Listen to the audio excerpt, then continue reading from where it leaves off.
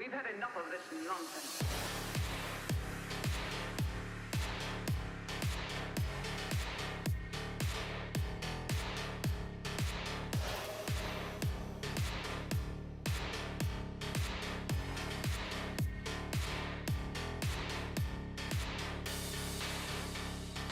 You've not heard, right? No.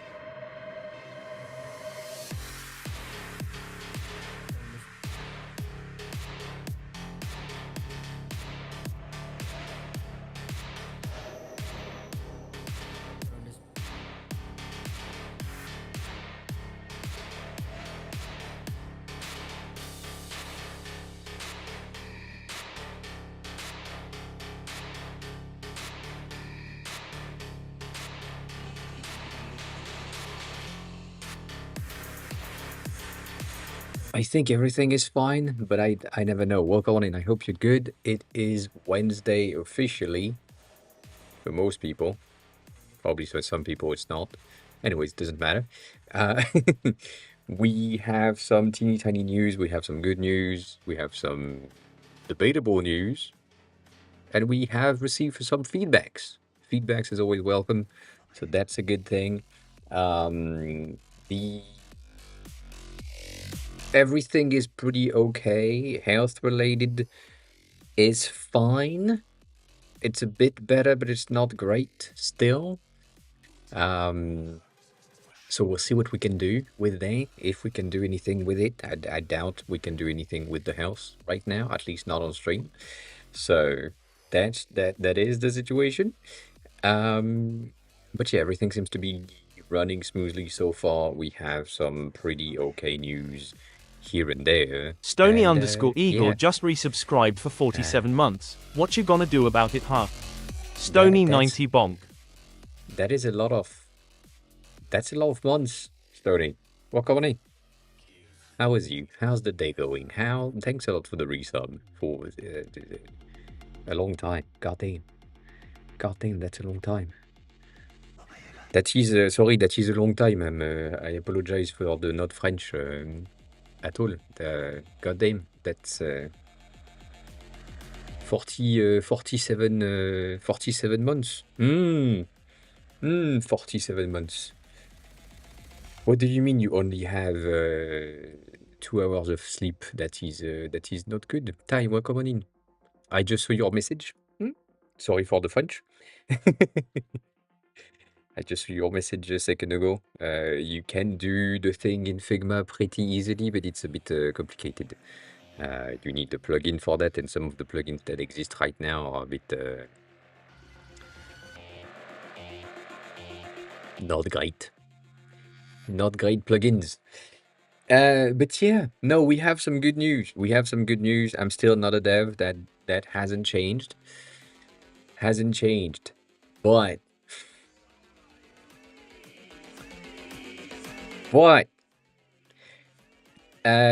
that's new. So I reworked a bit of the landing page for the Mom UI kit. As reference, right now we have all of that, which I think is fine. There are some of these things that I will reintroduce in the new landing page, but for now, this is going to be like a lot of work and so on. But you know, we have this. I want to reintroduce this because that makes sense. And it's a bit of a boring landing page. There is nothing in it. It's as simple as it is. You know, so far, the easiest thing. So, with that in mind, you know, you see how it looks. I am now sitting on this, which gives you a bit of a preview of the icons right here with the multiple styles as a switch.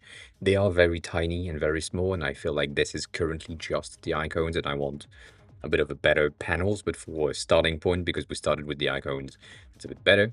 There is still the grain and the dot matrix in the background, so that's cute. Added some sections for the UI kit itself with the examples, with the elements, and so on, and then re-added some of the cards and such. So that's fun. That's cool. The flash in between the page transition, I don't know how to change that, so I need to fix that. We have the icons that we talked about last week on Monday, so that's good. They are working. Everything that Stony has asked for is in there.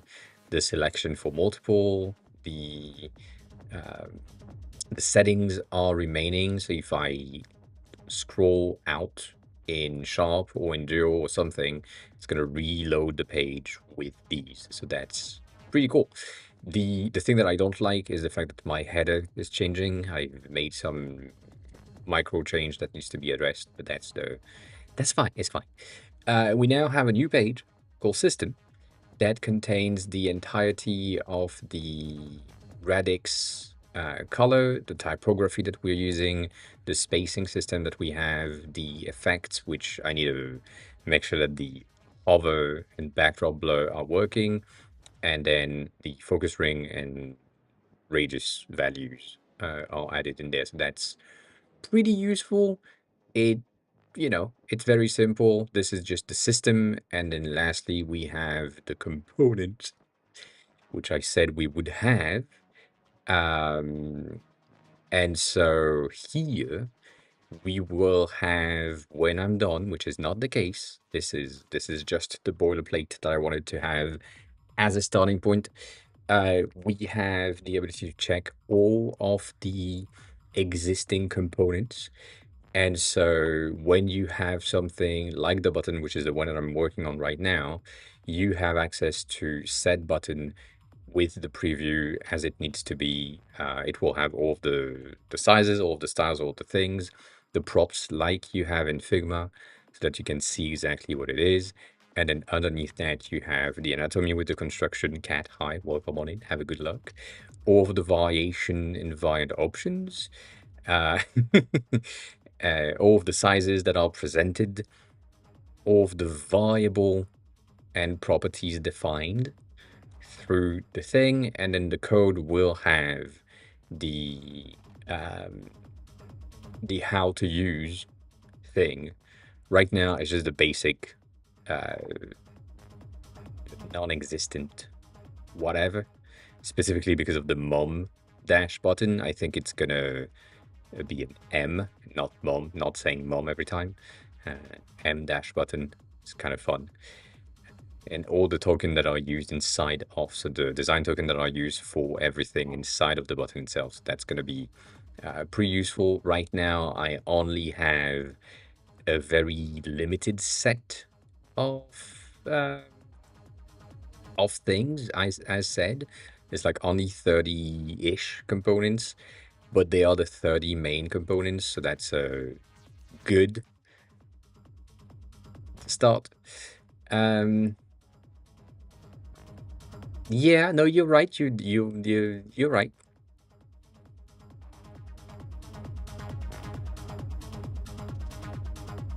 Yeah, no. Good point.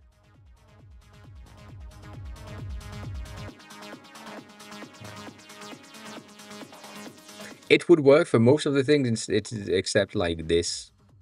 A alert. It's kind of weird. It would be an alert, but that could be fun. I might steal that from you. I might. But yeah, no, nonetheless, we are here so far with things that are mostly working, not necessarily like entirely working, but it is doing the job that it's supposed to do for now, with all of the thing that needs to, be presented, be displayed so far. So that's a good start. There will be like a lot more things. Like this is shit. This doesn't look anything like we wanted to have, but at least we have stuff. So that's a good start.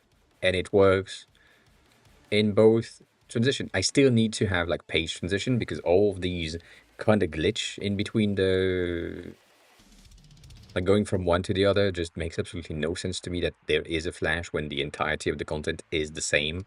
So I'll figure that out. But for now, we're not here. For now, I'm still on that thing, which is pretty working. I have most of the design style defined. There are still the initial transitions that you had an issue with when you built it for the first time. So I need to fix that as well, as you can probably see, and I'm guessing most people can't really see.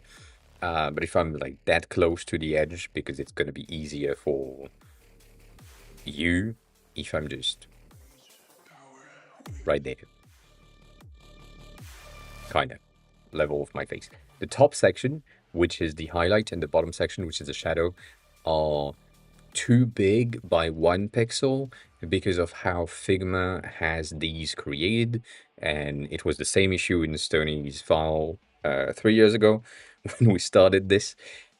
But yeah, now I know how to fix this, and the reason for that is basically my inner element on this. So the stroke, because in Figma a stroke is inside, and in code a stroke is outside. It just doesn't work. So by making it properly, what happens is that my inner shadow is a 2-point because my stroke goes on top, and therefore it overrides one of the pixels. So that's the thing that I need to change, and I need to make sure that this is working for everything. I'm currently making sure that I have all of my build things set of the file so I can compare and go there and change some of the design. But overall, it is pretty good. It's working with 90% of the transitions, so that's good. But because I know that there will be like other states, other things that will be needed. So yeah, slowly but working. So that's one of the good news. Making progress, not a lot of progress, but making progress is going to be a long time, specifically for me, because I don't have the thing. But yeah, uh, that's the plan. That's the plan. So when I have the entirety of the components, the entirety of the foundation very much plain and simple and true to everything that needs to be done, I will then do my best to potentially have some sort of an npm install mom or something to see if you can get the entirety of the thing, and as I have it here, basically have the ability to just say, well, I just need this thing that is a predefined class inside of the Mom UI kit system, like Tailwind is doing. And therefore, if you have a button and you assign it the Mom button, it's going to go through the base system of how we have designed stuff in the past. So that's the plan. It's going to be taking a long time for me to figure out exactly how the npm package is going to work, because that's not something that I know, and that's not something that I've done ever. But for now, we'll see. But yeah, it's simple. It's going to be, as a starting point, it's going to be mostly the basically vanilla HTML, CSS, and JavaScript for the landing page, but also for the presentation and so on. And then I hope maybe I can have something that says, here is your platform, your framework is React. So here is the code for React, or your platform is Vue, here is the code for Vue, and so on. So we'll see if that's happen at some point. Marcy, welcome on in. How are you? How's the day going? How's everything? Because that's for later. For later, not now. But yeah, so far that's working. As mentioned right about here, it's currently $80. And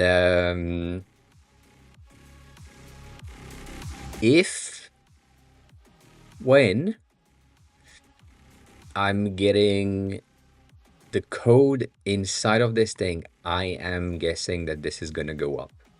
I don't know by how much. I don't know how big the code stuff are going to be. But depending on that, it's probably going to be more expensive. So if you want to get it for cheaper, buy it now and just wait a bit. Maybe, I don't know. You know. So yeah, that's what we have right now. Obviously, the current version of the landing page is not that, but yeah.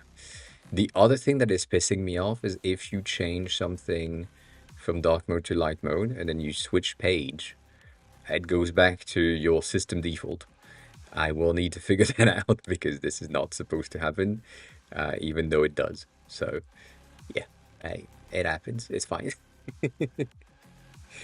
It's fine. But yeah, nonetheless, we have like most of the things started, which is the most important thing. And then today, we got a follow,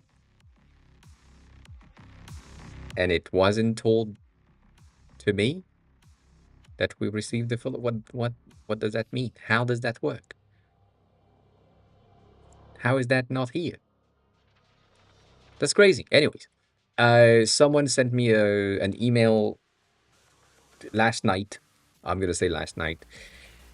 For band specifically, and requesting a bit of an update. So the update has been done and now it's in production. So we are happy with it as always. The request was as follows. So if you have a link card, let me look one of the link card here. The background and the background effect that I have specifically in light mode for regular users, they were saying that the effect that I have, the transition and so on, is not really good for accessibility, which makes sense, it's true.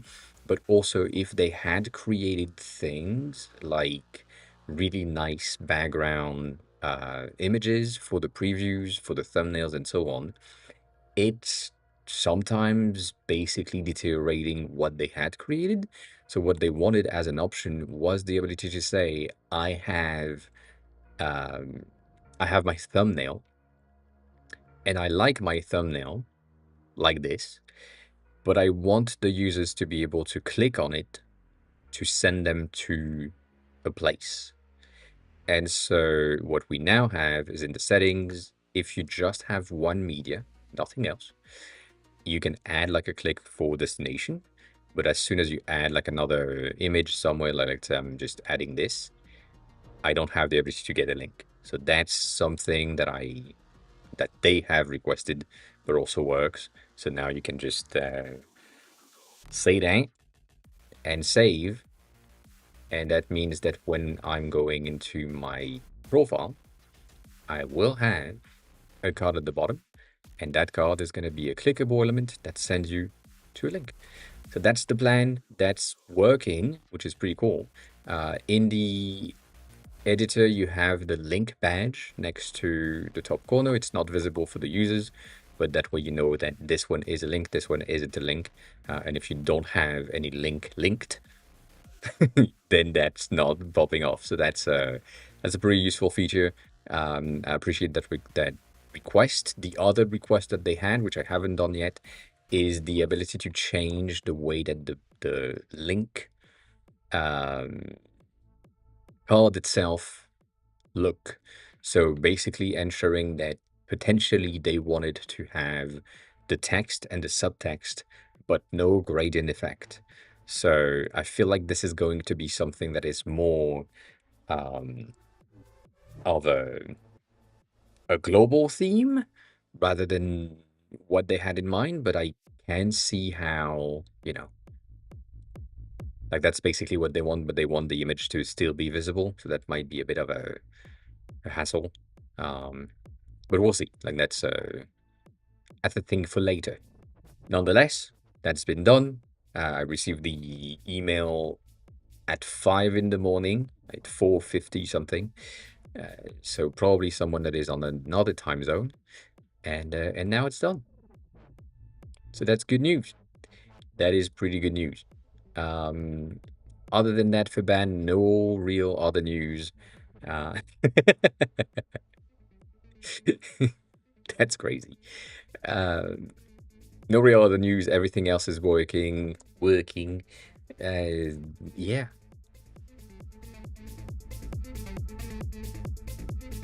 That's the thing. For the people that are using Can in Android, the 3 of you, thank you. I sent an update earlier today. I don't know when it reaches you, but it contains the new dictionaries, contains the new handwritten font system, and a better quiz section. I changed a bit of the logic in there. As I've been telling for the past 2 weeks, and I haven't published because I needed to check that some of the effects were still working after the 7 days and after the 30 days thing, even though some of them I kind of faked them in order to get the values, but it works. So that's a good news. That is a good news. We have updated version for the Android, so that's cool. I wish I changed something here, because that landing page is pissing me off, because it's boring, but I'll figure it out. I'll see what I can do. But yeah, we have that. That's good. The Perfume app is on the verge of getting the update.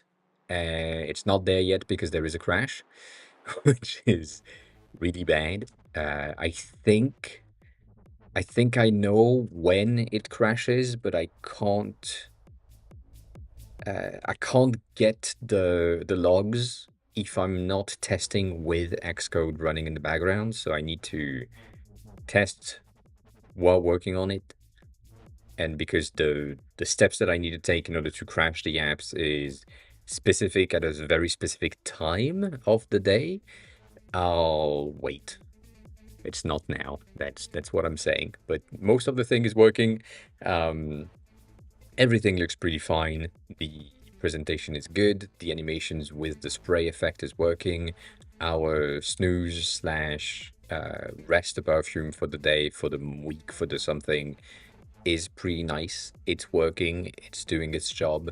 So that's pretty neat. If I'm here and I'm like, you know what, I don't want to use that perfume for the next few weeks, I can just rest it. And now it's gonna rest for 6 weeks, and then coming back later.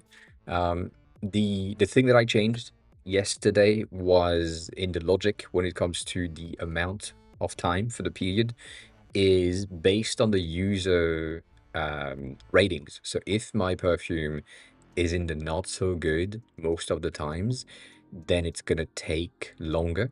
Like the rest period is gonna be longer than if it's a perfume that you like a lot, but you just don't want to use it right now.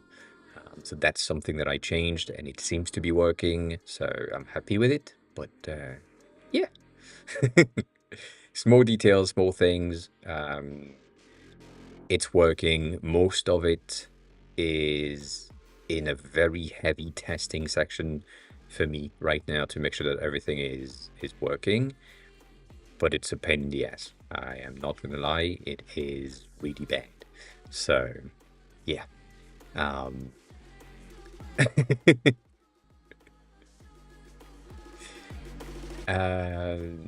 No, the crash is basically when you reach this. So if I add a check-in here, I'm currently on the 4-hour check-ins. and it's going to be on the end of day plus X amount of time. So basically last night, I marked the end of day at like 10:30-ish, roughly. And so that is 4 hours past the limit of 6 in the afternoon to that state that this is the end of day, basically. So that is probably going to happen tonight as well. So I don't think it's a time zone related. I think it's an end of day related specific, but I know that I need to run the thing at a very specific time to make sure that it's not a time zone related thing.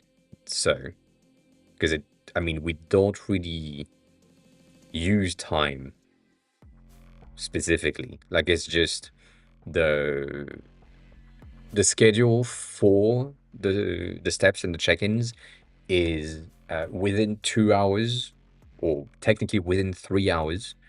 It's the 2 hour check-in. Within 3 hours plus up to 6, it's the 4 hour check-in. And from 6 and up after the first spray, it's the end of day, which is not really good. It shouldn't be the case, but that's where we are. And so with that in mind, like for example, this one, I sprayed it this morning at 9, which means that it's 6 hours from here, which is in 2 hours basically. It will be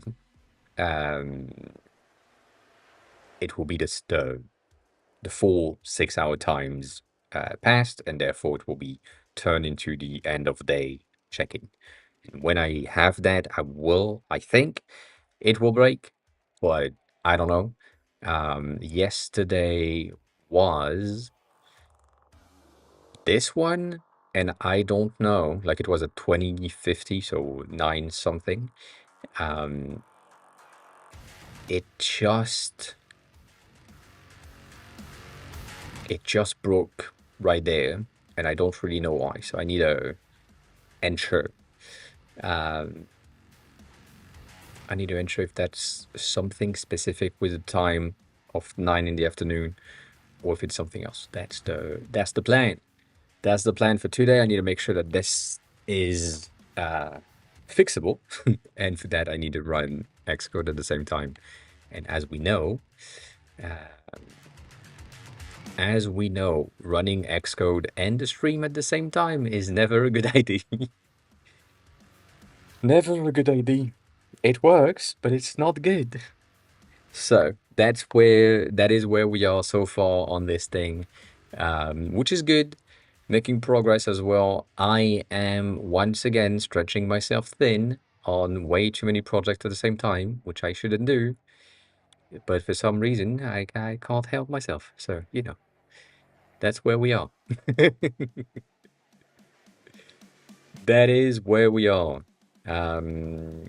But yeah, most of these things are going to be time consuming, based on the fact that right now this is going to take so long, because Cursor and Claude specifically do not understand design in general, and it's just like such a hard thing to do. Also, Tickle, hi, welcome on in.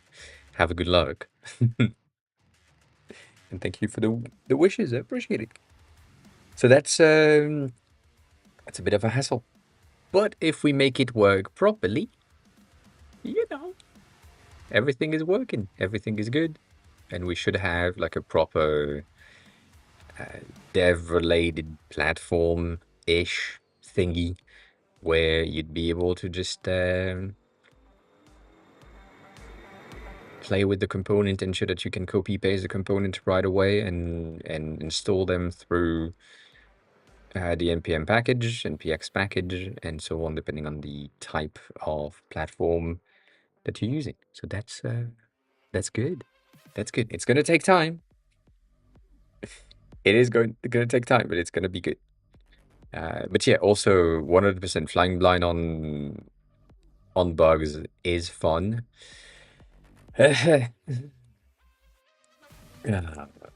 but not good. Like I wish um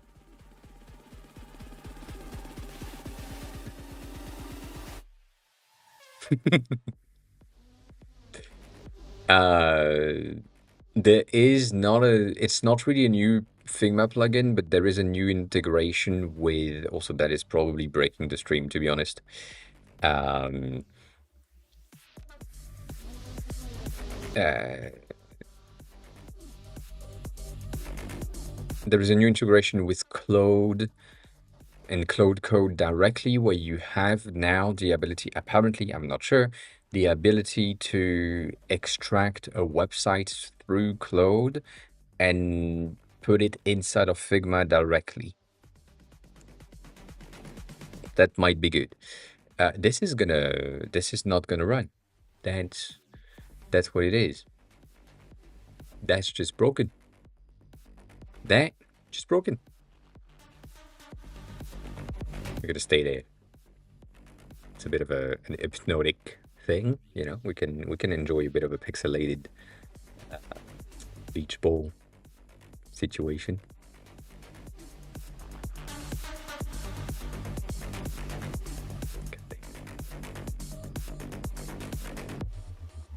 I like the fact that it has that the drop shadow around it is the colors of the beach ball, but yeah. Um, something that most people don't notice unless they are like right here.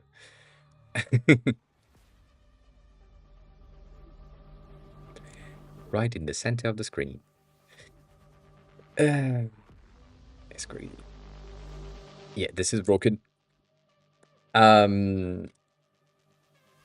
So yeah, Ty, specifically for you, related to your question from earlier, the the thing that you showcased is, and what you need to have is basically the screenshots that you had in your file, in your whatever, and then you can apply the image to something like this, for example, and simply give it the rotation with a plugin like Jesus. Hi, what's going on?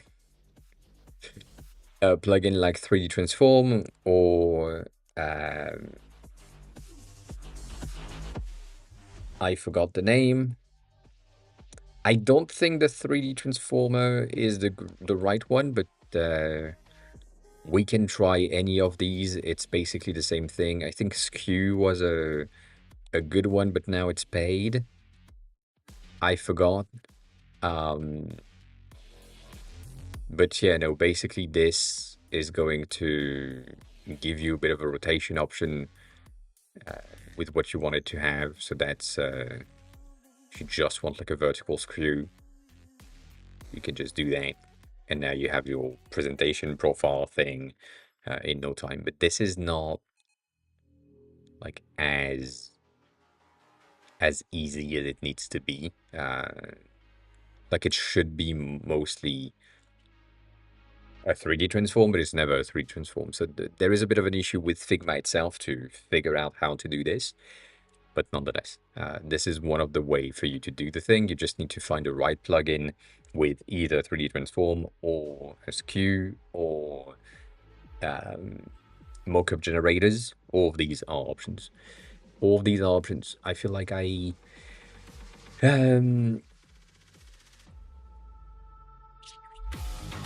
yeah. And to answer your question, I'm pretty good today. It's not the best, but it's fine. I've seen better days, but yeah. The only thing that I have, Stony, by the way, for the not running blind situation, is the crash reports are here. So I'm receiving the crash reports for some specific users.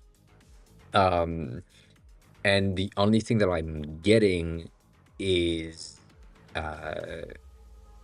the informations that are around here, but that's it. Like this one, for example, I have no stack, I have no crash stack, so I don't know exactly what happened. The only thing that I know is that the thread 8 has crashed. For this one specifically, I know that I have like a bit of a model context issue, so that's good to know.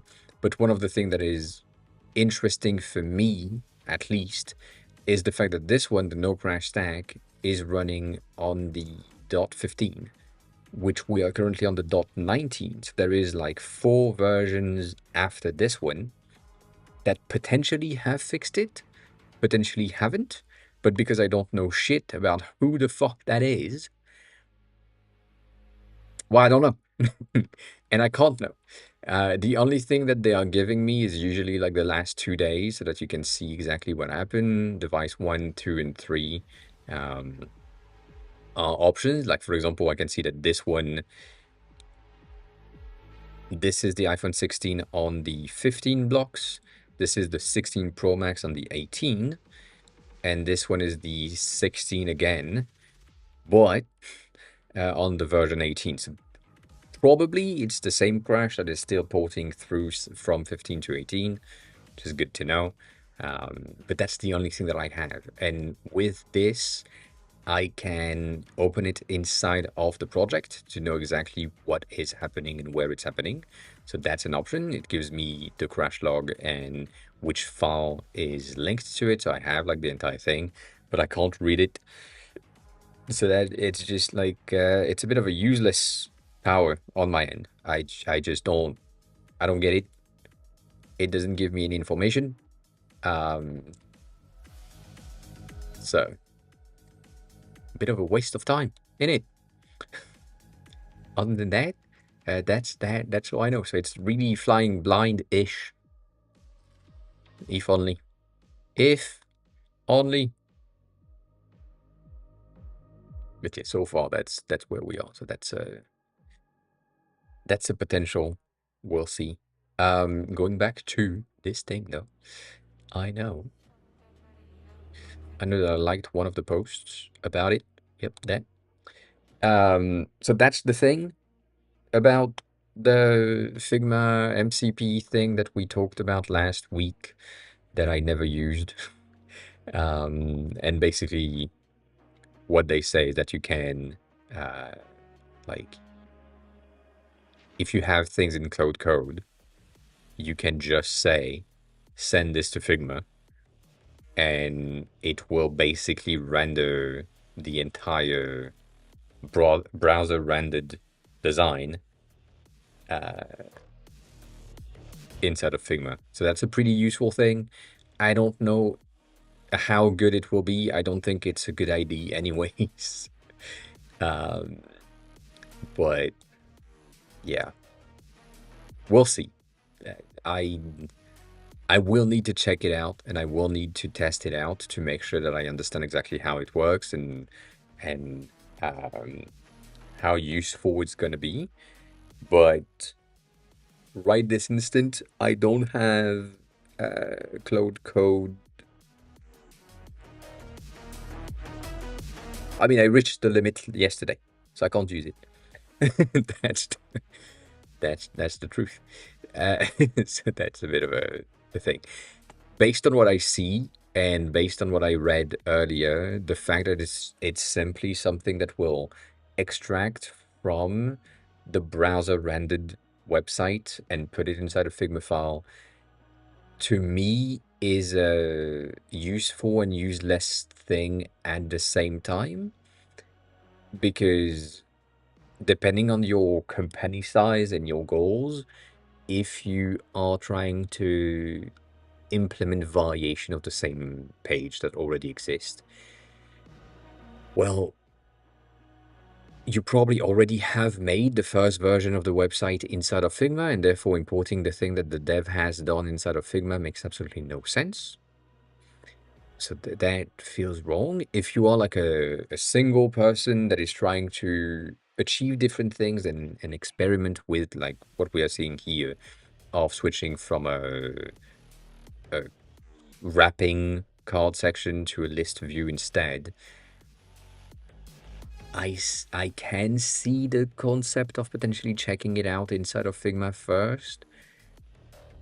But then again, the time it will take for Cloud Code to say, port that to Figma, open the Figma file, you do the things manually, is probably 3 times longer than, say, let's try it out in a vertical stack instead of horizontal wrapping stack.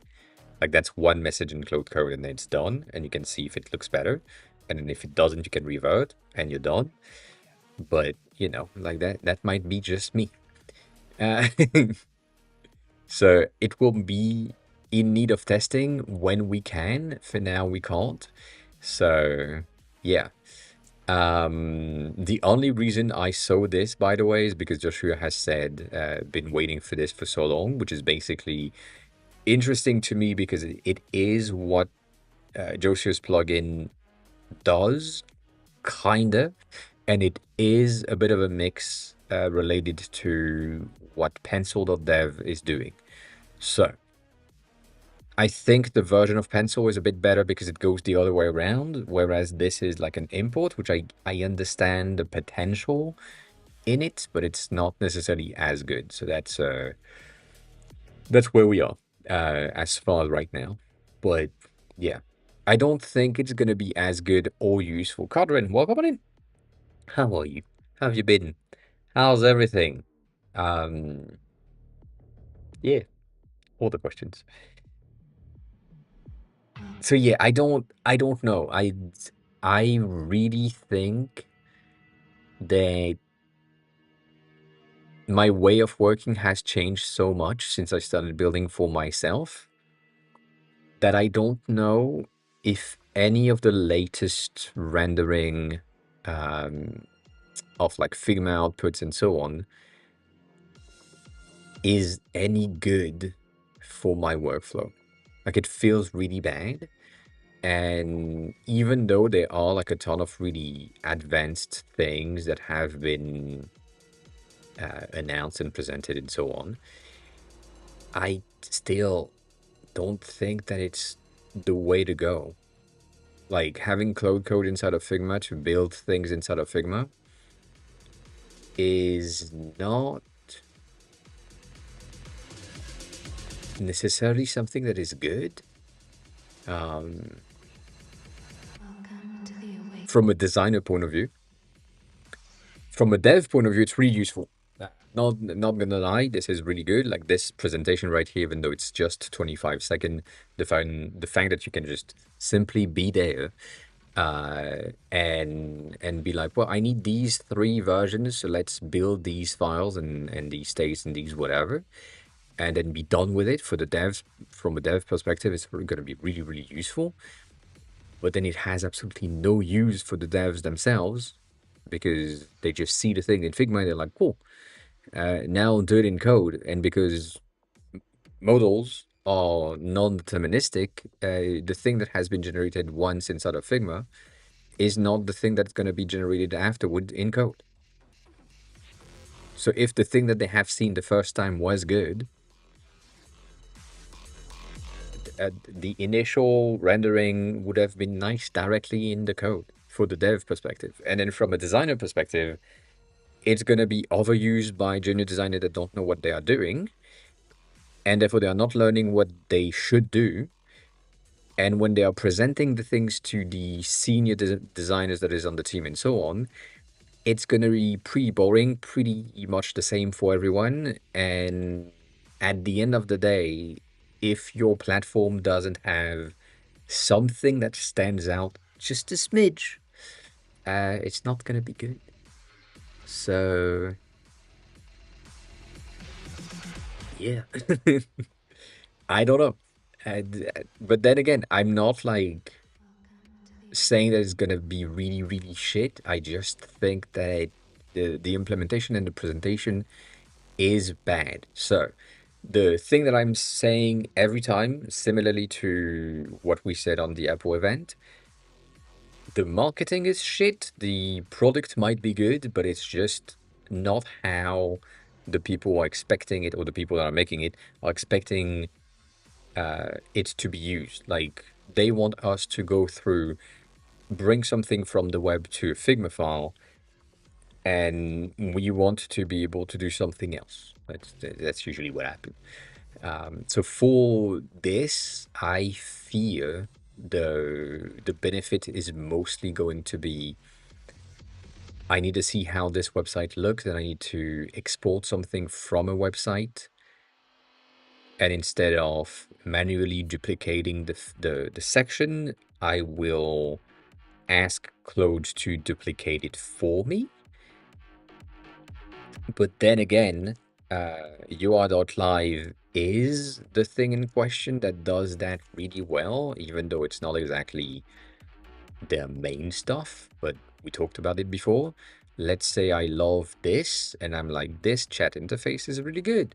Let me just copy that, and then go inside of my Figma file, and guess what? I can paste it, and now I have the thing, and I'm sure that if I just wanted a part of this design and be done with it, well, I'm done with it.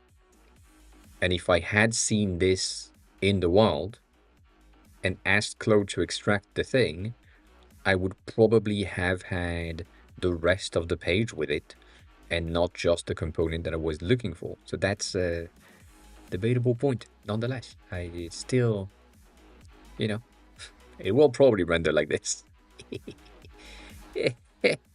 Why is it not working? Why is everything so bad? Oh my god.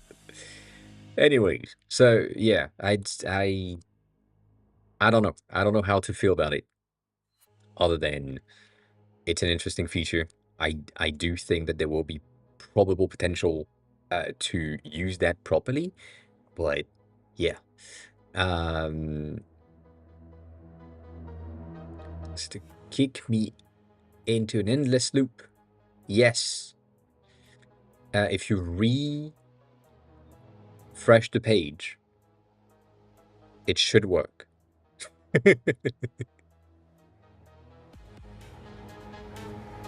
You just logged in with Google, right? That's what happened.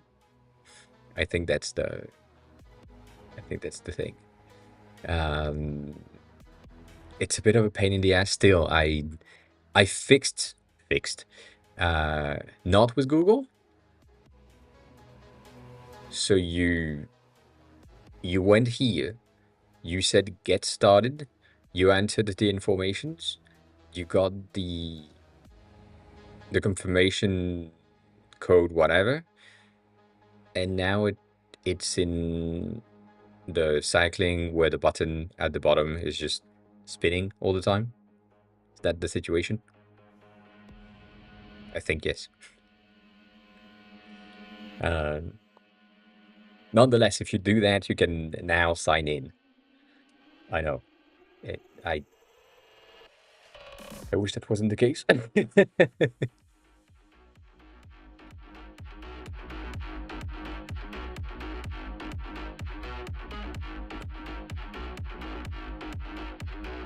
Like if you entered the code and it was just spinning, you should be able to just say, "Oh, I'm good now."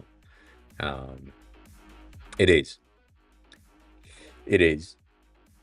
It does basically the issue that I think I have, and this is still not a dev, still designer point of view here, even though we've been talking about code since the past hour. The model of clerk, this thing is not a routing system in terms of the page routing. So the system doesn't really understand what needs to happen, and it just doesn't know. So if you go with Google, you see it refreshed the first page and then it sent me to the right page. This is something that I had to force through the system.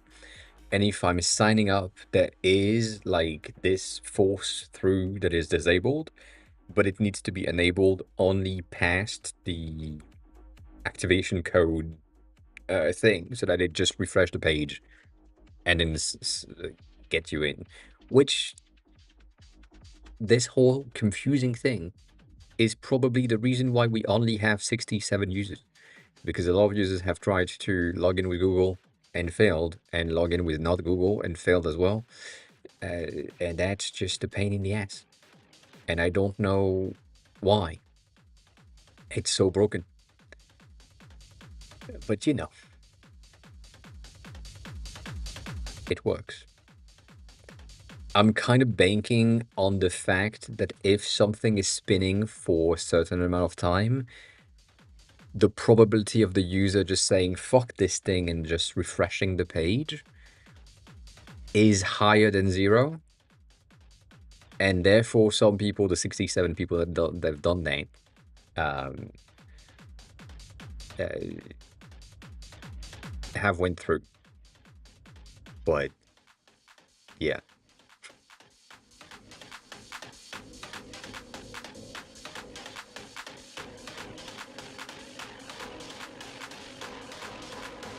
It is a friction point. And no, I don't have any tracking. I don't really give a shit.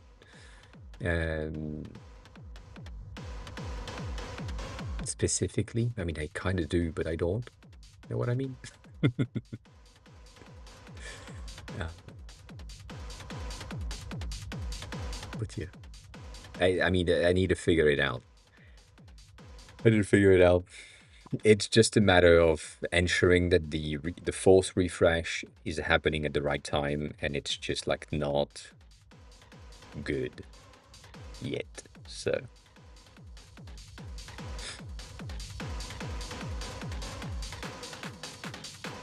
and I'm blaming myself, but I'm also mostly blaming Clerk. Clerk, it was supposed to be that easy to implement, and in the first place, you couldn't log out. So, that's a great progress. You can log in and log out, which is good. It's good to have. I guess I should do that as well.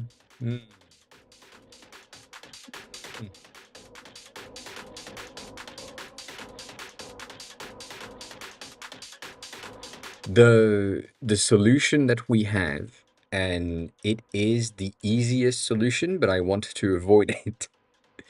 But the solution that we have is, instead of having the login flow to be inside of the pop-up of Clerk, I send the user to a full dedicated login page or sign in, sign up page. It's not ban.me/nothing. It's ban.me/sign in or ban.me/sign up.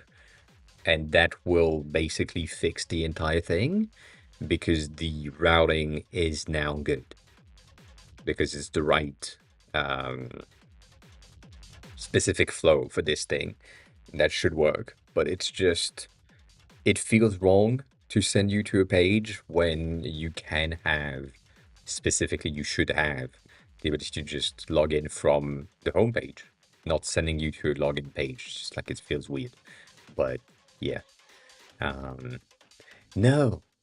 And so it's not a privacy thing. It's I don't give a fuck about your data and your information, like I don't give a fuck about mine. So I have no need for your information. And you don't have, like, I don't care if you have mine.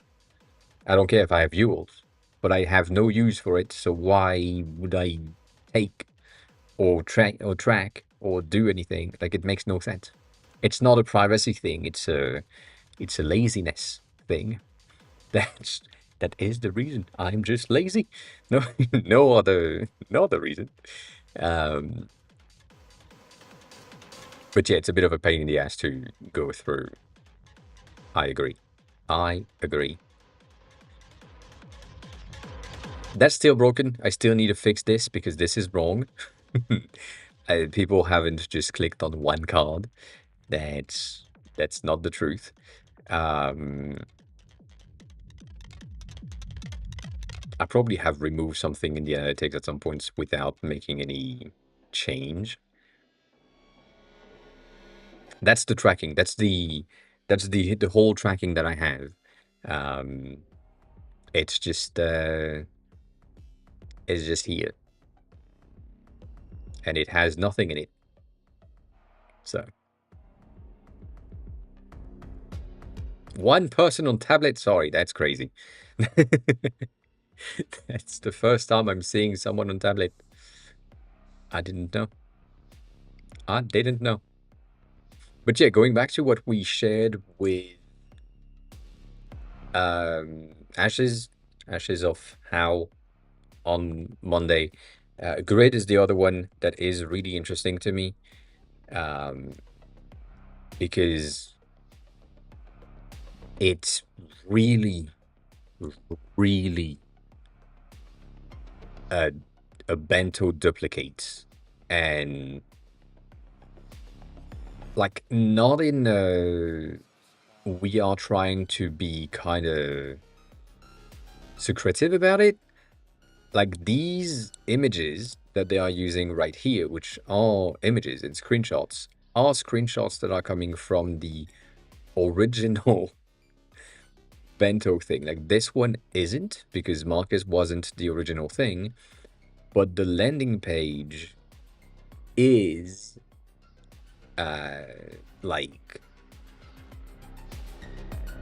exactly the same as what bento used to have. So the map is the exact same design, the text is the exact same design. I don't know how they did the fucking previews, by the way. That still blows my mind, but it happens. But yeah, it's exactly a copy, and then when you go inside of your grid itself, the settings at the bottom is exactly the same. The tools at the bottoms are exactly the same, with the addition of the themes, because they need to stand out and so on. So now you have the ability to change your fonts to have something that is a bit more aligned with what you want to have. You can change your themes. You can change your corner radius, which is extremely similar to what I've done. That wasn't there about a week ago. Uh, you can change your shadow style if you wanted something that is like really strong, really bad. You know, it's a thing that you can have, but it's, to me, it's kind of wild because the overall design that they have here is very much what Bento had without the physics that we talked about. And that's it. And everything else is just really bad. Like, that makes no sense. Which I don't know what's happening. I don't know why moving from hype to bold to deep requires a skeleton if the thing has been like it feels as if they were using an AI to generate like a tweet. Which, if that's the case, I will burn through their entire token thing by generating new tweets every time, even though I'm guessing it's probably going to be the same. Like, there's no need for a skeleton view. Makes no sense. Anyways, so that's something. Everything else is exactly the same as what Bento had, except this thing that didn't exist at the time. And the other previews are exactly the same thing that we do have on Ban. Most of their output are the same. They have like other kind of new things when it comes to their system, but it's weird. But yeah, I really don't want mine to be looking exactly like what Bento was, for the sake of being different. That's the main reason, but also for the sake of what are you bringing if you're just a copycat of something else and it's not as good, if not better, of what you currently had like prior to this. So that's the thing. Nonetheless, it doesn't matter. That's just me ranting on this thing. What do you mean by dev scene really is a damn village? As in the dev scene on Twitch, the people that are on Twitch. Basically, the reason why Ash is someone that now we kind of Ashes kind of know is Stony said we should rate that person. Dang it. That's it. That's what happened. So the reason is Stony. That's I don't think there is a dev scene. I think there is Stony and Stony being on every dev streams always, all the times, every day.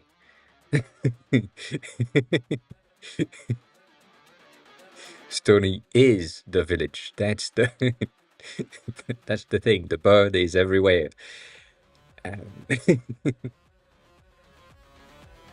It's not like your fault. It's a good thing. But you are the link to a lot of dev streams. Yeah, there is no way around it. You are the link to a lot of dev streams. So, you know, that's the situation. Never, never seen Stony around on other platforms, other people's streams. I know. This is also something that I don't know about yet. We are waiting. Charles said that, potentially having a new invite-only community for designers. So that's something that is like roughly dribble-like. So we are waiting for this. I'll see. I know that Charles liked my tweet or my reply. I think he followed me as well.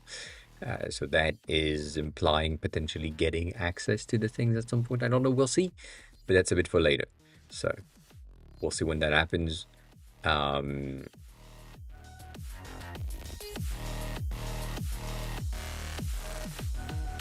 Yeah. Anyways. So we have a ton of things. That's pretty cool. Going back to where we were, I do think that the login and sign up system, if I just wanted to make it a dedicated page, it will probably increase my conversion rate and my acquisition rate. But for now, I'm lazy. And yeah, and we'll see what we can do. But yeah, for now we are here. It would. I agree. It would be great. It would be a great idea. It should be happening. I just don't know why it's happening. I think that's my situation. If I knew, and if I had the ability to say, oh yeah, that's broken because this is the situation, then yeah, I probably would. But because that's not something that I can do, like not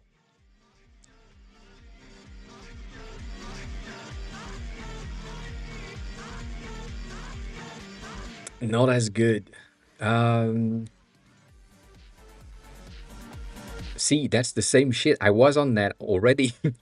Yeah, damn. That's the last time I worked on it, basically. I said, we have some issues. I'm gonna start that again, I guess. Either that or I do this. Yeah, maybe. It seems it might be a better option for us to have a dedicated clerk page for the sign-in, sign-up flows. Because right now, some users still getting stuck on the verification code.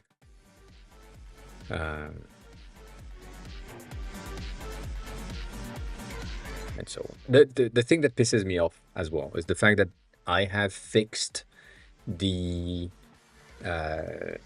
I have fixed the login and sign up on the pop-up version. It's working. You can now sign in into your or sign up with your Google account, and it should be working as well. I'm guessing the only option or the only thing that is broken is the verification code that goes into the spinning section. And so forcing a refresh after the verification code has been entered is an option.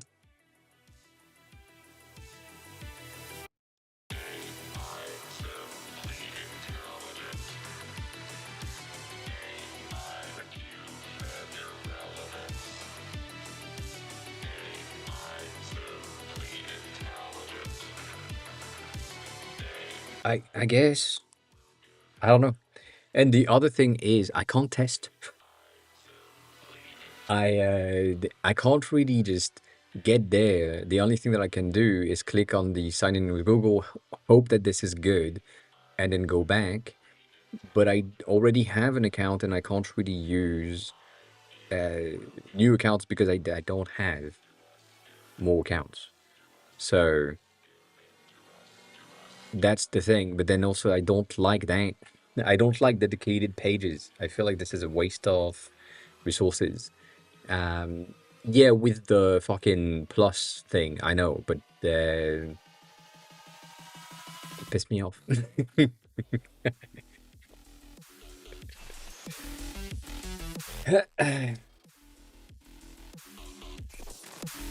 They also Clerk has a test version, which has like a test payment card and a test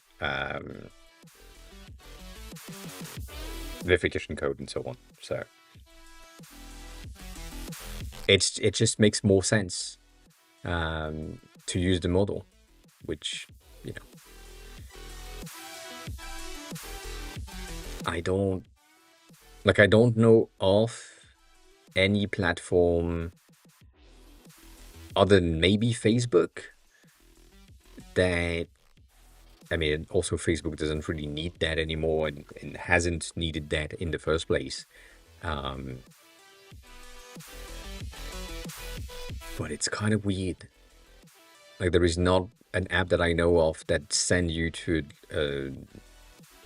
a dedicated login, sign up flow, and then brings you back to the home page. Like that's not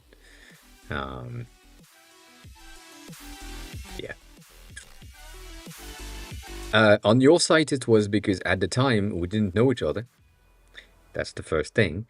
And on most platforms I kind of have the plus platform in order to know if there is a data leak, to know where it's coming from. That's the thing.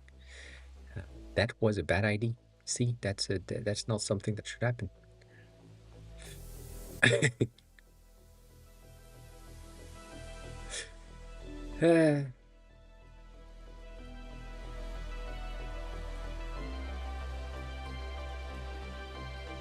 I know this is gonna be bad. But yeah.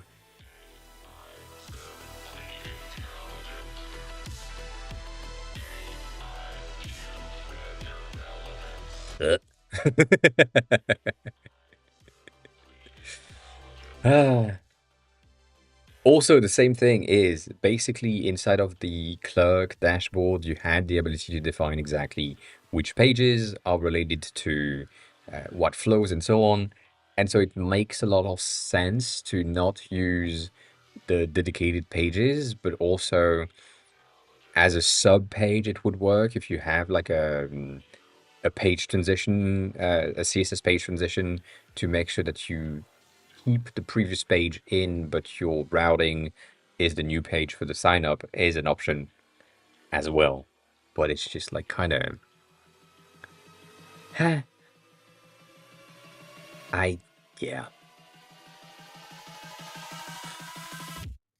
Like I don't like that in the slightest.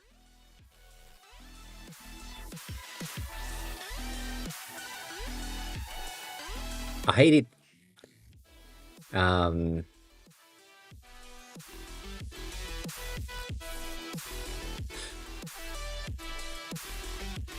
that's the issue. I don't. That's the thing. The system kind of doesn't really understand what's happening. Also, I don't like that. Let me just let me undo all of that.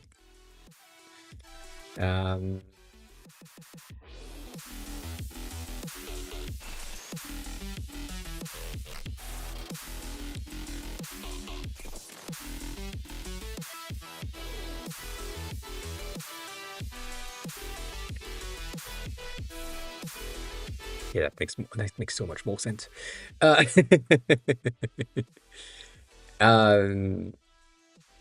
So, we're gonna sign up things. That makes sense. Did I just revert everything? Is that what happened? I didn't. I reverted, but like, I go there. Yeah.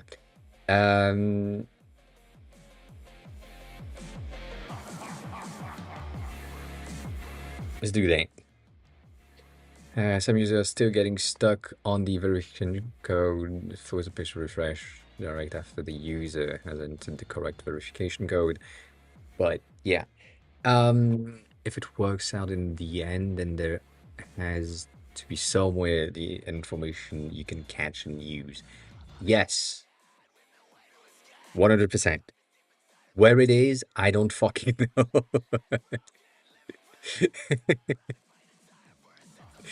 I had the same issue basically with the login in the first place, where the response was true and there was a positive response of we are receiving the fact that yes, that user is logged in, and it didn't work. And so the solution, the thing that I have is, if the user is clicking on the sign in, sorry, instead of doing anything after a delay of like 2 to 3 seconds, I forgot exactly, there is a forced refresh. And if we detect the user is now logged in, we redirect them to the editor.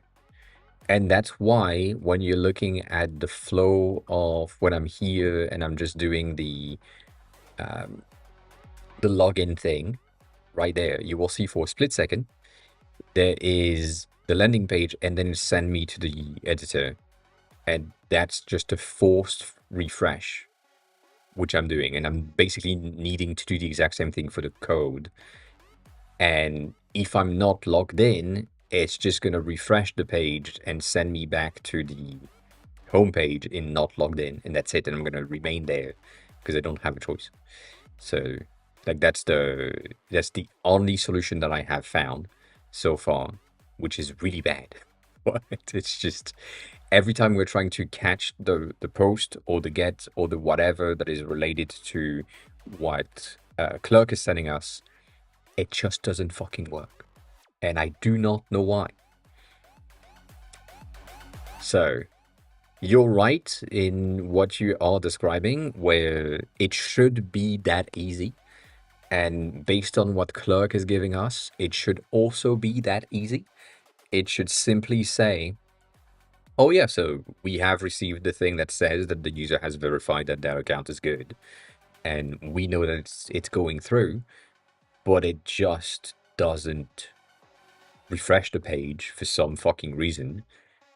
And that's it. So I don't get it. I don't get it either. I don't know what happens, why it happens, why it doesn't happen. It's just weird.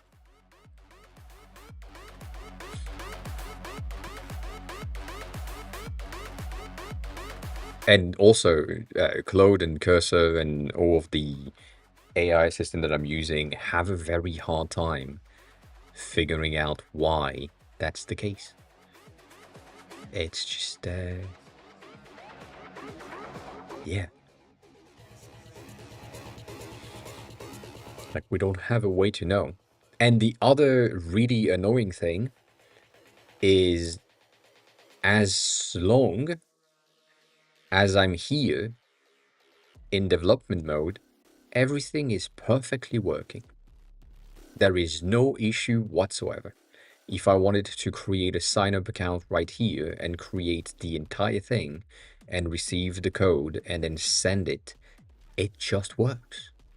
There is no problem with it. But for some fucking reason, as soon as I'm in prod, oh no, it's not an option. We broken now. I don't get it. Yeah, I know. It's such a weird thing. Again, Clerk is supposed to be a system for you to get the authentication in order really easily and have something that works and be easy to implement and use and so on. But I don't know why it's just not the case.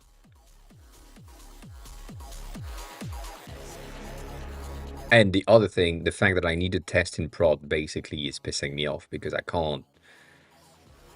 I mean, I can, but it's just like, it's so annoying to have to go through production build, sent to the correct domains so that the redirect URLs are the right ones, even though these ones are working, but like because it's localhost, Clerk is taking them as dev environment, and it's a waste of time. Also, I don't know why it's touching the pricing CTA every time, because there is no fucking pricing anywhere. But yeah.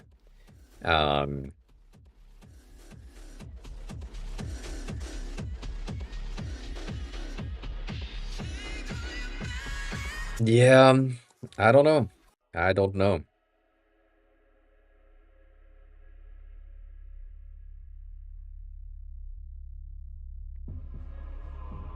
We'll see.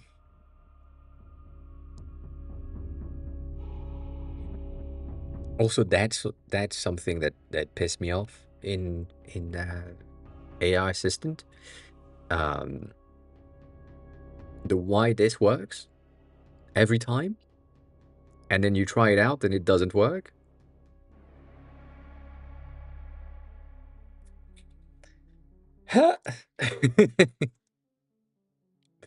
So let's keep staying. Let's see if the verification code check is going through, and then we'll wait 4 minutes for the thing to build and deploy, and then we'll test it out again. That's what we have to do. That's what we have to do. We don't have a lot of choice.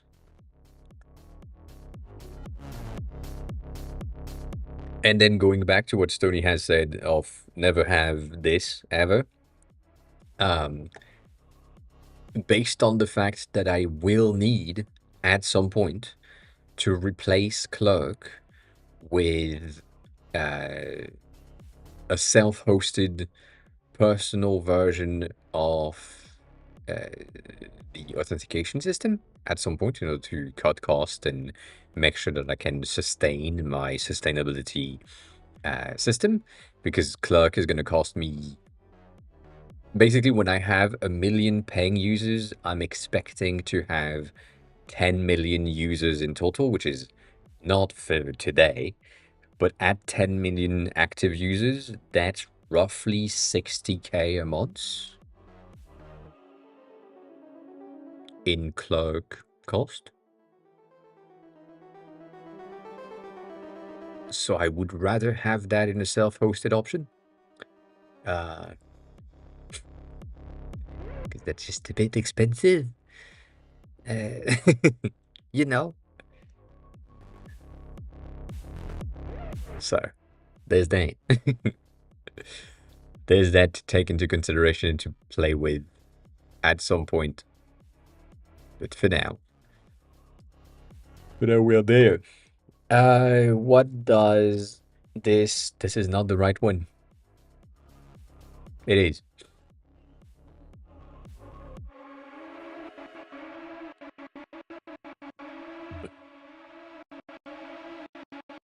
Yeah. The good thing, though, I'm gonna go on Clerk website directly. I think that's gonna be easier. The good thing is Clerk decided to be more generous than before. And now instead of having the first 10,000 monthly recurring user for free, it's now 50,000. So we have 40,000 more users for free. So that's good. And with that in mind, we know that the calculation that I had made for my decreasing plan and so on were made when we only had 10,000 free users, and then everything else is counted as like an additional 2 cent plus $20 a month. But yeah, so 40,000 more in the free tier is really impressive, but still, the fucking thing just doesn't work. So I'm complaining a lot. So that's a good news, which, we'll see if that changes anything or make things better. Yeah. So if we have that, and that's my username, and then we want this instead, which is really bad. And then we're gonna use that instead. Sorry. Gonna use Stony on this one. That's gonna be the Stony. If I do this, it's supposed to take me somewhere. God damn it. It's supposed to take me somewhere where I have this.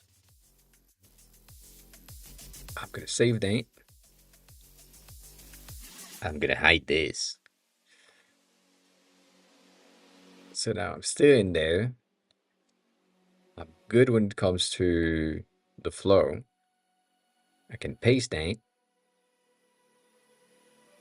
And now I'm in the loop. And we don't have anything in the logs that gives us whatever. No response status, no anything, no nothing. And if I refresh the page, I'm now logged in. So it's working.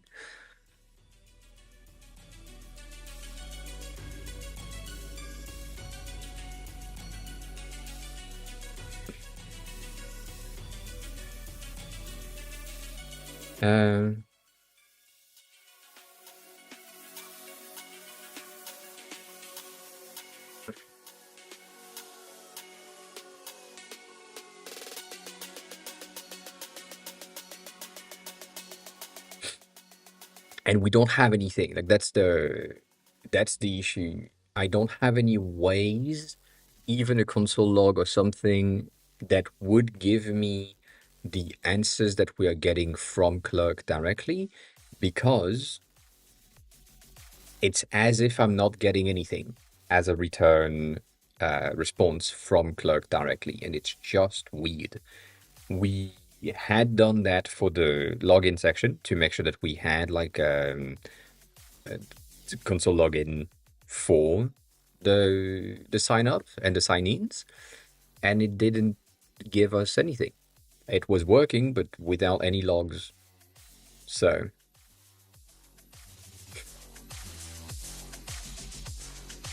it's weird. It's weird.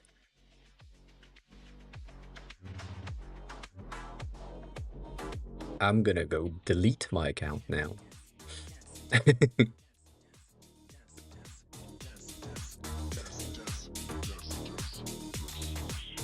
Okay, we have 73 signups, which means that Some people.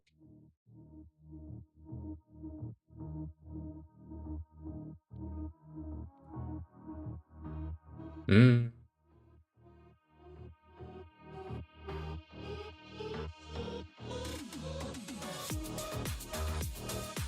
Can I see that? Is that something? Hmm?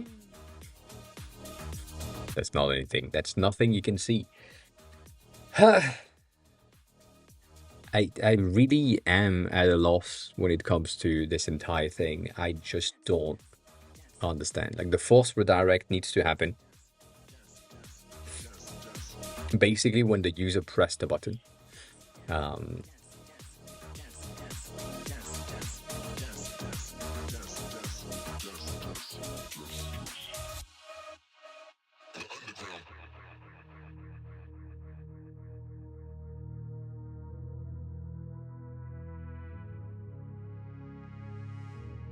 Basically, yeah.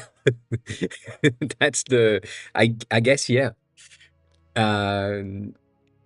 I feel like that's the best way that we can have it explained, and thank you for saying it, because that way that kind of means something in my head. But yeah, it's the backend is receiving the code, and the code is fine, it's getting through, and Clerk is like, yeah, cool, that's the code that I was looking for, and then it just doesn't send me something in return of, oh yeah, that's where you needed to go. I'm just stuck. So that's the thing. And then in the configure section, which is pixelated right there are things in terms of the webhooks, the domain names that are allowed in terms of where we are expecting things to go. So, like, the routing system is supposed to be going in specific pages and so on, but all of that is deprecated, which is a pain in the ass. Like this section, for example, they are saying really black and white that this thing, setting components pass via the dashboard, is going to be deprecated, and therefore it's not going to work. So you should consult the documentation, which is not a link, and it's just non-existent. And I've looked through the docs to find where things are and how I can get this thing to work, but it's nowhere. It is nowhere. It makes no sense. Makes no sense. So one day, I'll probably have something. What do you mean, but visitors is a disallowed message? Sorry, that was Automod. Automod said that but visitors was not allowed. That's wild.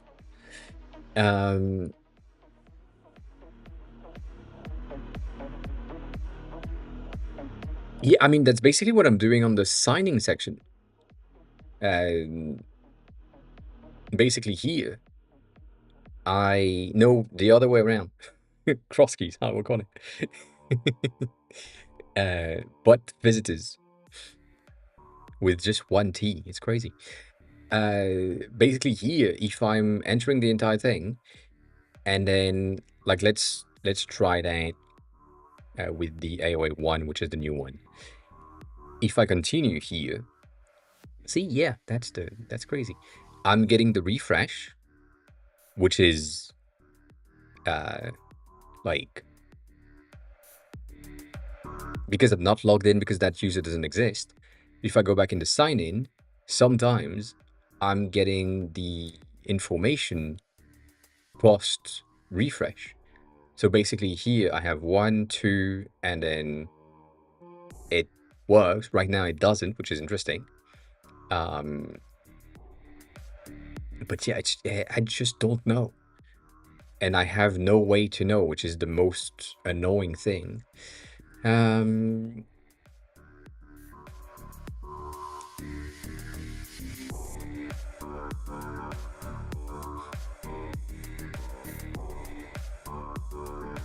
Yeah, I feel like that's really bad. um,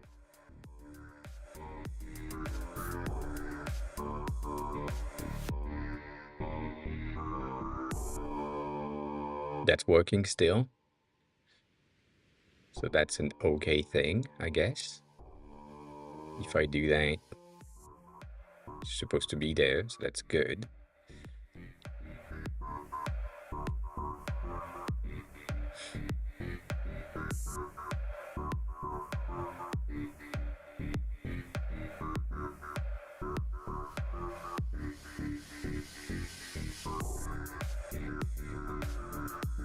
Yeah, I'm gonna try that, but I don't think this is gonna work either. Like that's just that doesn't make sense.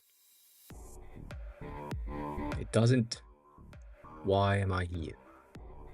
I'm not there.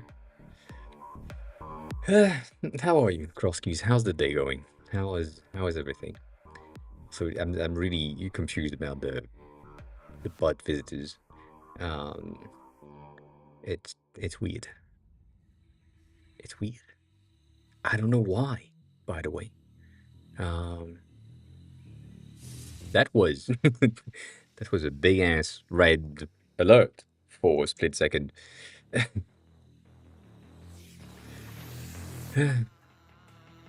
That's complicated. I get that. I get that. Um,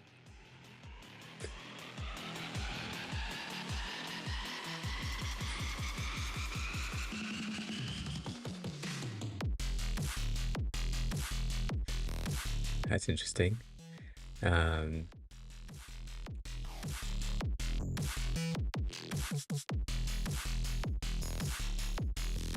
so if I write some code, oh, that's it. I just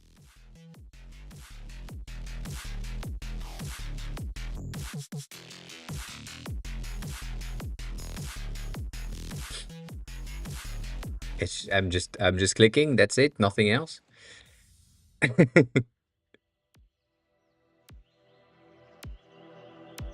I have never no. I have uh, avoided that all my life, basically.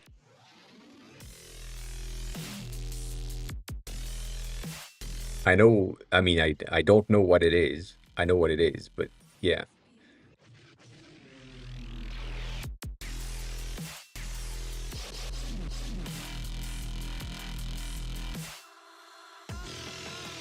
I don't really see. I don't really see the point of these things. Never have. Uh,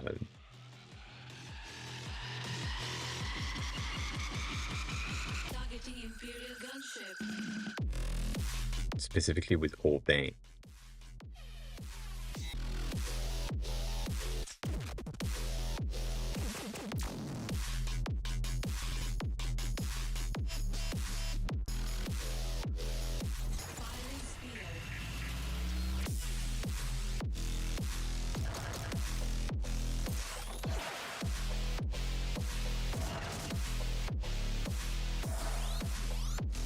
I see that I'm getting more tokens per second, but I don't know if that's doing anything. You know, like it because I'm not reading. Because it's a text-based thing, and I can't read for shit. This is gonna be a very big, complicated thing for me overall. It's a nice animation with the fours. That's all I'm gonna say. Probably gonna be better if I'm here for the stream and shit. You know.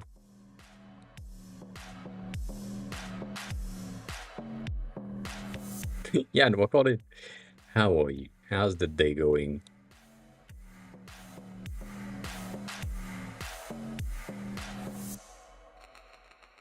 I guess that's the goal, right? Trying to get the fucking YOLO mode but then you need 3,000 tokens. That's crazy. That's crazy.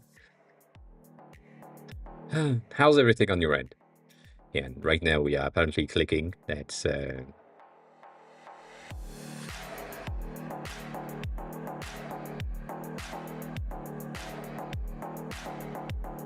I guess I kind of need to wait. That's the thing.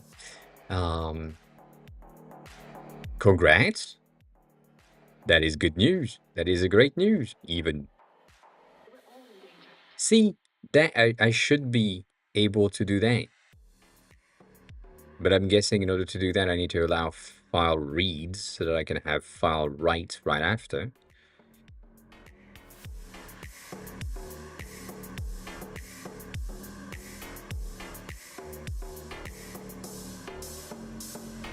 But yeah, if you want to share the video here, I want to see it. I want to see it. Let's see what's in it.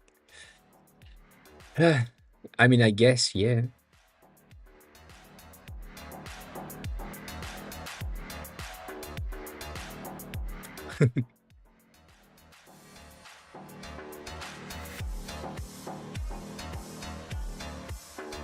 You can click allow faster.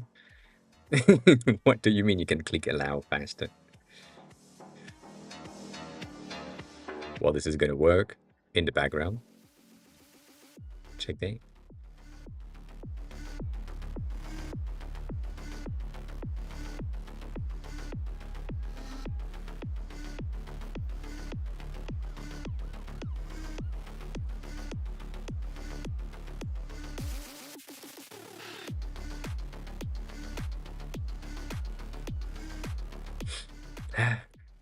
I'm jealous now. I wish I did the same thing.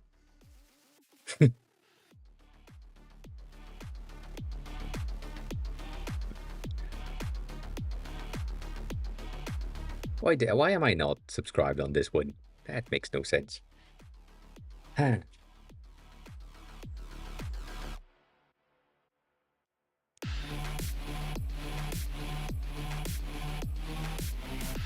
Ah, sorry. I see some of the animations kind of broken, but that makes sense. It's just a transition.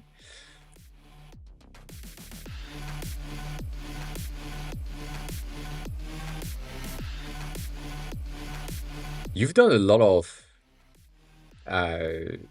these.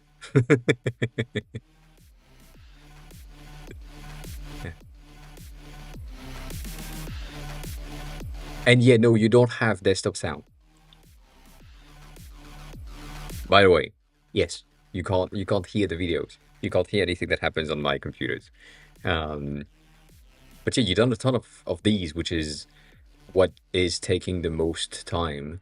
99% of the time, every time that I've made like a video or something, I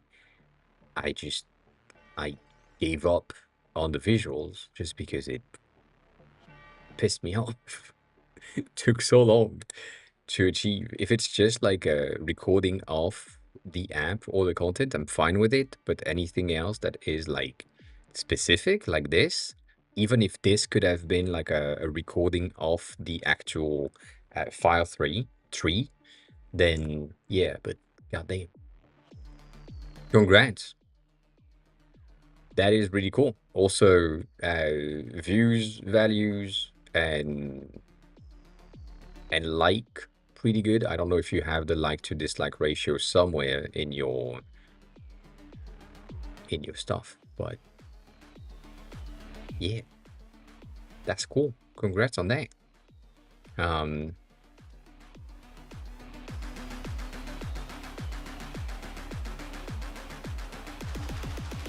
Really happy with the amount of comments, the amount of likes, the amount of views in overall. Like that's neat. What I would give you as a recommendation with the last message that you said, give yourself some buffers in between the sections that you're doing when you are answering comments. on your videos, because otherwise you're gonna burn out. And that's bad.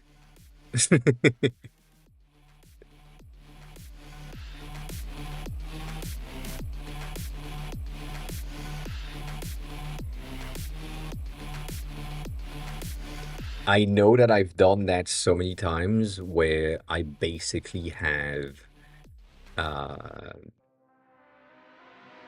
decided that, yes, if I receive a comment in the next 30 seconds to a minute, I am there to reply.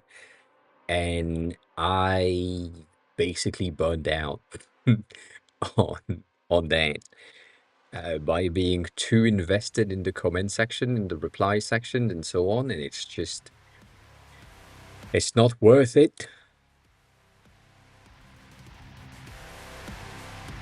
I'm waiting for that big ass one.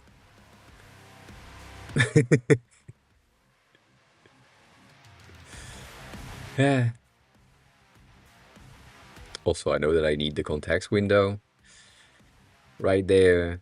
And then I need to have vibe modes, which is probably this vibe based first, so that we can enable this, I'm guessing. But yeah, I'm not reading shit, which means that this is not good, you know.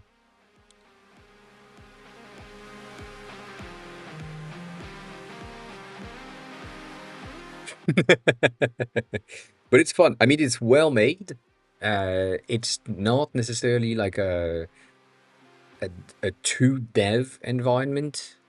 Design wise, is pretty neat. I like it. I would have changed some of the fonts to be a bit more dev related fonts, specifically for the titles and the resources on the side.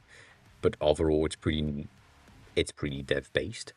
It's not a tool. It's just a vibe coding simulator game that Crosskeys have found, and I don't know.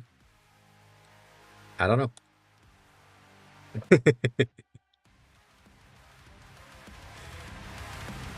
Don't know.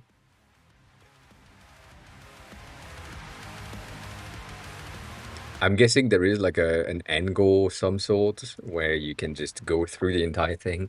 It's pretty much great for streams because it looks like, or for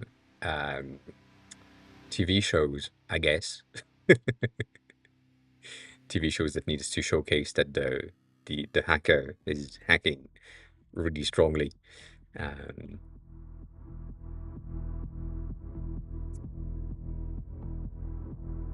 Probably.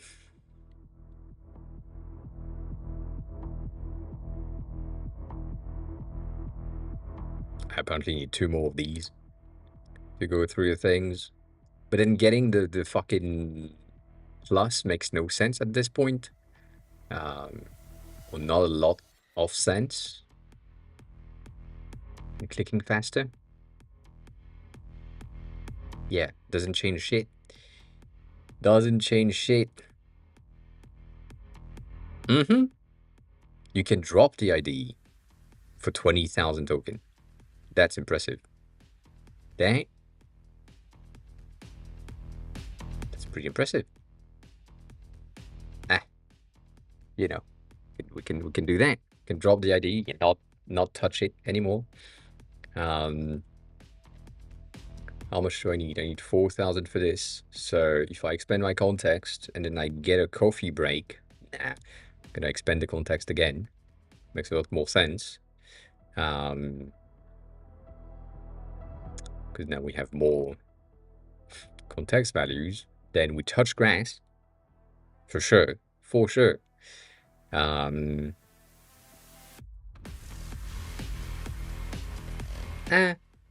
I guess I need to either expand the context again or touch grass again. Probably coffee break is gonna make a lot more sense for the activities. And then I guess it can run in the background for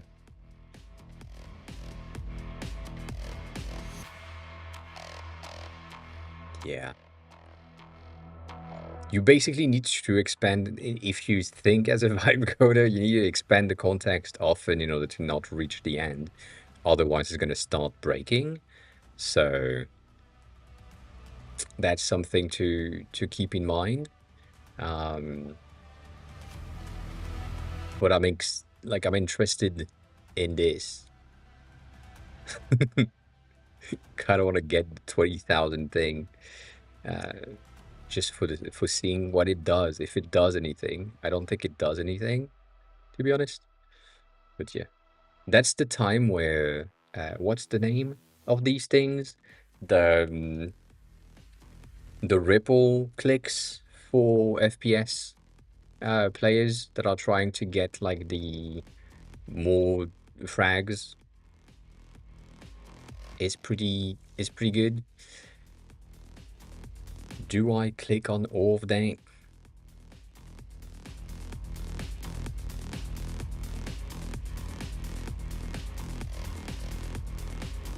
Uh-huh. Maybe I should have done that.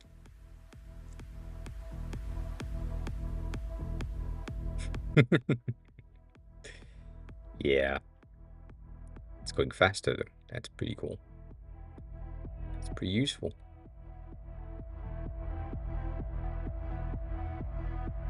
Also, click allow faster is kind of as if there was an allow at some point somewhere hidden. In the beginning, there was man, and for a time, but humanity's so-called civil societies soon fell victim. Anyways, I don't get the point either. This is a cookie clicker website thing, so for me it has no goals other than clicking fast and probably having these lights start up. I'm trying to get the 20K because we are really close. But yeah.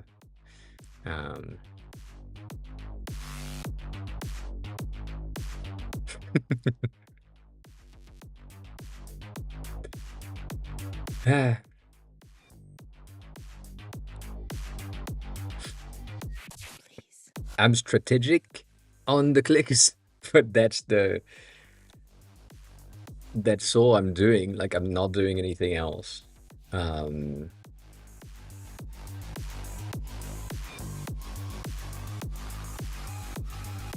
Yeah, that's dang.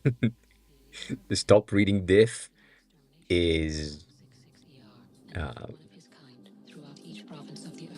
extremely important.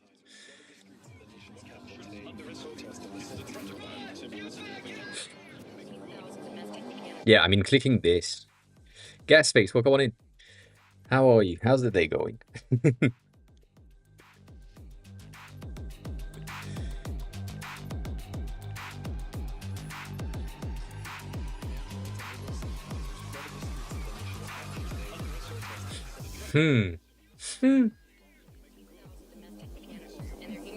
Apparently we need more sessions right there. I'm gonna send that to Diro. Yeah, it is. Apparently. Right there.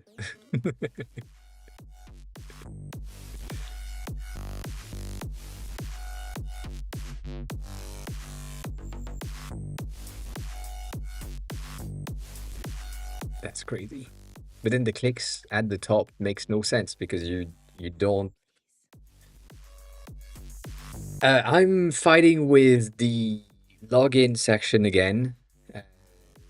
Ben has a bit of an issue with what comes to this thing, which we've been clicking on here for the past 16 minutes without really paying attention to where we were supposed to be.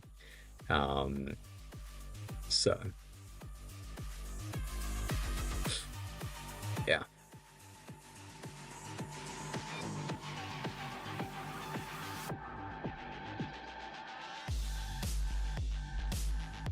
What do you mean by that?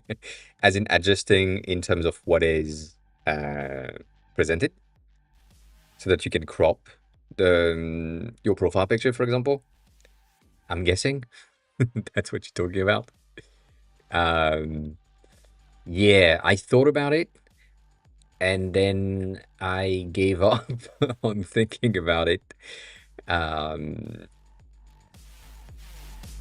but yeah, at some point, yes, for sure. Specifically for the profile picture, there is a need to make sure that the user can see exactly what they want to display, and that they, like, specifically if you have a picture like this one, for example, if you just um, center what the thing is going to be, I'm going to have the bottle, but maybe me on the picture that I'm taking is the glass.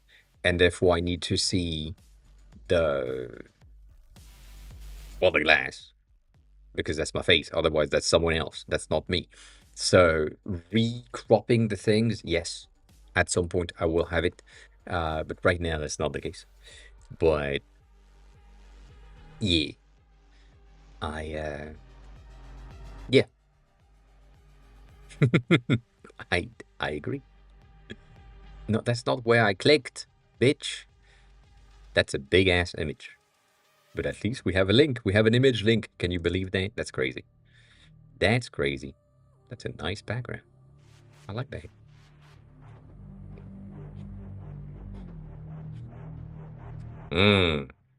That's old. A lot of the animations are a bit laggy on this one. We're not supposed to do a review of this thing, but we're still doing it anyways.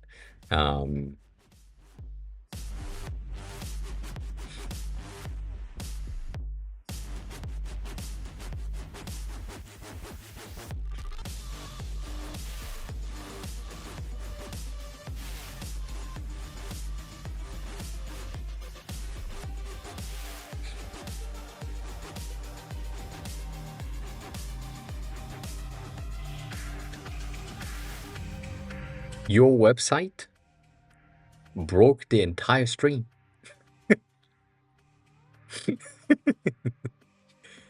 On all platforms. Usually it only breaks on Twitch.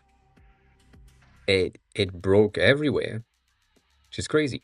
That's not supposed to be an option. How do you do that? How do you manage to do that?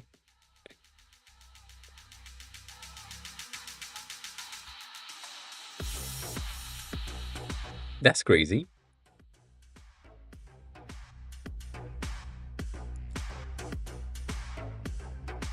Yeah, that's the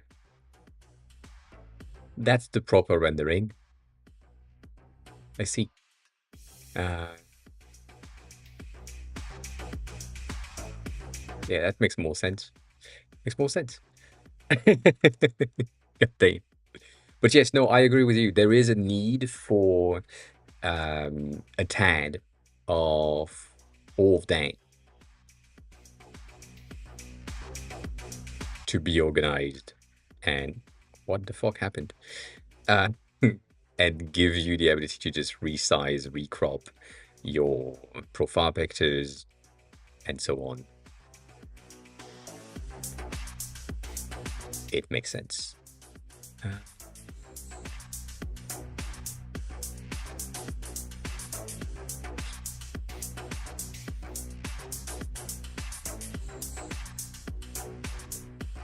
Oh, it is so laggy because I am streaming and this shit is running in the background as well.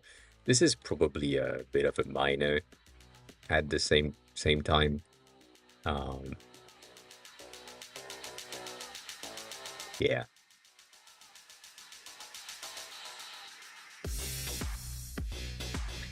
That I have enough tokens for the things.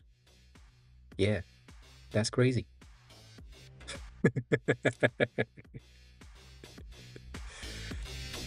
We're still not there yet, but we are making progress on this one.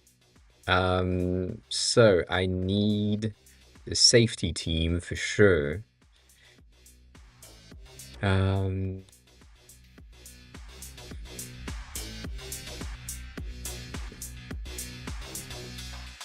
I could spawn another agent but apparently I can't do that because I didn't have enough limits. I don't know how much I'm spending on this thing right now based on, all of that.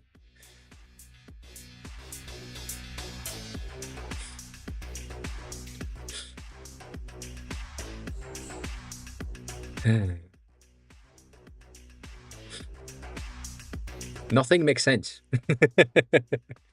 It is, though, going back to what I said, it is a very good interface for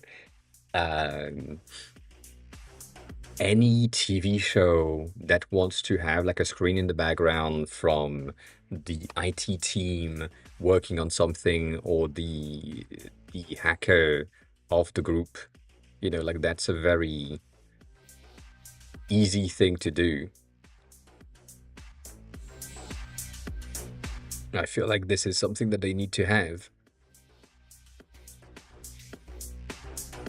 We always need more agents. I'm kind of waiting for them to drop the massive, the next massive one, which is probably going to be a 200k tokens things or 400k things. For no fucking reason. Like, I don't understand why this has the limit, because I need more H100 to go through that, so that makes sense.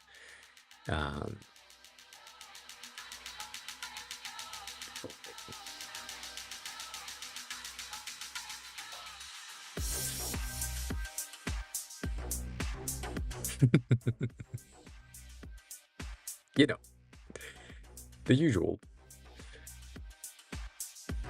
The usual. Ty, welcome back.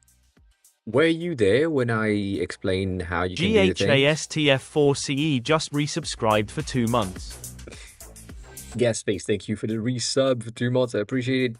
You use your Prime on the fake, not a dev streamer. I mean, that hashtag right here makes a lot of sense.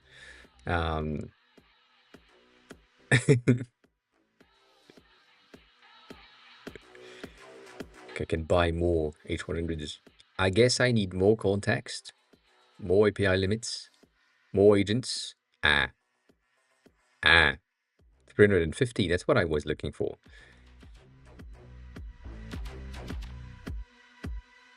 It's kind of going slow, I'm not gonna lie. This is not great. I don't know, Dapshi. I have no clue. But welcome on in. This is the vibe coding simulator. It's pretty nice. I'm trying to get to all of the lights at the top to be green, or I mean not green, but like lit up.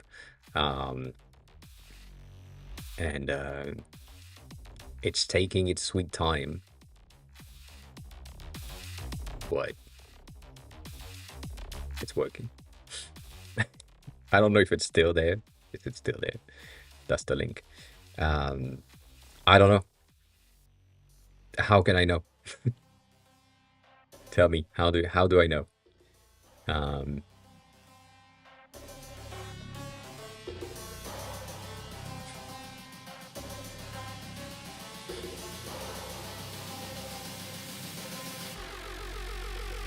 don't think it's taking much, to be honest.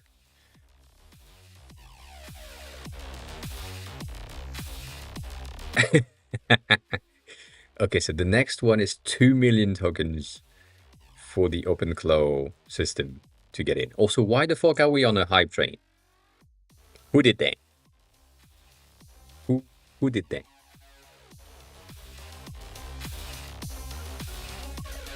Huh.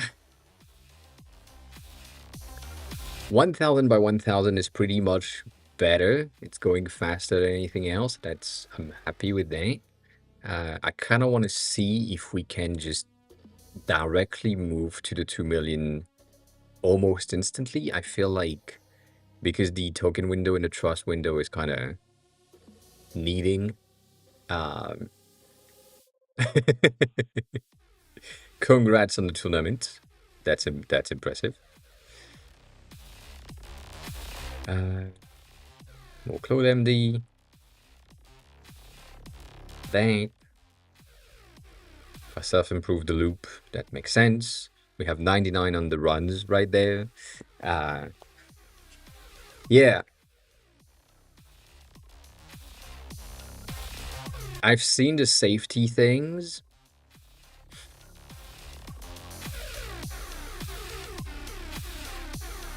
But I don't know how.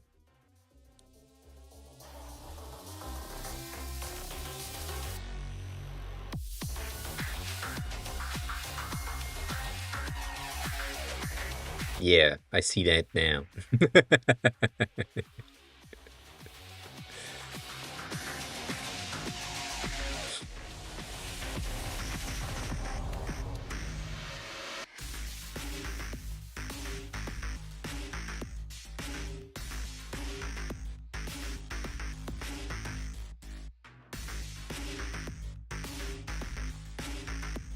Hmm. Hmm. Hmm.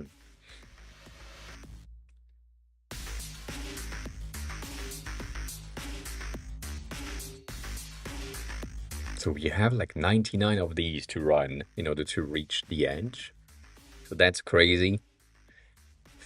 What are the other ones that I can do fast? There is this one that is like just 5 drops, which is still a lot. That's probably going to be 1,000,000 tokens on this one just to increase the API limits. The trust and context kind of needs to go through. But yeah. That's pretty cool. Wasn't it the second year today, and therefore you won this thing, and therefore the next run is the seniors? That's pretty cool. That's pretty neat. I think I'm just gonna run. Dang. That's gonna run the things.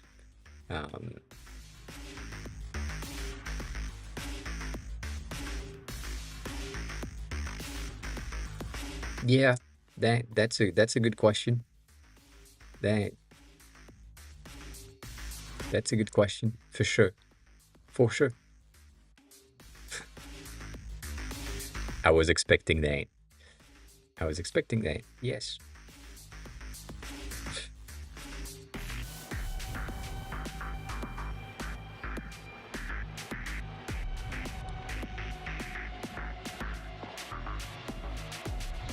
Trust is going down. That's crazy.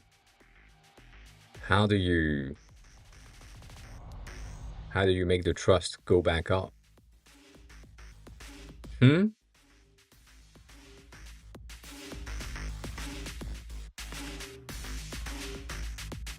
Because it's going negative, so you can offset it by clicking, I guess. The thing is, the alignment doesn't really add anything, and because I don't read,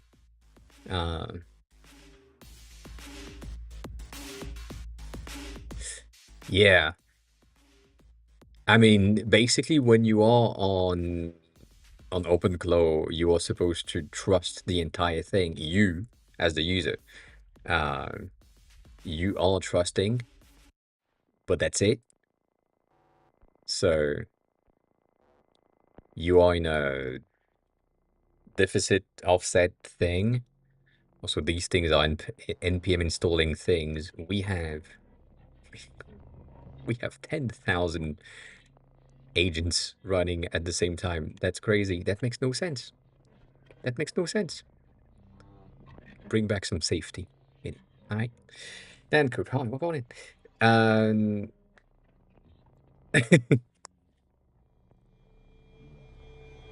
How are you? How's the day going?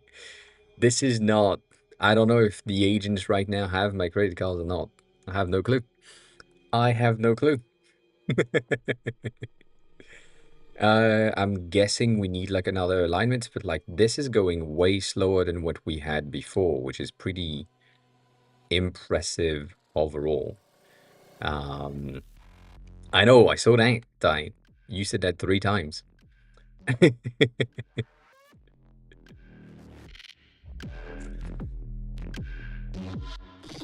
It's going really slow. even though it's 18K tokens,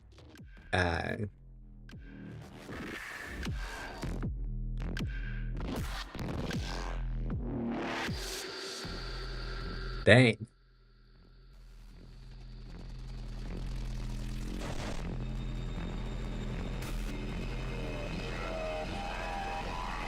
If I read the content, that could help for sure to make me understand what needs to happen and how things are going to happen. But yeah, right now, because I'm not reading, that doesn't.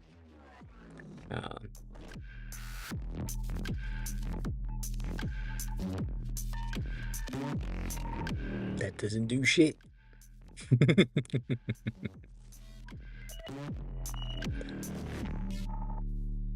Also, spawning more agents every time makes no sense. Makes no sense. Was it today? Tai, the Ramadan is today? I'm not aware of what is supposed to happen. So, I cannot say. But yeah.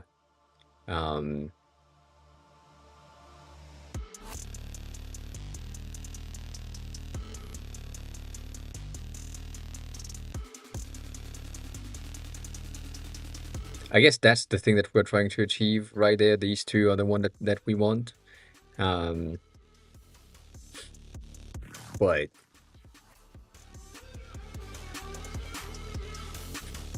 I like that. I like the fact that the agent declined the task because it was boring. That's a good thing. We've reached the end of this one. We have 2 API increase left before we can move to the next thing. So that's a thing. We'll see.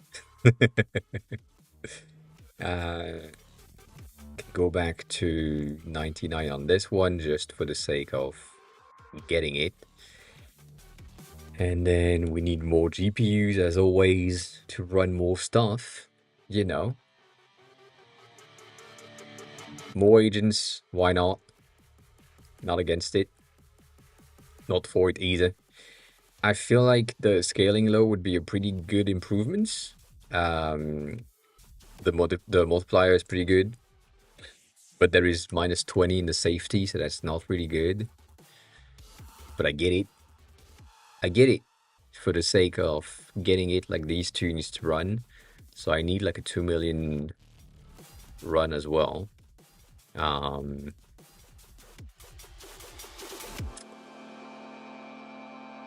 I think the self-optimization is pretty good as a system.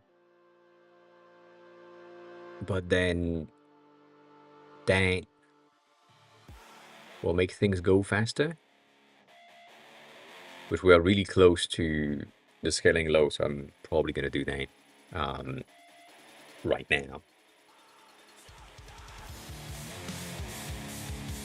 And that needs to then run an alignment right about here to at least go back up. You know, just a smidge. Just a smidge.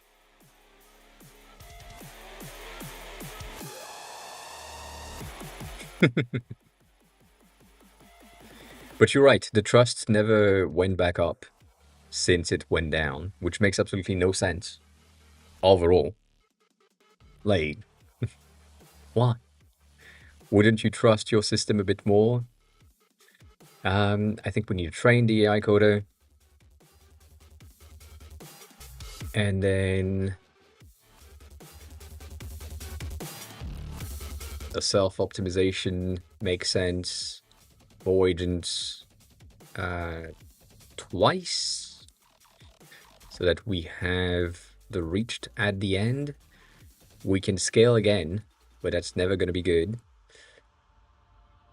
But we are now going faster when it comes to I see. I mean, if I assume that it will fix itself, I'm trusting. That's basically it. I mean, in my head still, not regular behaviors. I can do that, but then this one makes more sense. So I'm gonna do both right about now. We can train an AI researcher. Finally, finally. We do need to align though. Thanks. Yeah. Yeah, for sure. For sure. We're going faster though. I like this for the speed. I feel like that's fine. Let's scale again. Or we could increase the API limits twice to go through the next step. The ClodeMD is going to take a lot of space though. That's a massive thing, but it might be good. We still need to realign just a tad, you know. And let's scale for the sake of scaling. Mars, welcome on in. How are you? How have you been? How's the day going? How's everything? We're currently playing Vibe Coding Simulator. We don't play games on this channel, but today apparently we are playing games, so that's happening. I'm guessing we can go through these two. I doubt we can go through the 99s that are needed here. I will invoke the scaling and train the AI agent or the researcher so that we are on the last light. Finally, that's what I wanted to do. The safety, however, is really low, so I'm gonna just run some safeties, you know. Building an ID in Godot? That's crazy. Why?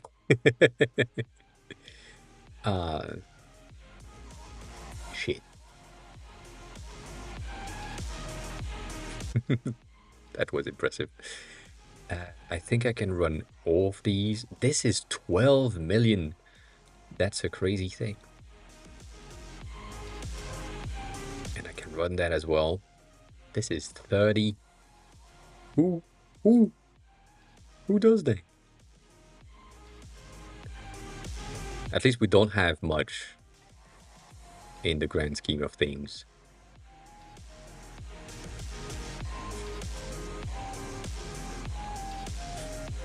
I see.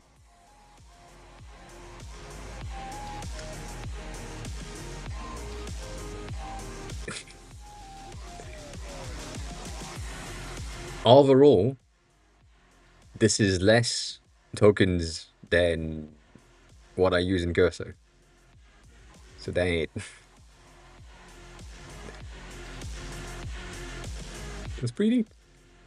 I don't know what happened. I didn't read a single line of code. I read some of the titles, but yeah, I see that we can continue and use some of that, but it doesn't change shit.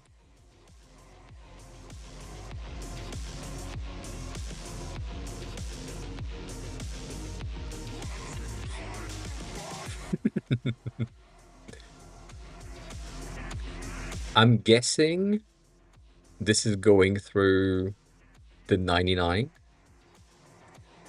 and that's where I probably don't have access or do have access to this. I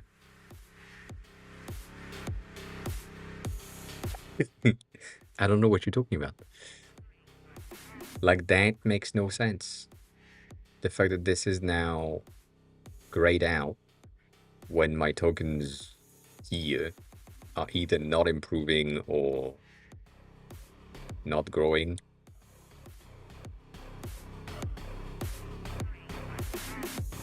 I doubt. But yes, you agree. I agree. We agree. I didn't have to go to the end. I just wanted to see the lights being a bit different and not lit.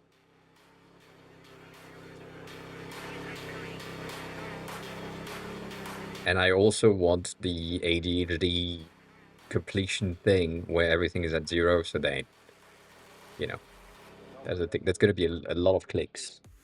I'm going to use 2 fingers.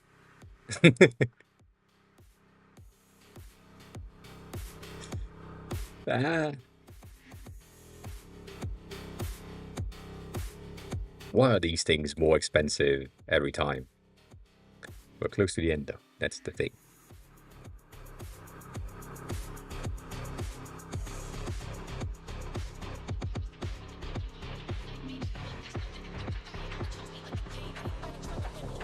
I wish it was still running because I clicked on keep playing and therefore like I'm expecting it to keep play, but no. Also, apparently I'm making more instead of that. So that's something, I guess.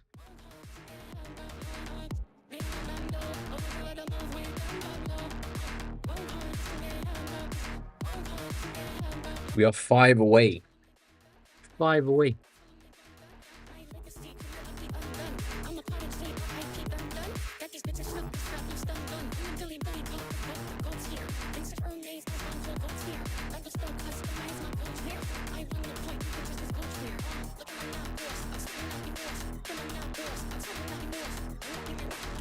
I guess.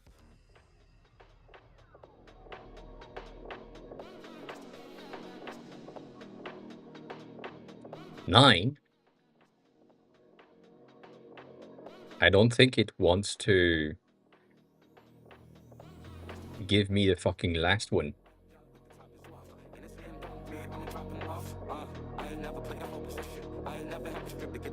That's not supposed to happen. The trackpad is more interesting. I didn't know that the double tap with the tap with 2 fingers. Yeah, I think it's broken at that point.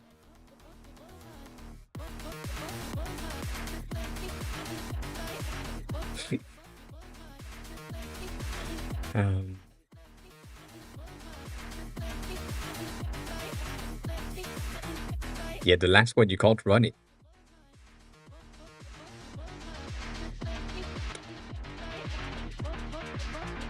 Unless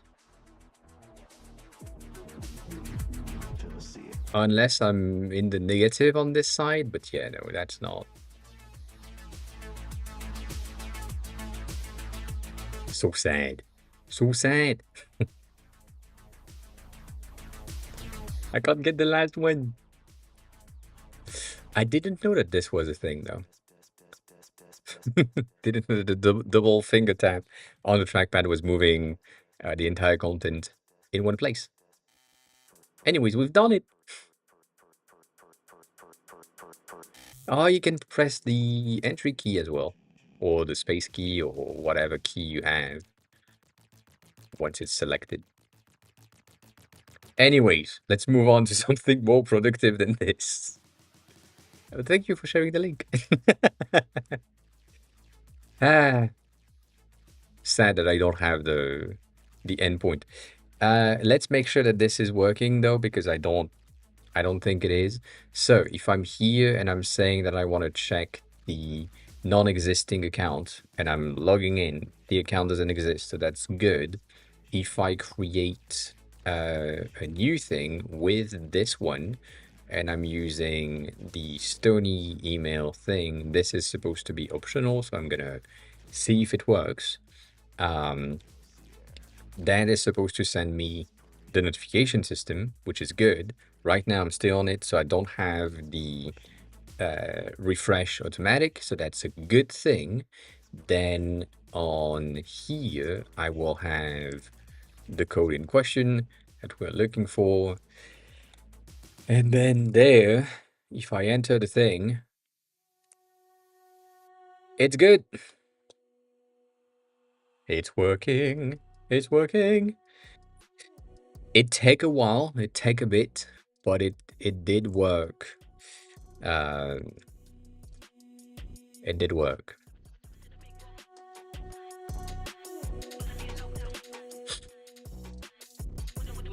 Goddamn. That was a pain in the ass. But it worked. Holy shit.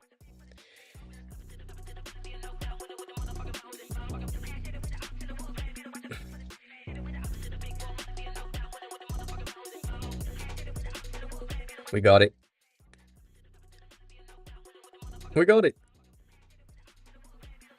If by that time tomorrow I have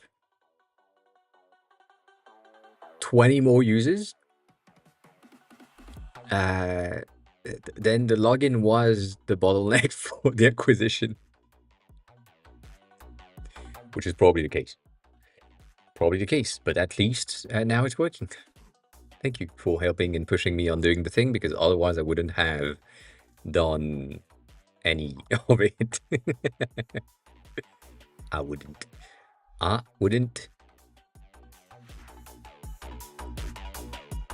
was debating, by the way, on this one to stack them vertically, even though that doesn't exist in the real world. Like, this kind of exists at times, but it usually doesn't. And it could be interesting to have like the dots in the center, but I don't know. I'm still debating. I like this one a lot. Like, these two are really cool. So, you know, fun stuff. Fun stuff. Anyways, it's login. That's the most important part. It is logging us in. So that's what we want. Stay there, bitch. Yeah. That's working. So we now have, after all of these clicks, we now have proper login and signups. Proper, not really. It's basically catching, as we explained here, it is basically listening for the 405, which is the error. And when we receive the 405 error, it's going to force refresh the page as if the thing was working. This is such a bad move. This is not supposed to be working this way. I know, however, that Clerk is providing assistance, and they have sent me an email before saying things along the line of how are things going with Clerk? If you have any issues, you can still contact us and we will be happy to help, and so on, which I doubt they would, based on I'm not a paying customer, so, you know, why would they help me? But why not? I don't know, I could. And maybe send them a thing and say, well, we are trying to get the whole system to work, but I have to do a big ass workaround with a forced refresh because your system is not sending me any replies, even though it's receiving the replies properly. But because I'm a vibe coder, kinda, not a dev still, I don't know what's happening and I don't know why it's happening. So I don't have any way to tell Cursor Clerk directly that, oh yeah, this thing is not working because of that.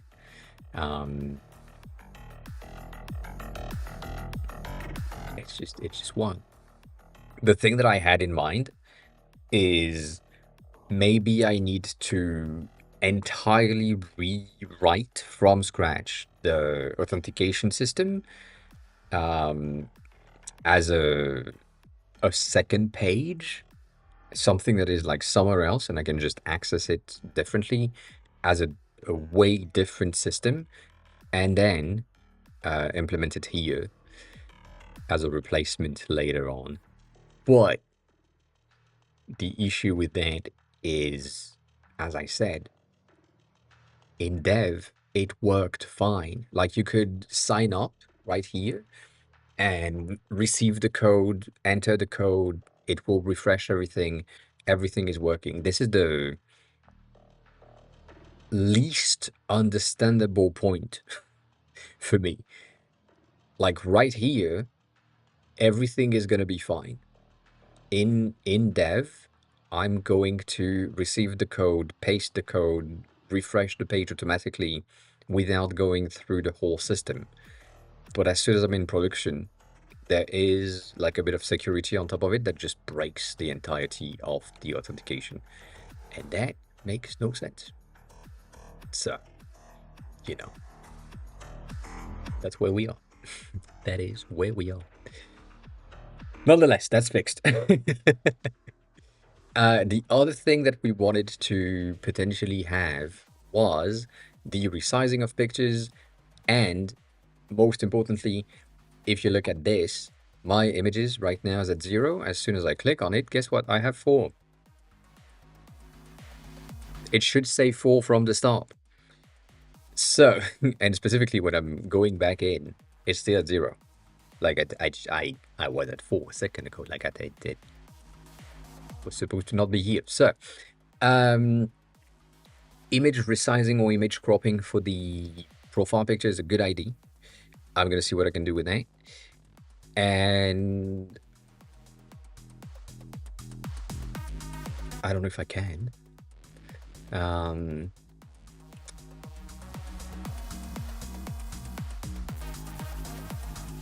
If I think, which I know doesn't happen often, but if I think it would be easier and faster and better for me to go through the your images 0 to properly scan the user folder, because as Stony mentioned, highly appreciate it. The reason why we have your images is because of Stony. Again, thanks a lot.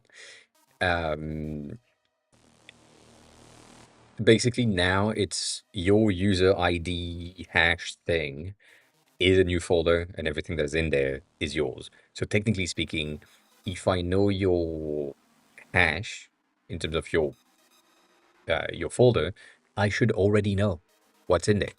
So that's something that I will just mention really quickly. I'm gonna do that. I'm gonna do that in a new chat. In our, and also going back to the vibe coding things, that's not the vibe coding simulator, that is the real vibe coding, which is really bad, but it's how I do the things. So, you know, image slash media upload sections, I guess. We have the your images. I forgot the name. Your images 0 option. But the issue we have, yes, it's not a simulation anymore.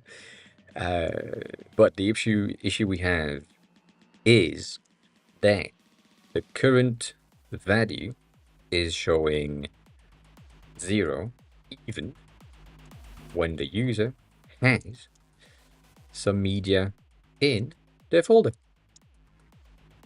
So,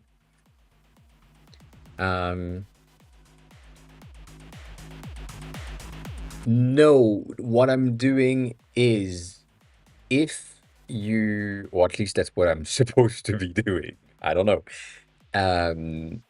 If you delete an image from like the either from the card, let me just go there because it's going to be faster.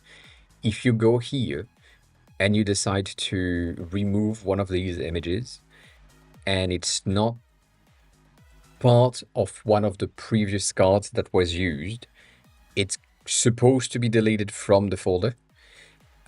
If you delete this thing and there is no other places where the image is used, then it's going to be deleted. So for example, here I have these 3 images that are used right there and I'm reusing them here. If I delete that card, it's gonna scan all of the thing that I have to make sure that it's like all of the other cards to make sure that they are not in use, and if they are in use, they're gonna keep it. If they are not in use, they're gonna delete it. That's technically how it's supposed to work. But then vibe coding, I don't know.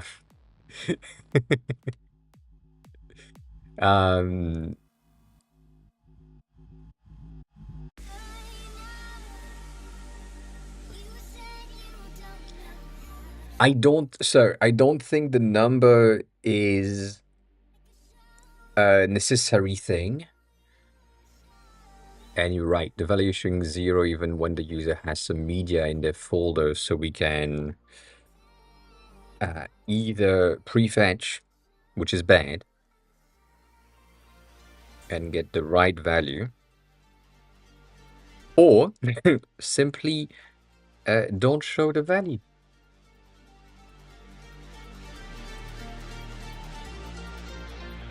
And just fetch on request, which is better. Like fetch on quest, fetch on click seems a bit better. So, yeah.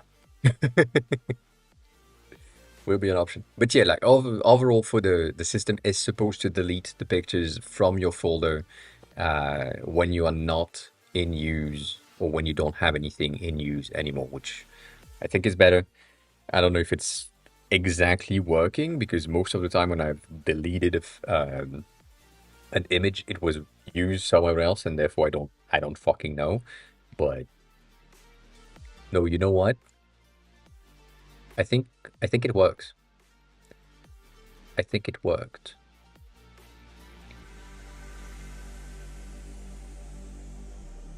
Mainly because I used to have another one of these that was used, which was my... where is it? Do I have it here? I don't think I do. I think that was on the previous one? Yeah, I don't know where that is. This is probably like somewhere in the 2024 things. Yeah, this thing, I used that in the past as an image upload. So, you know, we can test it out. We can test it out. Also, what does Cursor has said? Yeah. Without account. Without account. Makes sense. That makes sense.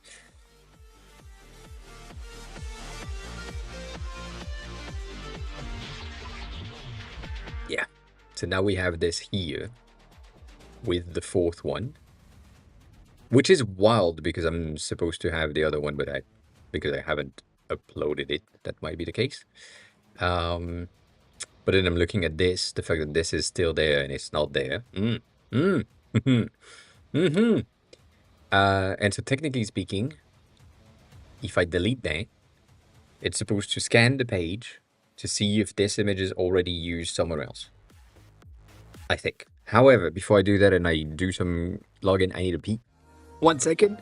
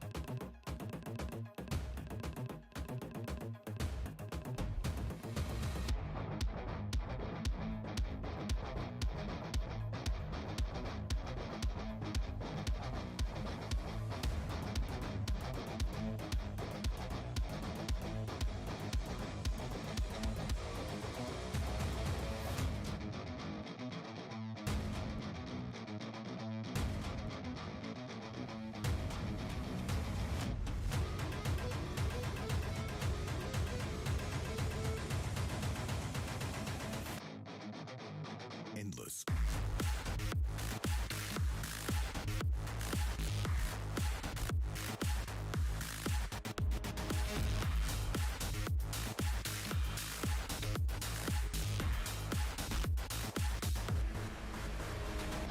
Have a good smoke.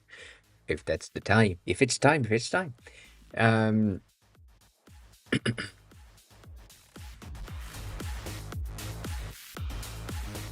What do you mean change the number?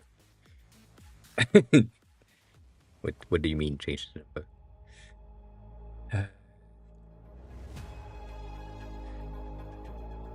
And now in the media card, are we properly removing the images saved in Cloudflare?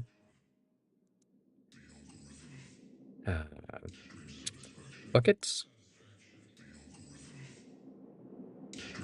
If they aren't in use in the user profile.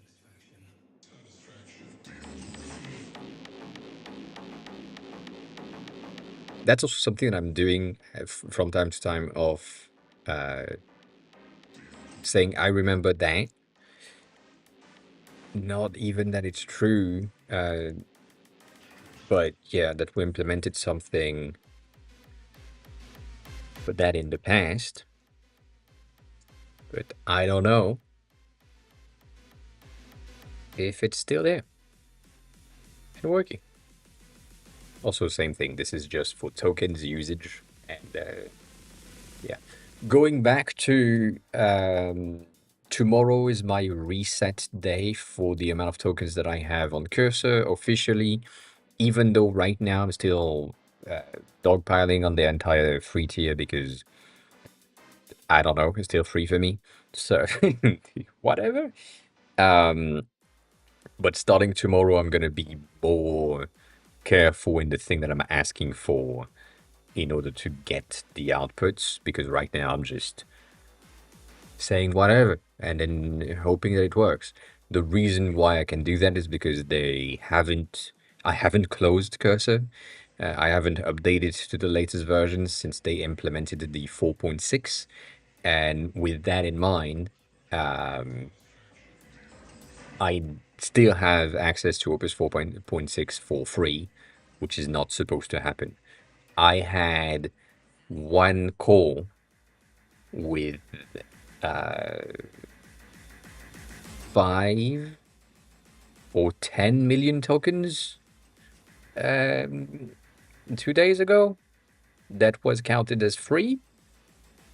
So tomorrow, because it's resets and I'm supposed to be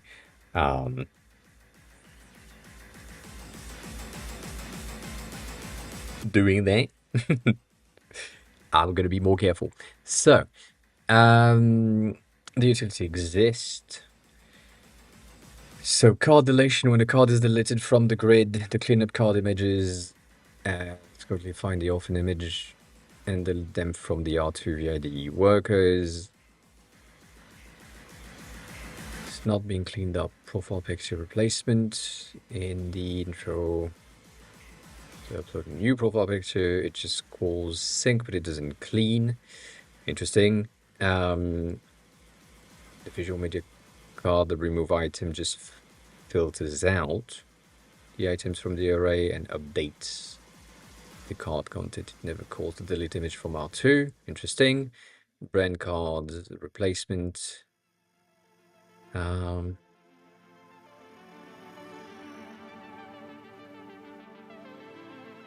Well, we don't really care about the cleanup, the old one. But I do want the profile picture, the gallery item removal, and all of that, basically all of them.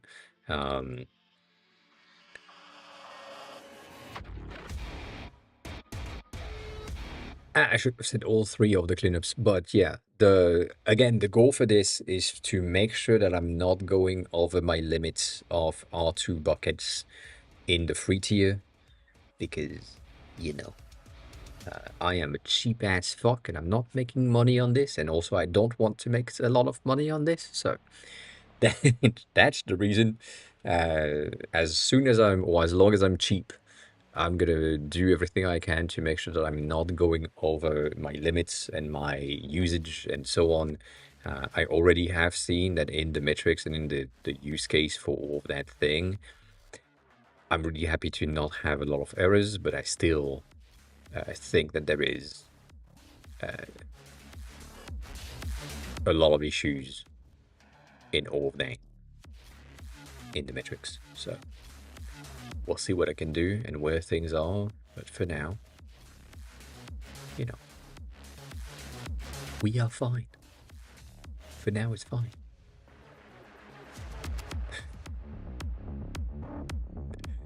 25 minutes of builds. Half.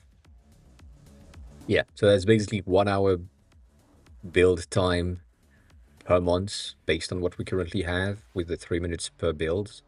So that's good. That is good. So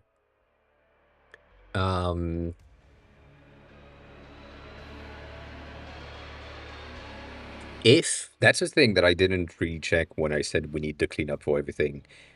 If the user upload an image and then removes it, and for some reason the cleanup works, which is supposed to happen, it means that that image that they just uploaded is going to be removed from their images from the bucket, and therefore if they want to use it in another card, it's not available anymore in there. So they might have some sort of a questioning moment where they're like, well, I did this, I just did this, it's supposed to be in there, but it's not in there, so I don't know what happened. That might be the case. I don't know yet. We'll see. We'll see if that's something. I did forget that. That's true. I forgot to take my meds. Not a great idea. Not a great idea.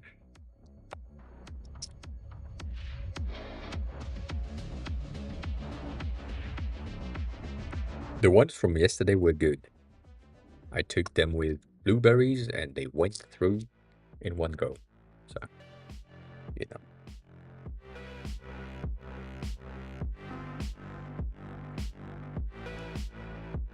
We never know.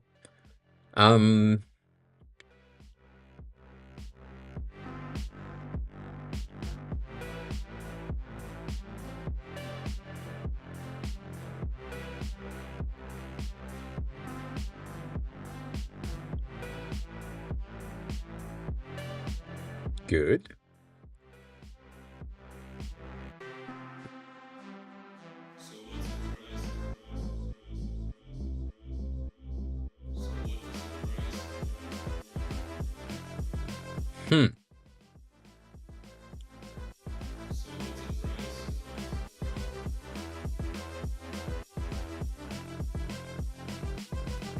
All right. I'm just gonna ask a question.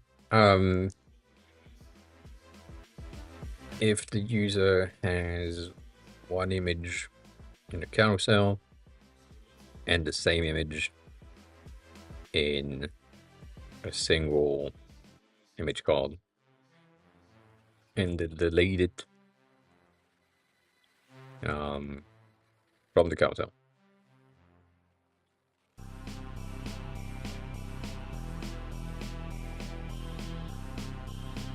I noticed as well that this is something that needs to happen. Is sometimes a good thing to do, to just ask the question of an edge case, even though it's not really an edge case. But yeah.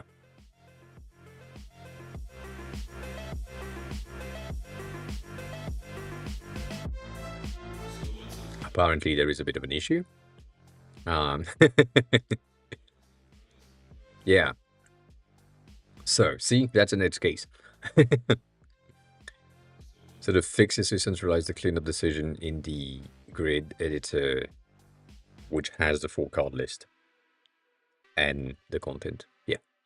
That would be made much better in order to make sure that every time that we are looking at the delete image from R2,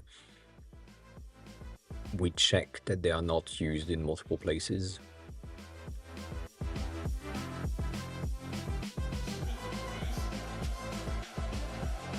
It doesn't seem to work either. Interesting. This is not good. This is not good. That is where we are. This is not good. that.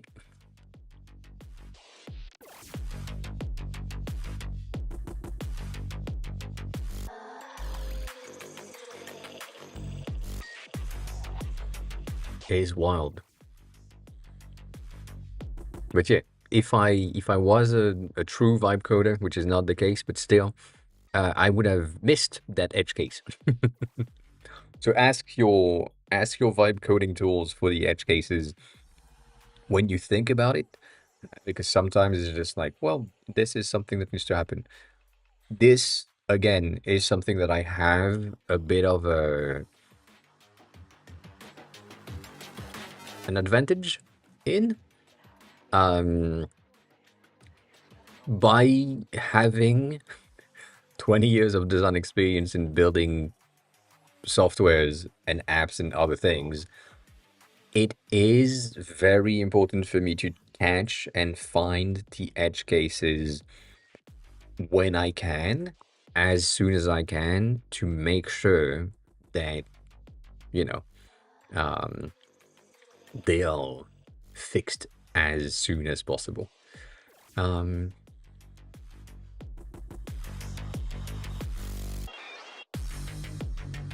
I don't think I would have.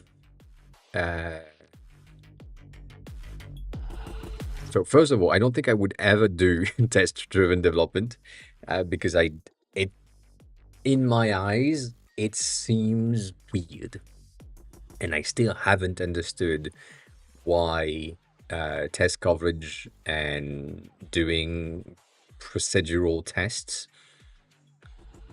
is something that some companies are looking for. The reason for this is sometimes while I was testing and while we have automated testing in my previous companies, the simple fact that the user was typing or tapping or moving around faster or slower than expected was breaking the pattern. And I've seen that many times. So having a human do the test manually every time kind of takes a lot more time, yes, but end up being more true to the actual actions. Like, for example, one of my, not this one, one of my things here, in the CAN case study, one of the users said, before the app crashed, I was about to take a flashcard game for the 15th time, also in N5. When it crashed, maybe overloaded with data, and the algorithm of randomizing the cards, taking note of my progress, kind of broke, maybe. And so this is something that would have never happened even in a test-driven environment, because the code would have tested for, is the game working if you are taking a game and then closing it, basically, or maybe doing a second one. But if they did 15 in a row, I don't know. So that was a very interesting one. There was another one, which I think I took the same picture, the same screenshot twice in order to give something else. But there was someone that says, I was typing really fast to go through the next quiz because I know where it is, and it basically broke something.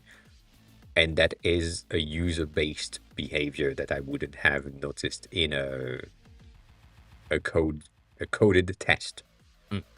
So, other than that, that's the thing. Potentially, it would have been discovered as an option, but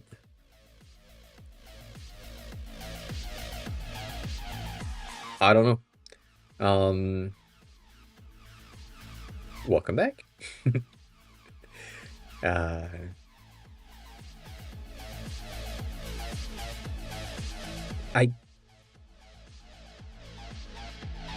There's also something that is kind of weird, I guess, with test-driven development being we want to test for everything,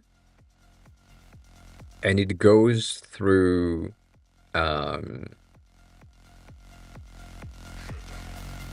regular joke of you know, the developer is going in or goes into a bar and ask for 1 beer, 1,000 beers, minus 1 beer, and then the customer comes in, asks for a table, and the bar catch on fire. You know, like the usual. Because the devs and the tests that we are putting in place are anything that we can think of, which is not necessarily just using the app as a regular behavior. So, yeah. So the problem you identify image A exists in both carousel and single image card. Removing it from the carousel would have deleted it from the R2, breaking the other cards. Yes. So we now centralize the thing with the image cleanup, which scan all the card's content on a given image URL, skipping the card the image is being removed from, and checking if the thing is in there. So check if the URL is a worker image, cross-reference, only delete from R2 if the image is truly orphaned and not visible in the thing. And if that's the case, it passes to the cleanup image. So visual media and the brand card and the foundation. So I'm going to try that right here. So we want to get this one. I'm going to refresh the page just in case to make sure. I'm going to open the console just in case to make sure as well. And we want to change this image to use this instead, and then validate that. So that's good.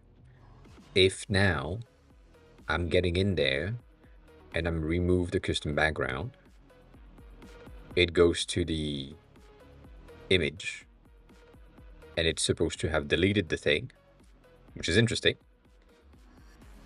because that image is supposed to be used right here. Which means that now that image has been deleted.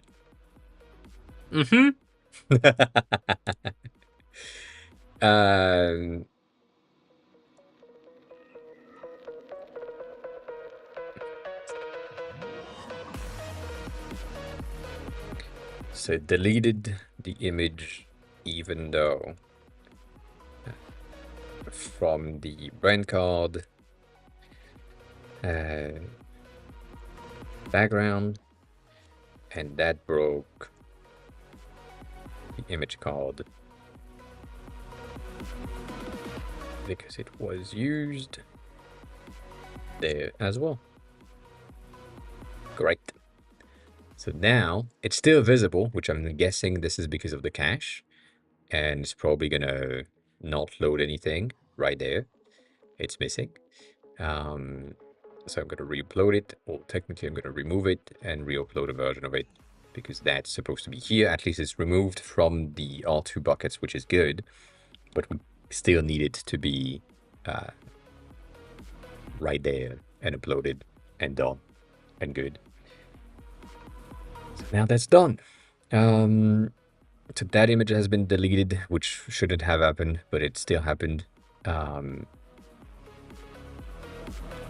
But it's wild. Let me just refresh again. Just in case. Now that's loading. Cool.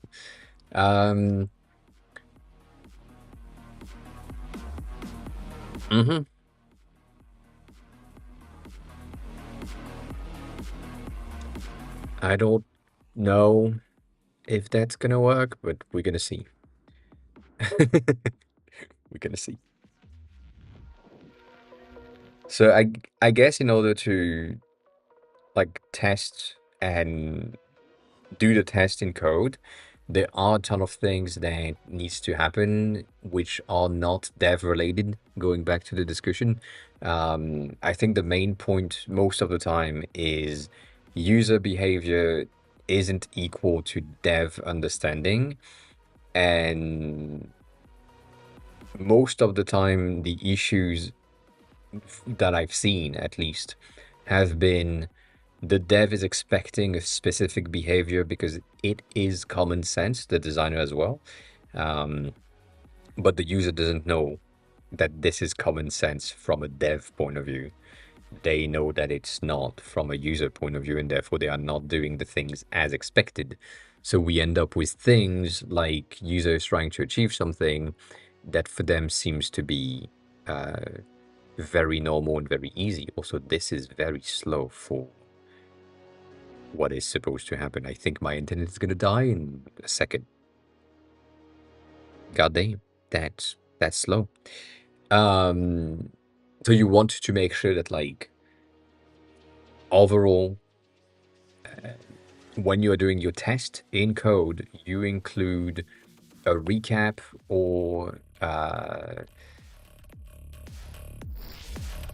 transcript of what happened during the user testing sessions.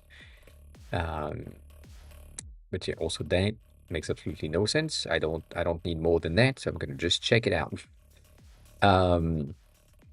And making sure that, you know, the devs is aware that the user have tried to do X thing, or have tried to do that thing a bit differently, have tried to add a very specific type of file to the platform, and then see if that is creating a bug or not. And if that's the case, then maybe switching to something else. But yeah, that's at least for me, that's one of the thing that I've seen. It would be easier, to be honest, to just say, like, don't do test, which is what I'm doing. Don't do test in codes, and just test with users, and based on what the user is doing,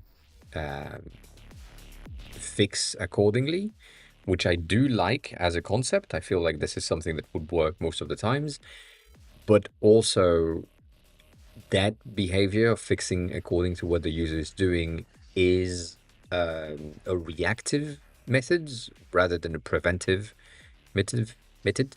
So, for example, if I am only looking at what the user is doing right now, for example, I'm saying if the user is going to delete something, I want them to be sure that it's going to delete the file properly in the backend for me to not have to host images that are dead, basically. But from a user point of view, they don't need to know. They just need to know that they have deleted an image somewhere, and that's it. So, you know, no, that's the thing.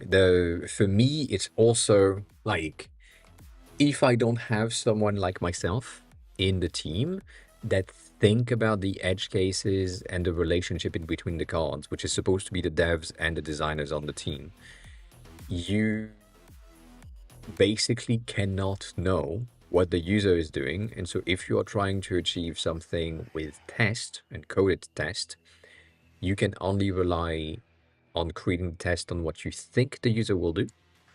That's one of the things that is, it's viable for most of the things anyways.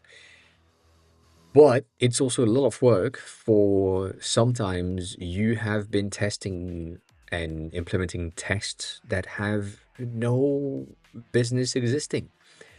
As in, I have seen so many times the dev team creating a slew of tests with 30 edge cases, and with the users, when we have tried stuff, we just saw that technically 3 of the tests were basically useful. The other 27 were absolutely useless because no users in the 10,000 user base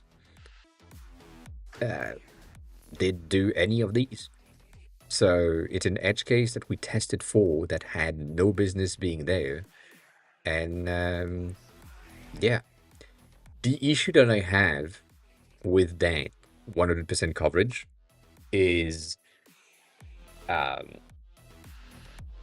You can create a test that will pass 100% of the time, even if the thing breaks. And I've seen so many devs do that and say, yes, I have my tests in order, they are in place, and they pass. And then you test the things manually, and it's like, well, it's broken. So your test passes, but technically it doesn't. So, you know.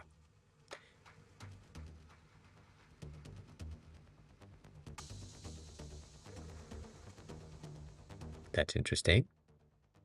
That didn't go through, because we still have this here. All right. Cool. Now if I delete that,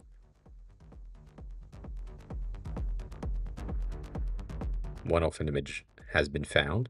And now if I go into my media, in my images, I only have 3. It's working. It's working. Great.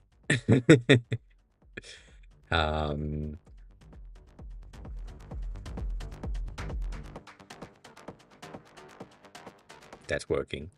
Now, if I do the same thing with, let's add the same image again.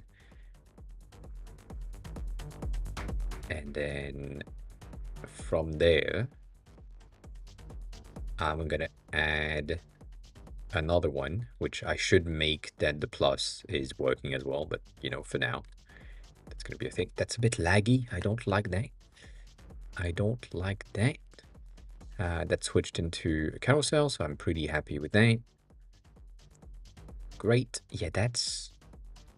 I'm guessing that's just my preview here is broken, but yeah.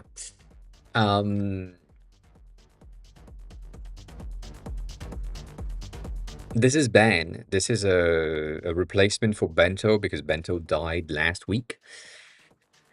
A week and a half ago now. No, on the 13th, so last week, last Friday.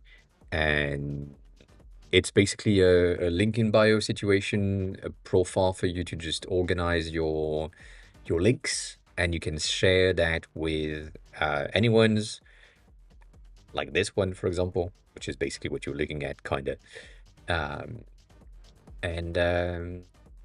Yeah, it's that easy. I changed the thing already, Ty. Thank you for the reminder. I remembered that today is stream 20. Yes. So yeah, that's the thing. And because Bento died, a lot of people are doing duplicates, and they are exact duplicates, and I don't like it. But you know, I forgot if it's Avery.me or something else. No, that's not it.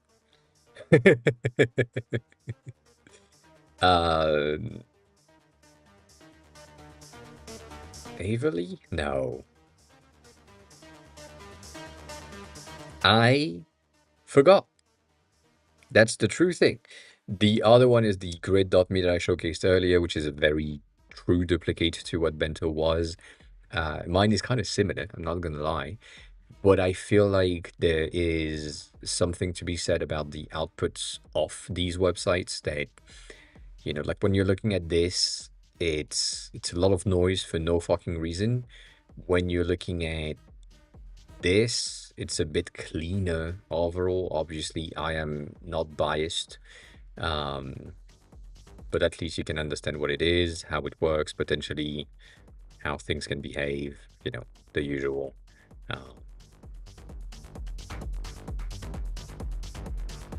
It's just very simple, and because I don't want to make money, it's cheap.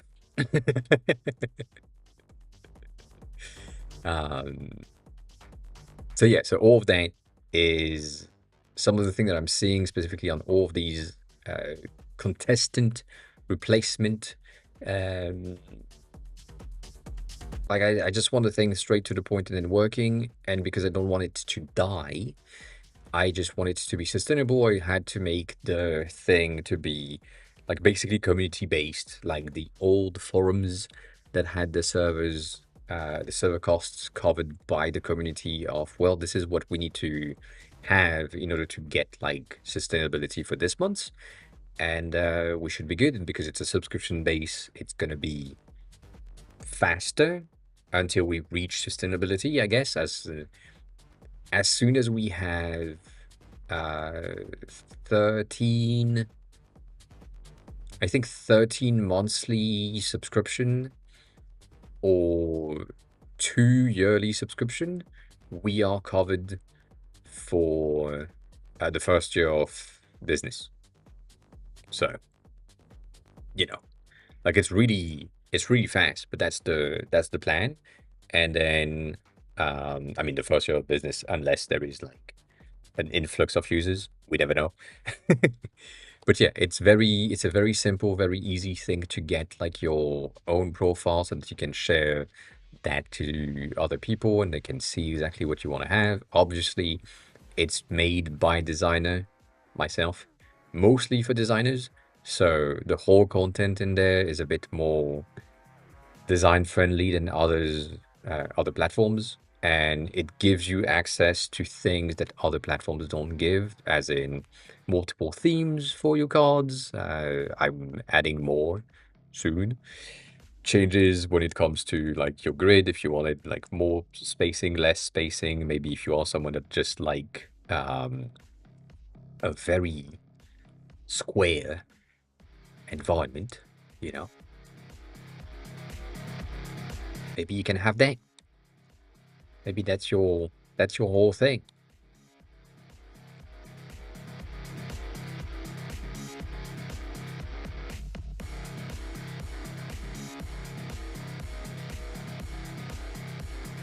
What do you mean I'm stuck at 16?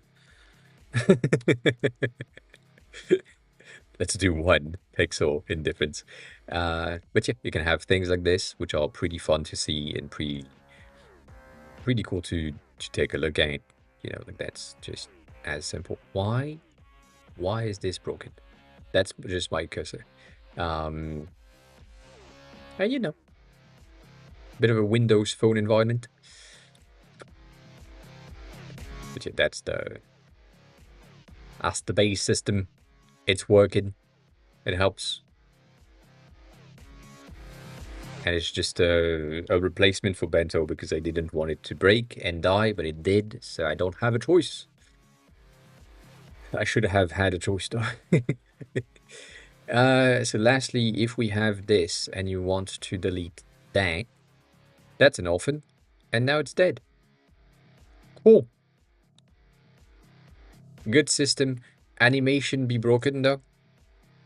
So we don't like it, and then I just saw that because it was the first instance or the first index on that carousel, the second one didn't really work. So there is a need for reordering of the images in a carousel format if necessary.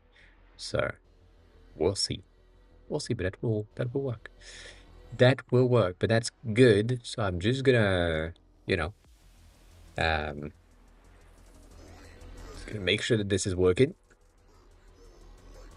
and be good. What else do we need? What else do we need? We now have the image equal link situation. We have the delete image situation as well, so that's good. We wanted to have the image resizing specifically for the profile picture, which I don't know if image pond had. File pond, whatever pond thing has. So we'll see. Oh, apparently file was constructed as fuck. Interesting. For our foundation profile picture, image, profile picture. We want to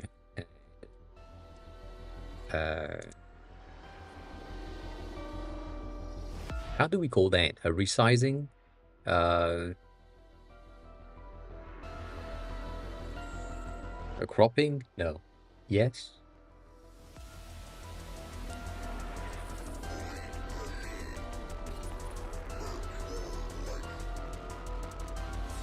Yeah, well, you know what?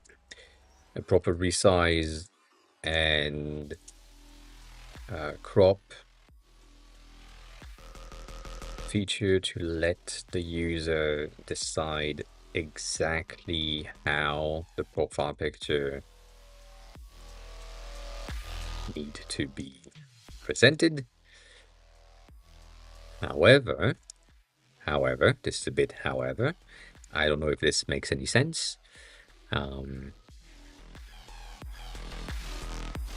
The issue that I have in my head right now is that if you are uploading an image, that image gets uploaded to the R2 buckets as the image itself. And then if you want to resize it, I don't want to have to store coordinates specifically for the profile picture. I think it would be easier for me to just say, well, you will let the user crop and resize position and crop. That's the thing that I want. Position and crop.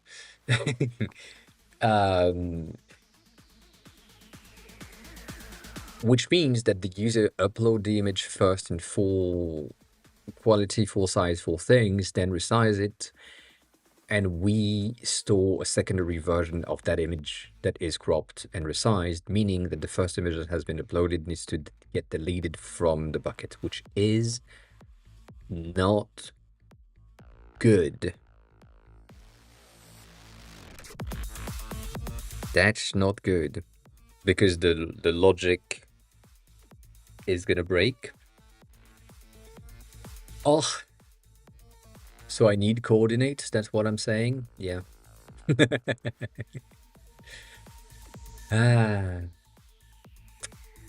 That's a bad move. That's a bad move. Or what it's doing is upload the image, use it, but while it's using it, you have a resize, position, crop UI that basically just lets you reposition the thing. When you do, it crops the thing and send that image right away to the server. And because it's a replacement of the previous version of the image that you just uploaded,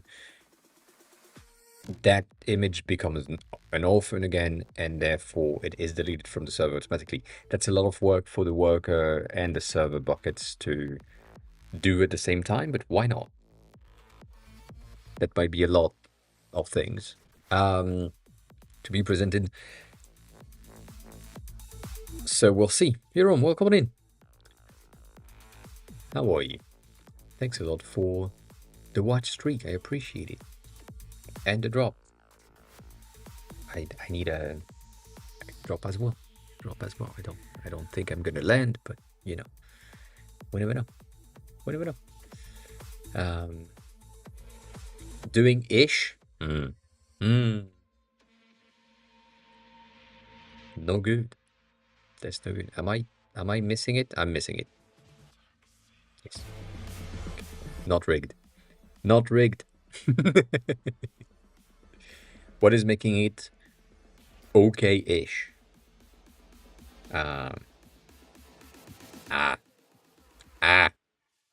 That's sad. I agree.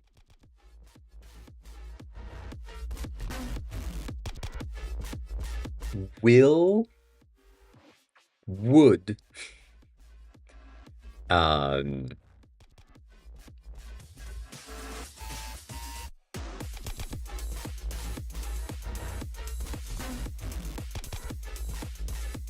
that project thing, god damn, that was a hair on the edge. I just saw that.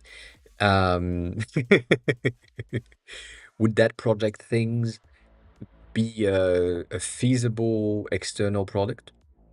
that could be a product for you to do. I don't think so. But yeah, that's sad. Interesting, but sad. Pic needs to be presented. So either we store crop and position values in the convex database. I don't like that option. Or we only store the cropped version.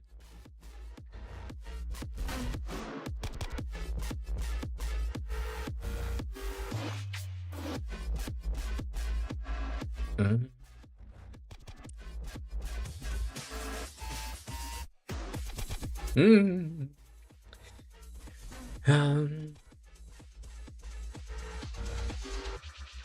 Mm. I see. Well, let me what's the word? Brain. Right now is the time for words. Relativize. That's a very French word, relativiser. Think of it in another light. You know, that. You were looking for a new company to join. You had a long time in the previous one that was really bad, and then you found this one, and it was a good company. You were really excited about the company itself. It looked pretty nice. You were pretty happy with working there. Remember, in the beginning, you were really happy with everything that was happening. And now the project itself is also, why the fuck do we have a new installation? Oh, that is broken. That is so broken.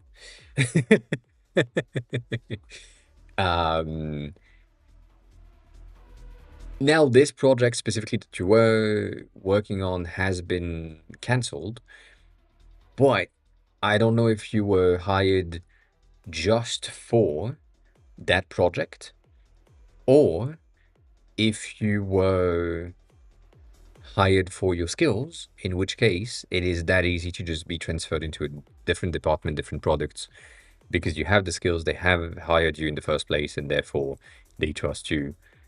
So I would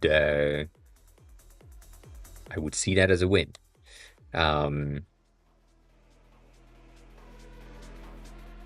Yeah.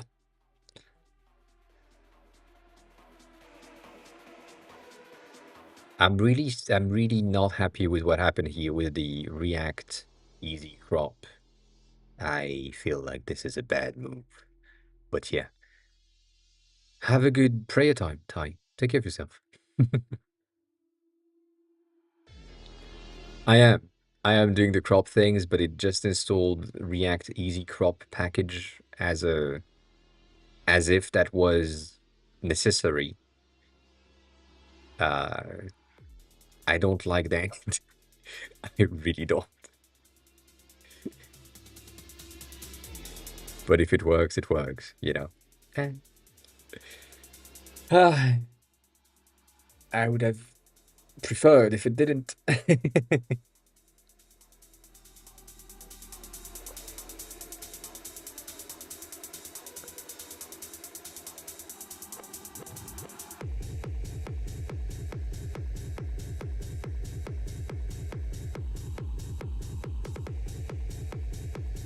I also feel like that's a bad move as well. Why would you want the slider component? I feel like right now we're gonna have a slider at the bottom that gives the user the ability to slide things left or right and or top and bottom, rather than just drag and move for the thing based on what I'm seeing right now, which is not much, but that's something. I have a feeling I'm gonna revert this entire thing really soon. So Goddamn. And my fans are blowing out. So that's bad. That's pretty bad.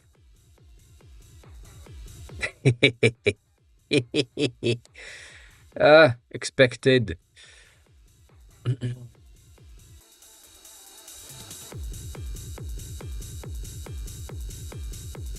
I don't know.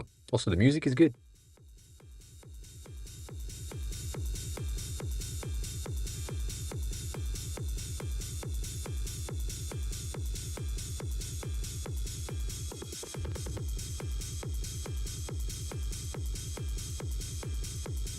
I do understand that using a package that already exists, like React Crop Easy, is a pretty logical thing to do.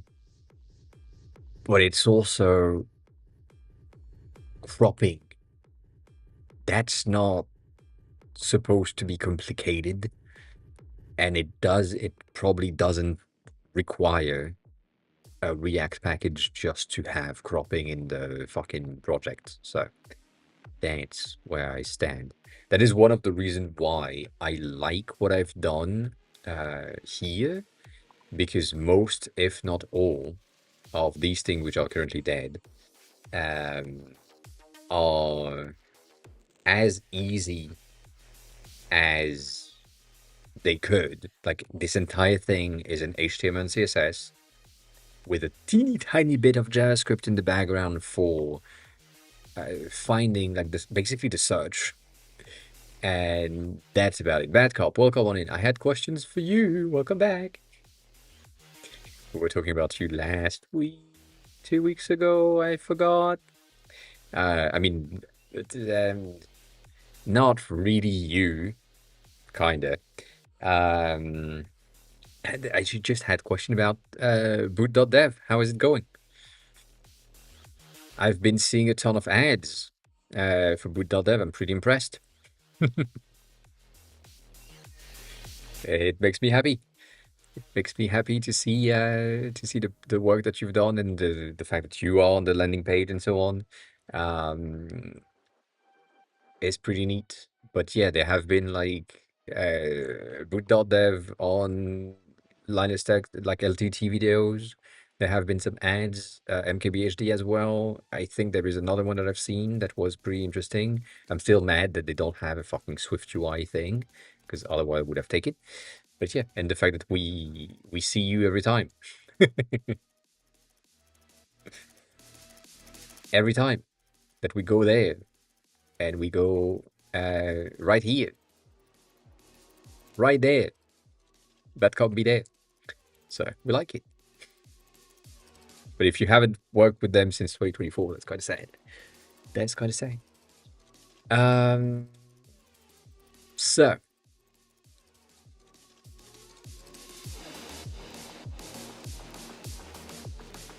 I didn't read a single line of text from what happened, but I'm gonna try now.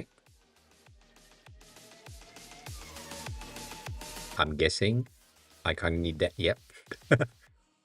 Okay, so that's the thing, and then you can reposition stuff. So if you are at 0, you're there.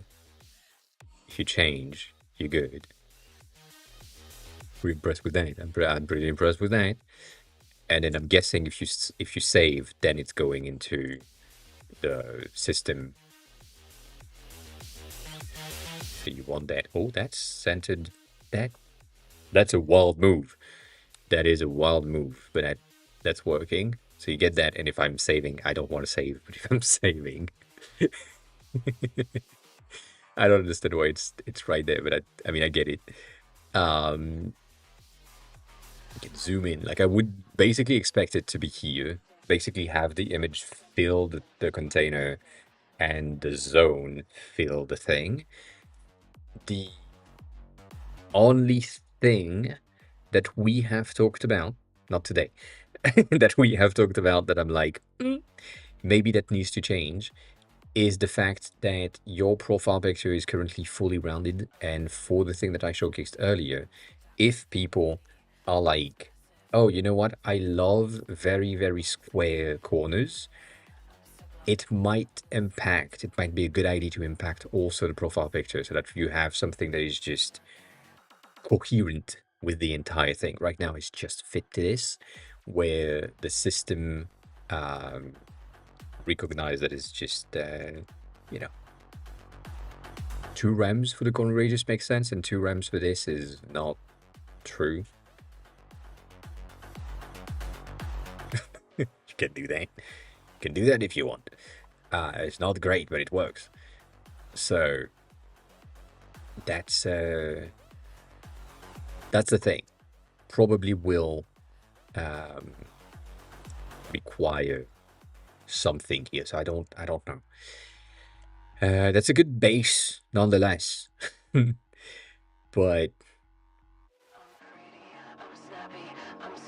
because the thing is going to output a 500 by 500 output every time, then we are good to get the corner radius to work. And then the media section, if I'm uploading a media like that, it's uploaded right away. There is no crop happening on this one. So that's a good one. I still don't know. Something about it here where you have the ability to do that. Oh, so you can pre-crop. That's not bad. Not bad.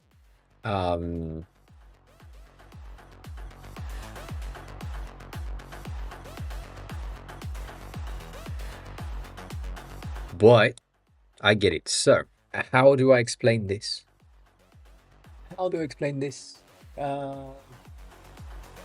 The issue is the zone in which the crop is going to happen is fixed in height and width, and the image that is loading in is loaded in fit instead of fill or cover. So we need to make sure that the image loaded is always set to fill, and that the crop zone, because the crop zone matches the smallest either width or height of the image that is uploaded, will always be the full size of the current thing. And we'll see for the corner radius later. Okay, so good things, but also bad cop. How are you? How have you been? How is everything? All the questions, the usual thing. Great start. We need the uploaded image to always be set to fill inside of the crop zone thingy.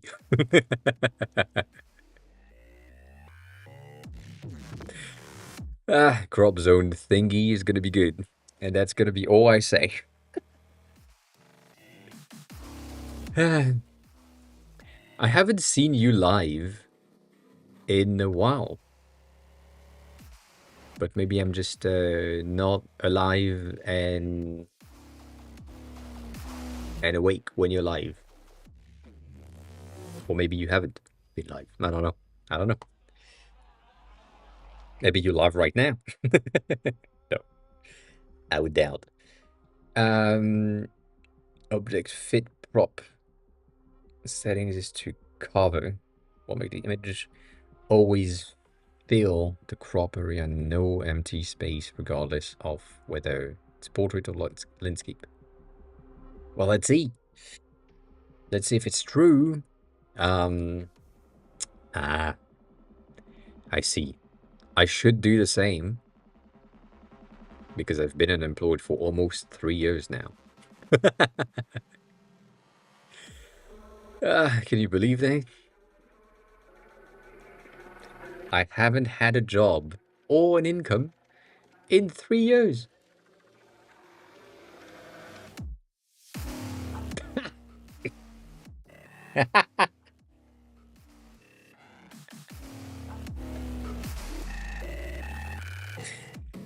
I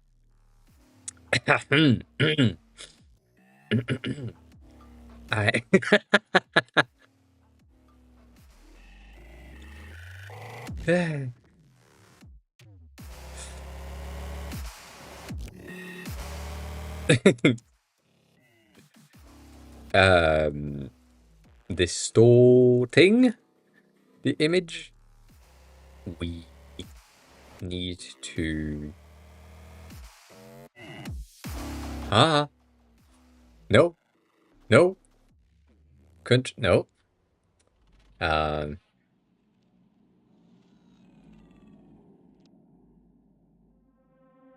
Conserve. God damn. That's very French. We need to conserve the image aspect ratio and just fill the crop zone. Let's see if that helps. I doubt it. I doubt it.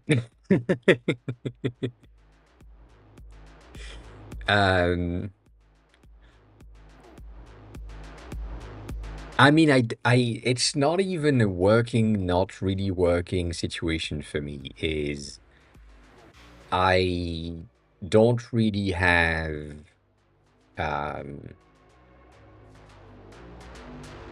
clients. I do have clients for myself, which are basically my users in the apps, but it's just working for my own projects and products, which is not a good income things. That's so bad. That's so bad. That's like 90% of a very bad ID right here.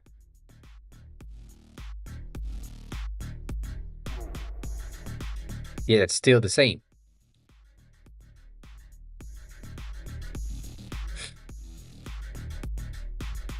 I'm gonna revert. I'm gonna revert to right here. So that proper prompting right here was really bad. So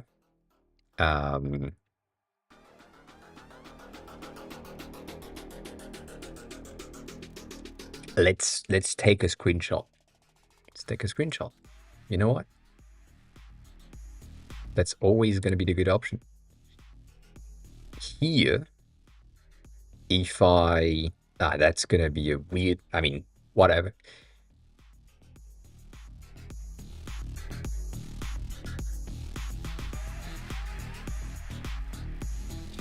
In the screenshot, because, you know, in the screenshot, you can see that the uploaded image has black bars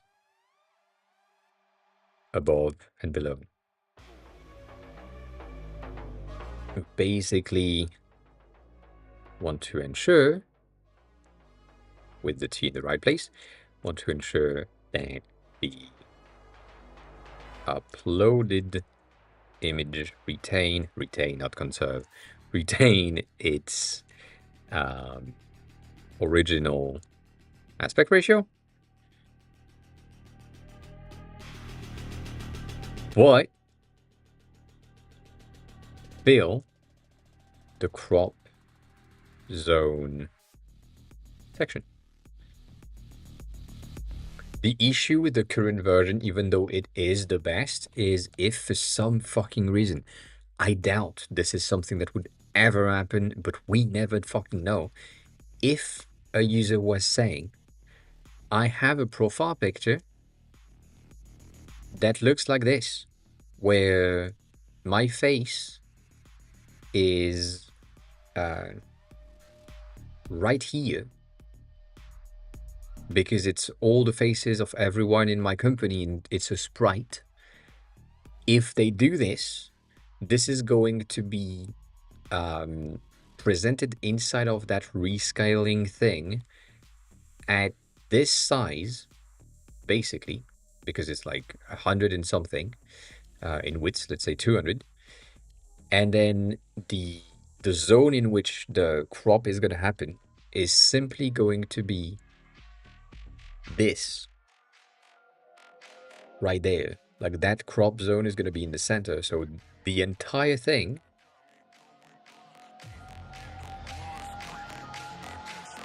is going to be looking like this. So the ability of you to be able to just resize your thing is going to look like nothing and not an option. But then again, this is an edge case that, going back to the edge case discussion from earlier, no good. Probably never going to happen, but you know, just I want to make sure. So that's the first thing. Always fill the crop zone section without any image distortion. Let's hope for the best. Let's hope for the best on this one. I don't think it's gonna be any good, but we never know. We never know. It's nonetheless, it's pretty good. It's a pretty simple system and it should be okay. But object fit property, the thing is the object fit that we have, the default is contain. Setting it to horizontal cover would work. Nah.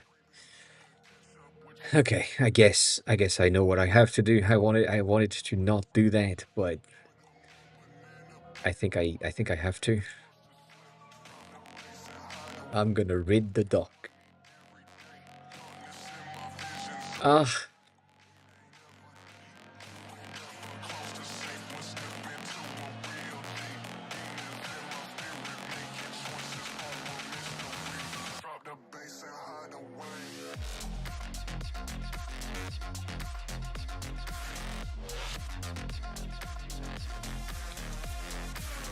That's the thing that we want, the crop for the initial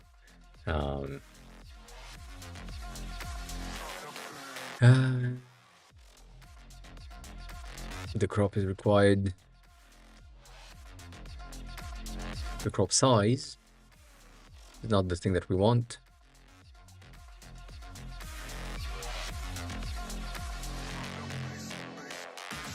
There is a transform option, which is interesting.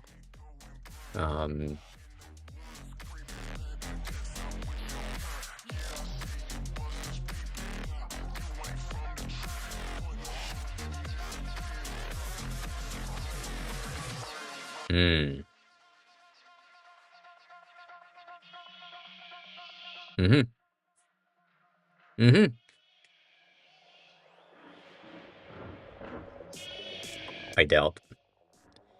I now doubt. Goddamn.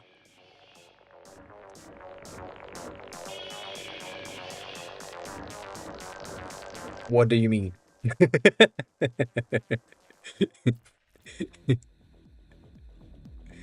This is my website, yes. Officially, for now.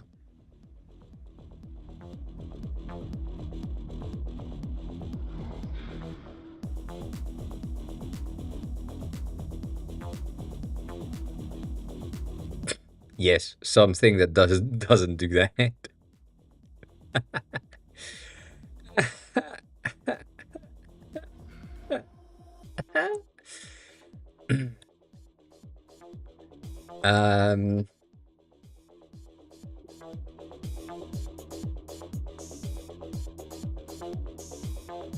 Basically, yes.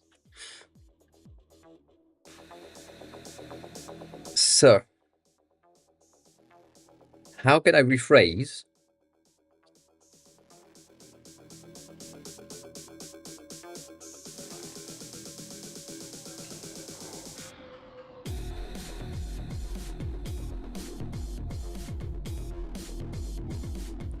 Zoom to fit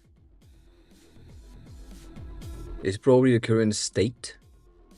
So it would be zoom to fill. It's not a crop as in crop for size. It's a crop for positioning.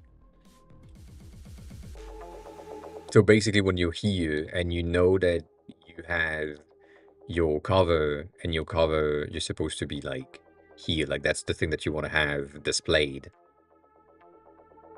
That's what I'm trying to do. The thing is having the crop zone being like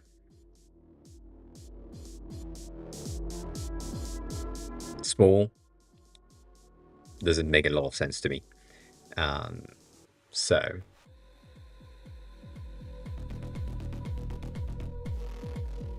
yeah, no, I know, but still.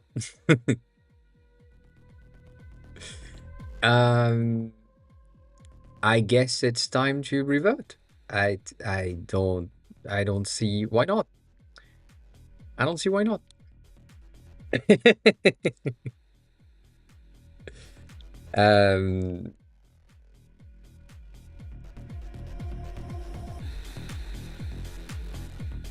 Are we good on this?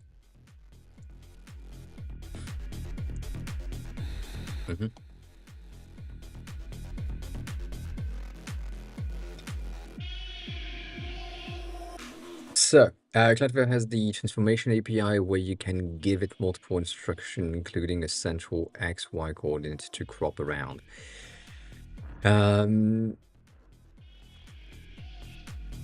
Yeah, but you don't really know, but I'm gonna see. So we know that this is supposed to be simple, crop only for the profile pic. We know, apparently, we know that Cloudflare has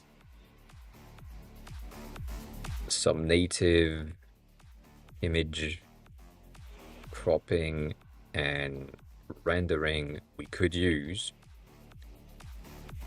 for this, since it's going to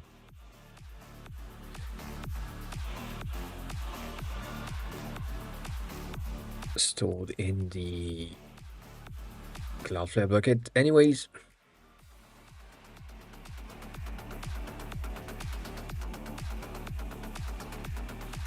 don't import a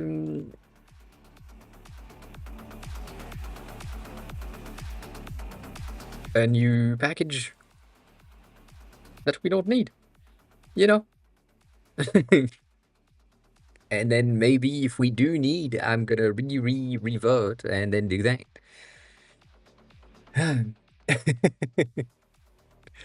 I like the UI though. I like what they had done with the UI here. That was a bit better, but yeah, so far it's good. You can hand Cloudflare a set of instruction like focal point size on current image size of new image aspect ratio and so on, and optimize it into an AVF WebP for you into. That's pretty cool. That would mean, I think the issue with this is my current system. I'm using file pond, I think, or image pond. I never know, for the upload system, which already seems like a bad idea. And so it might be better to not do, yeah, it's file pond, and not do the file pond system. But maybe file pond has a crop system already and I just don't know how it works. That's a fair point.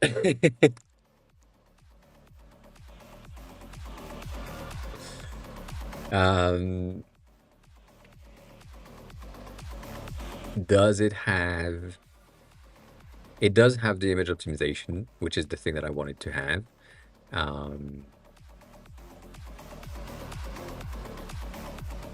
It does have a crop image to a fixed ratio, but it's a fixed ratio and it's not like a defined ratio. So that's interesting.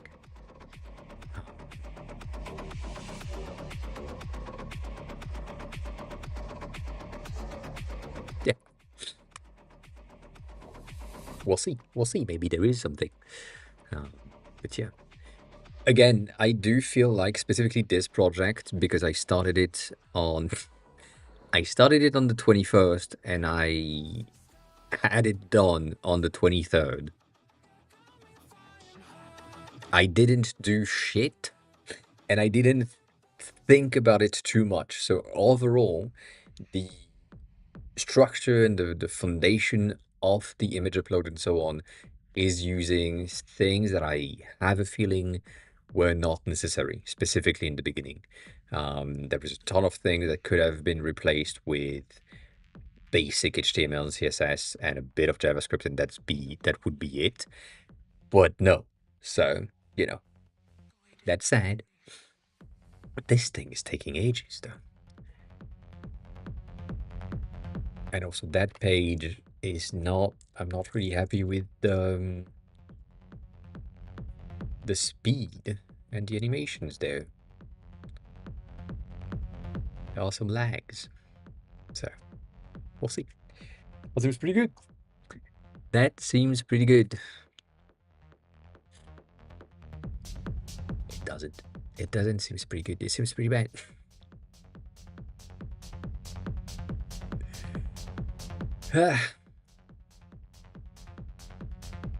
I think the media upload system overall is something that could probably be handled natively without any JavaScript addition. Like, it doesn't make any sense to have, but for some reason we do. So also, I don't know why it's talking about calls cross origin right there.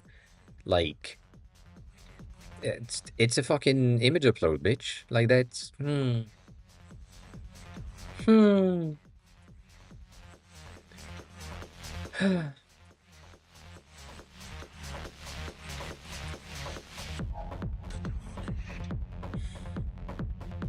But then again, this is the reasoning section of the model, and it's usually taking a lot of time for no reason, so I'm gonna trust it and hope for the best. And in the meantime, trying to not die.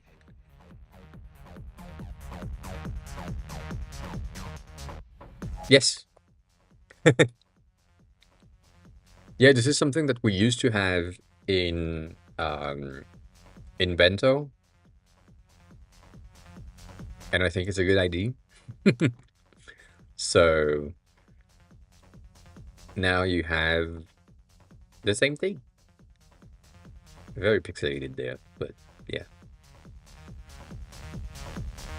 Same as here, even though I'm not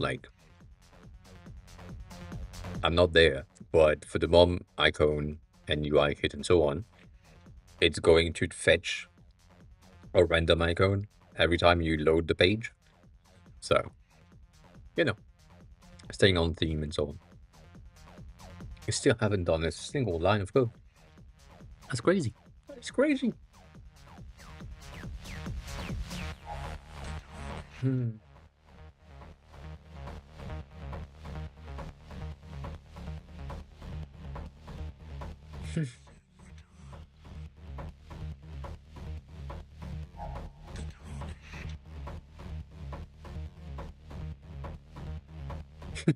Yes.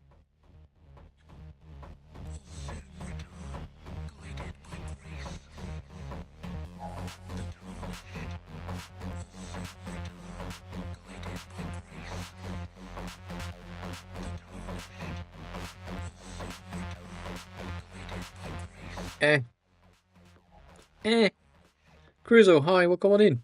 Welcome back. How have you been? It's been last time you were here. It's been a while. You were here last A long time ago. Yeah, you were here last in 2024. God damn. God damn.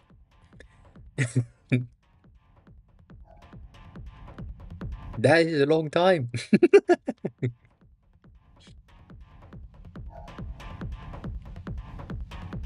Also, this 10, so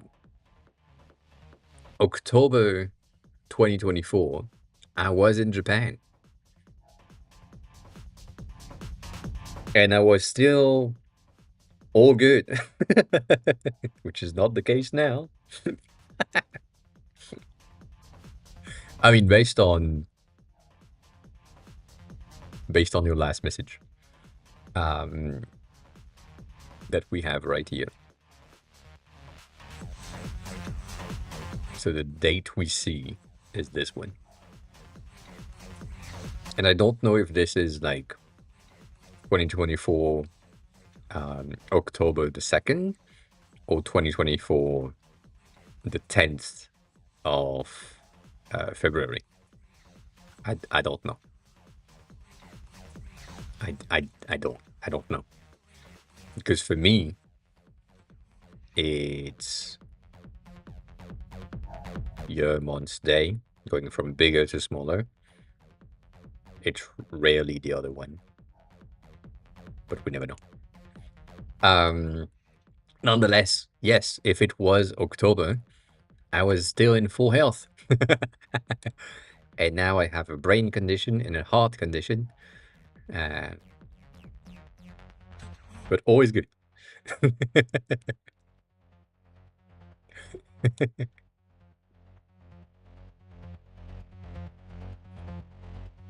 Don't worry about it. It's fine. It's fine. I might die sooner than everyone else, but I'm fine with it. But yeah, at that date, I was in Japan. And then basically the next month, I got my first vertigo attack. And then the next month for Christmas, I got my brain injury. I would say it's a bit of an injury thing.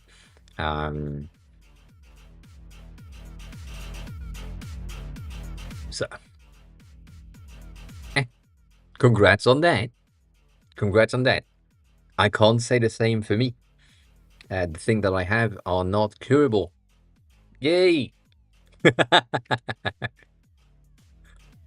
I need to do this month's MRI very soon, as in 2 weeks. So we're gonna know. Everything is fine though. The medicine that I have is doing its job. Impressive, I know. Medicine doing its job, but so far there is no side effects. There is no, I mean, kinda, no real side effects. No relapse. No attacks. So we're good. I think it's fine. Everything is fine. Yeah. So it's as if I was free of the disease itself, but yeah. There has been new drugs and new developments in things that makes me think that there is a probability of it getting curable a bit better soon-ish. But yeah, that, what the fuck is that? Who decided to put that here?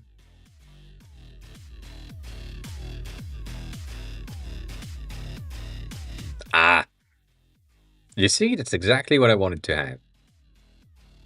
Perfectly centered. You can zoom in and zoom out. Not zoom out too much. And then you can cancel and upload something else. And it's centered. And if you zoom in a bit more,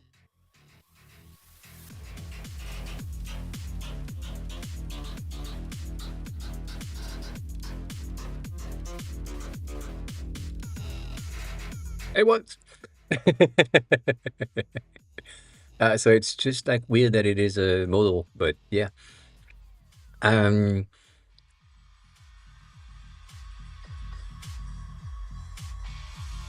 I don't know what UBO is,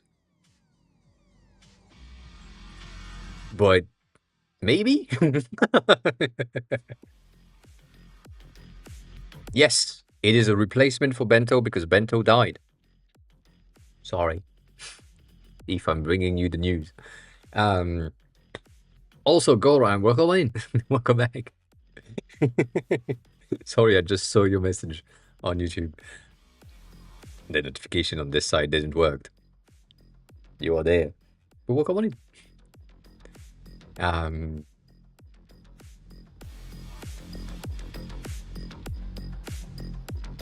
After the pixel, you get like a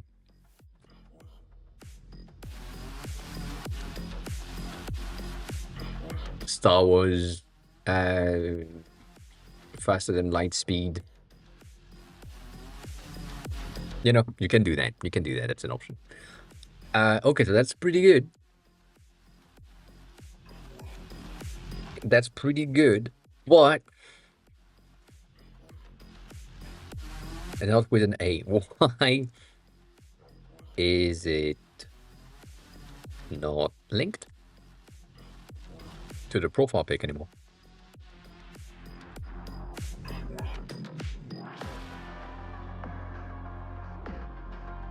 You know, just question.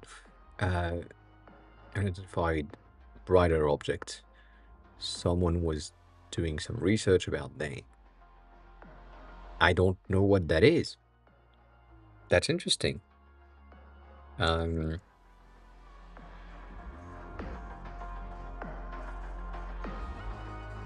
Bright object.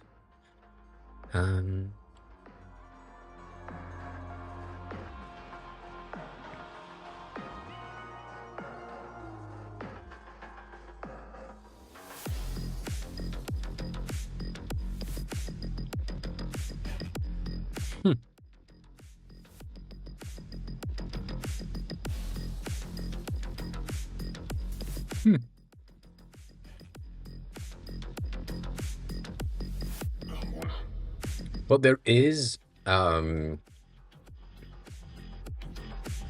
doctor said, or technically the MRI people said that it was like a bit better now, specifically with the tech and AIs and so on. But yeah,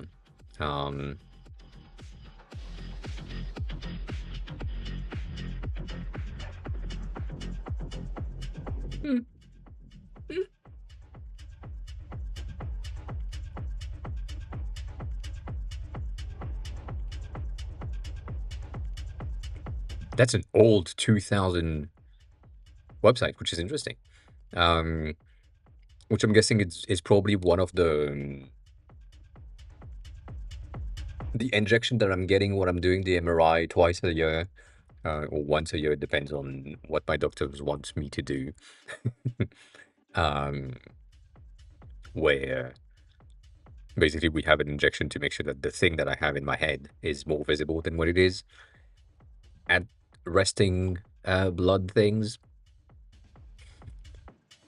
Oh, that works. I'm gonna say something, but this is good. This upload gallery and URL is so much better than this.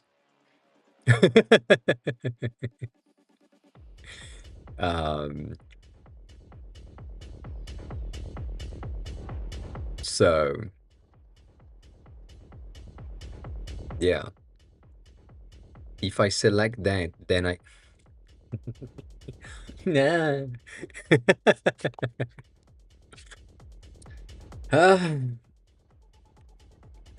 I mean, technically, I don't really care. The fact that it's there, you know, and you start here, and so you can upload, choose from gallery, whatever. But then once you do, it goes into a modal format. It's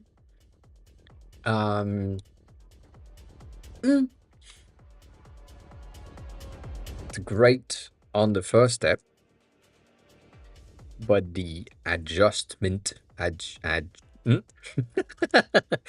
adjustment view is still a centered model rather than remaining, I forgot, in the popover.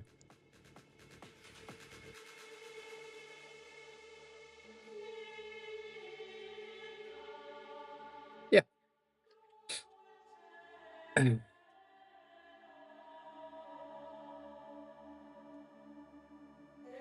Yes, you can 100% use that for a project. One of the things that I was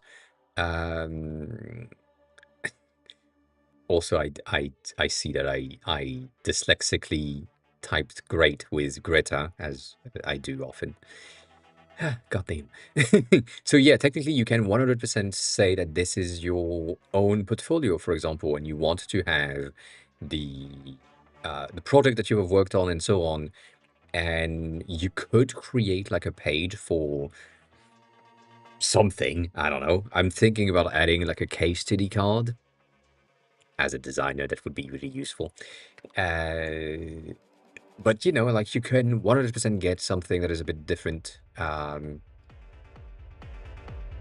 It's really impressive, that last message. Yes, the LLMs are really good with me being dyslexic and being like, oh yeah, that's all the letters that are needed for the words that they wanted to type.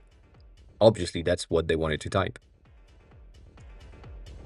Yeah.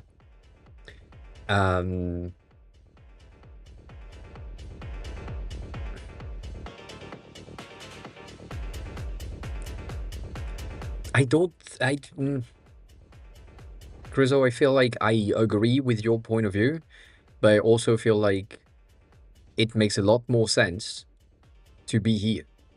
Like it's where I was, and it makes sense.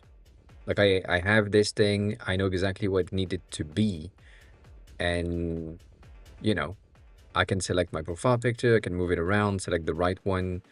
I mean, right here I can't because this one has been pre-cropped, but you know,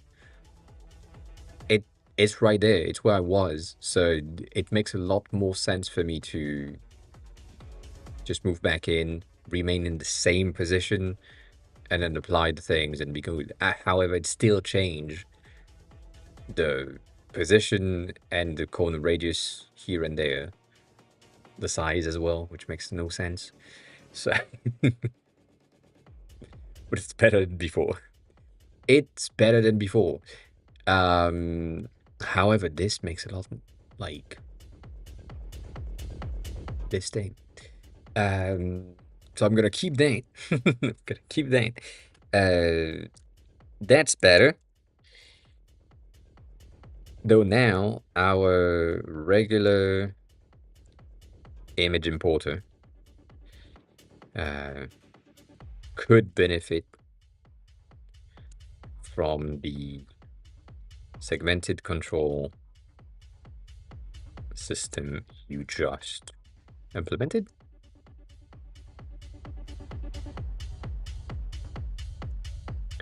With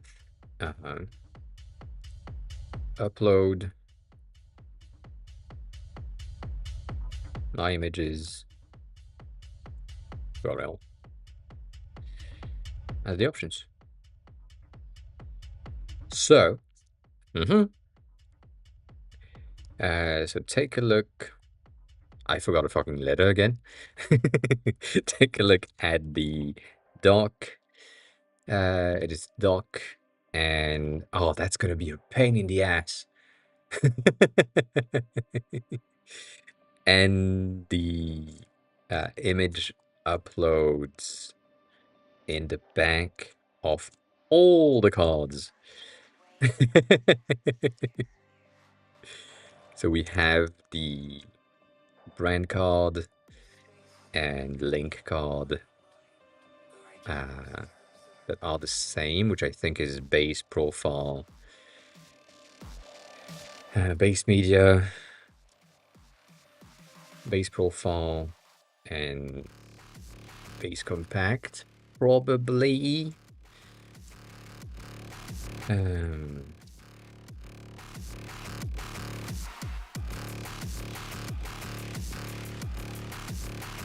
backface, I guess.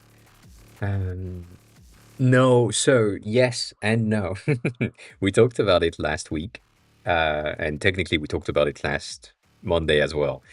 I don't like the MCP things because they make no sense and they don't help much.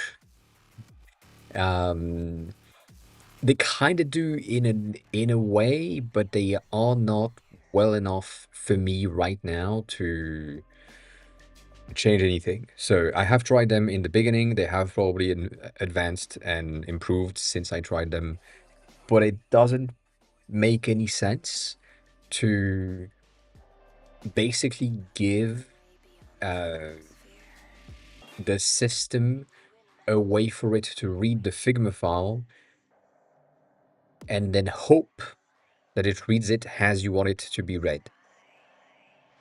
So that's the that's the thing. It's not bad, and it's gonna help in some departments. But going back to the way that LLMs work, and because I've been working with LLMs since also no. Sorry, my brain went somewhere else. I was not in full health the last time you were here.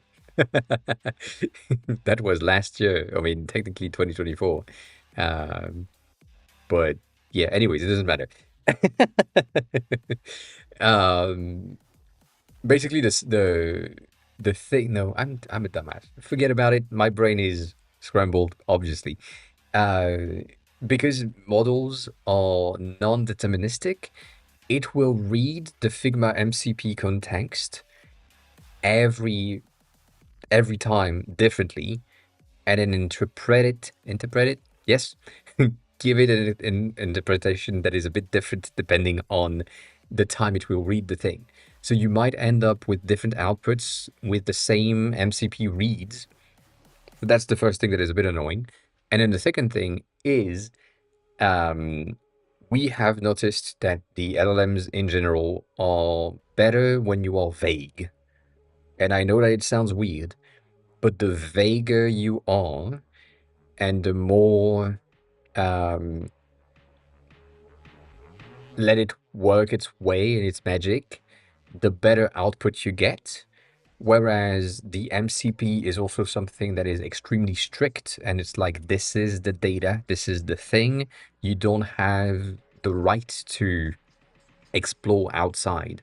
So you end up with something that the models doesn't like entirely, and it's non-deterministic, so you might end up with different outputs if the prompt is rewritten 2 times and tried differently. So that's why I'm not really the biggest fan of MCPs. I do think that the guardrail of you saying, here is the thing that we currently have. So, for example, I'm doing that right now for the Mom UI kit right there. I have some of the components that are made, and I just want to make sure that what I'm sending to Cursor is pretty good. I am sending it this file as a PDF, or basically as a PNG, that it scans the entire content and then figures it out, kinda. And when it's working and it's giving me exactly what I'm looking at and what I'm looking for, and I'm good, then I don't do anything else. But if for some reason I need to get the code that, for example, Figma is going to provide, because Figma is not that bad when it comes to the outputs, I'm going to get that code and I'm saying, this is what Figma is giving me. Let's see if we can optimize the current implementation by using this instead, or this as a base. And so the system for the buttons themselves are all the same. So what I did right here is make sure that the output that I'm giving Figma is just like, here is the color and the styling that we want for the background in the secondary button, tertiary or secondary colors, tertiary button, And like all of that is the system. So that's the idea. That's the thing. Nonetheless, overall, MCPs are going to be really useful in some departments. In most of my departments, not really. I think they are useful when you have like something that cannot be translated easily by you. And when you are a dev or a designer, explaining something that needs to either happen in code or in design is something that you have the ability to explain. So you should take the time and try to explain the things in question by hand rather than anything else. That's the situation to me. That's broken, but that's interesting. But that's better. I still think that this would make a better output if we just reused the design that you have right here. Like that's good. That's a good thing. However, how does it look here? It looks fine. I'm fine with that. Yeah, I'm fine with that. I'm scared of this. Let me do that on this one, just because this one is the sacrificial card for today. That's right away. Okay, cool. And then still there because still there. So yeah, that's the rant on MCPs. I'm not the biggest fan of them. I'm not the biggest hater in either. I feel like there is something that is to be said on it's going to be useful for sure in some departments. It's just potentially not as good as simply explaining the thing directly with your words, because you might not exactly know how to call things and you would end up with a better output. But if your devs currently don't have the skills to do the explaining of the design and they want to just click that button right there and enable the MCP server and be done with it, and then use the inside of cursor, inside of VS Code Figma extension, go for it. It's fine. It's working. It does its job. It's just like sometimes you may have to go through the prompting and all the usage multiple times in order to properly get the output. Like for example, here, I had to go through 25 to 30 minutes like re-asking just to get the first buttons to be close to what I want to have. But it's still not there. So that's something that I need to figure out. I know why though. I know what's happening and why it's broken, but yeah. It's the transparency thing.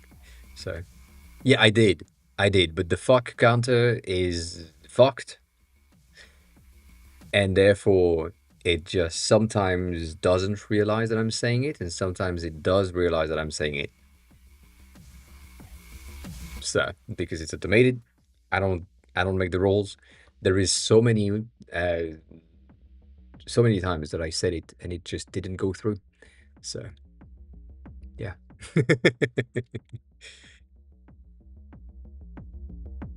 But you know, that's the thing for MCP.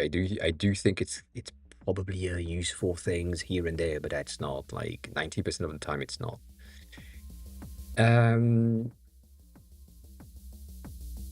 All right, let's make the doc version a bit wider.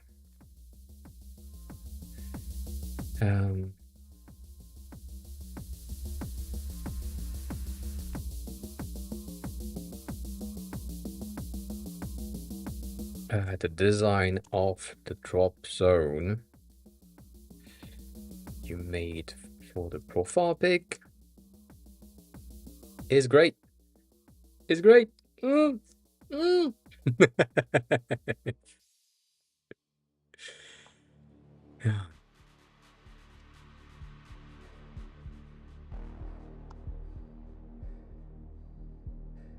I like the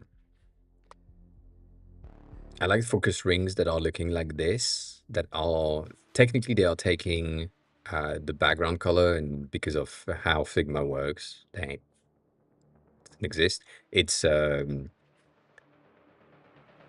still not a dev. I don't know what I'm talking about. But basically, it's a stroke, and the stroke has a stroke offset, which is not something that most devs and or designers know that exist. So the offset is really useful to just expand the border outside of the bound, so you end up with that kind of separation between the two, which I think is really good, and it works pretty well most of the times. I think it's a nice addition. It's a nice option. No. Figma doesn't have stroke offset. That's the thing. This is only created and only achieved through a session of inner and drop shadows that are sharp. So, yeah, basically that drop shadow is my selection, and that secondary drop shadow is inheriting the background color. So if for some reason there was like an image in that background, you would end up with, let me put that at the bottom, you would end up with a bit of a different color. So it doesn't look like it's going through. That's the issue. But if you, in code, if you do stroke instead of border, first of all, and then stroke offset, you then can push your content outside, and it's really useful, and it create that thing with the transparency, so that's neat. But yeah, most devs don't know, which is interesting for me, and most designers don't know as well. And also, yes, Tickle, I am 100% with you with that. Borders in Figma don't exist. The I think I had like a file, a specific file just for that, to showcase what I'm talking about and what most people are talking about when we are doing this. But if we take this thing and you create a stroke at 1 or in full red, and we make it 2 points in code, a border is outside of the bound, or technically no, outside of the bound of the central color, and it counts as the size. So right here, in order to get this output as a rendering, the devs needs to basically create the exact same thing with this, and that being outside, and in that corner radius to be closer to what it needs to be. So let's do 6, and let's do that at 8. It makes more sense. So physically speaking, this container is 48 by 48, and that's the specified size that we want to have. This container is technically 44 by 44, but with the border outside, the devs will see this as a 48 by 48.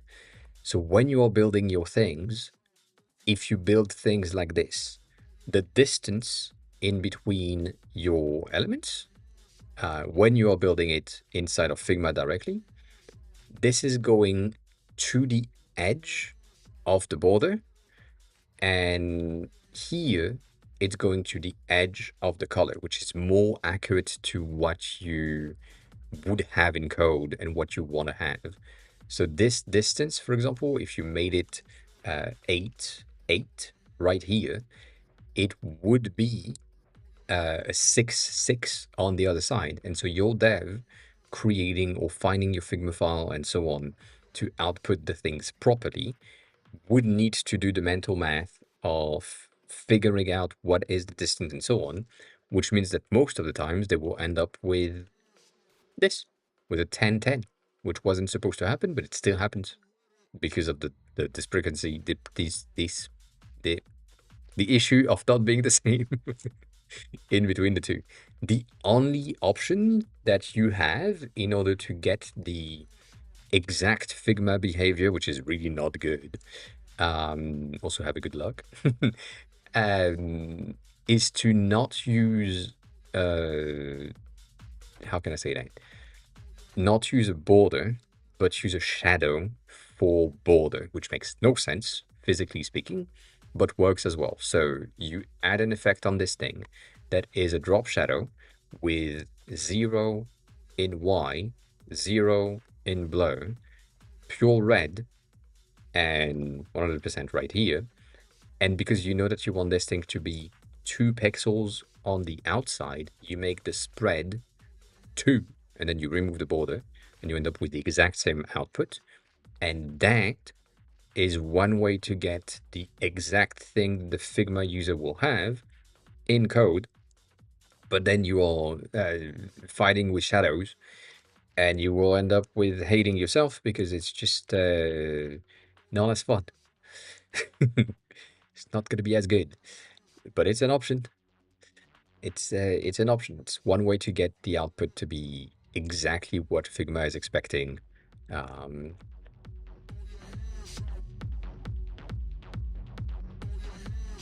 So like that's 8.8, that's 8.8, and that's 8.8 properly, so that technically speaking, the user here, the designer was expecting a 6.6 to achieve this. But yeah, it's a pain in the ass. That's what I'm saying. So basically, yes. And what it is that border inner is something that the devs need to consciously define.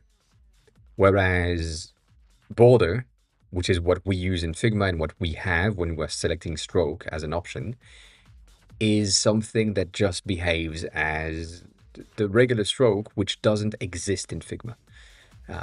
It doesn't exist in Sketch either. There is no design platform that just behave like CSS. It makes no sense. It makes no sense. It shouldn't. It shouldn't. The only thing that you can think of as a designer is the fact that your border is included in the total size of your content. And so if your dev is implementing the things properly, they would end up with something like this, but they need to know that the padding changes because the border inside of Figma doesn't count as a border, nor does it count as anything. So that's the issue. But it's weird. Like it's basically, in order for the designer to get what the dev is going to have, they need to use border outside. But in order to get what they want to see, they need to use border inside of Figma. So overall, it's broken either way. But it's a pain in the ass, and I do agree with that. The thing that I showcased last week, kinda, is the very, very simple regular thing that I showcase. I can go in here, it's going to be the same. If I do this, and I give you that, and I say that this has an effect of glass with fully rounded whatever, and I'm making sure that this thing is just like, right here, it's it makes sense, it's good. We have the system, it's working, it does its job. Cool. If I do the exact same thing right here, and I say that this is a white value of 1%, so that's like almost transparent, quarter radius of 100 as well, so that is purely rounded, and then I just give it an effect of background blur of 4 or maybe 6, just to be a bit more strong than what we have, and then I add a stroke or border at like 1, And this is just a drop, like gradient, that goes from white at the top to gray somewhere around here to white again at the bottom. And I'm just gonna do that right there. And then from there, I'm making sure that this thing is a bit less visible than what we currently have. And let me just be a good sport on this one and be at the top. Now here, my dev would understand that this is just a background blur element with a stroke border that has a gradient inside and a fill of white. We have physically the same rendering. It doesn't have the truncation right there and the displacement of the image. But at a glance, it looks the same. It's the exact same thing. It looks like glass. We're fine with it. Nothing to complain about. It's working. We're all good.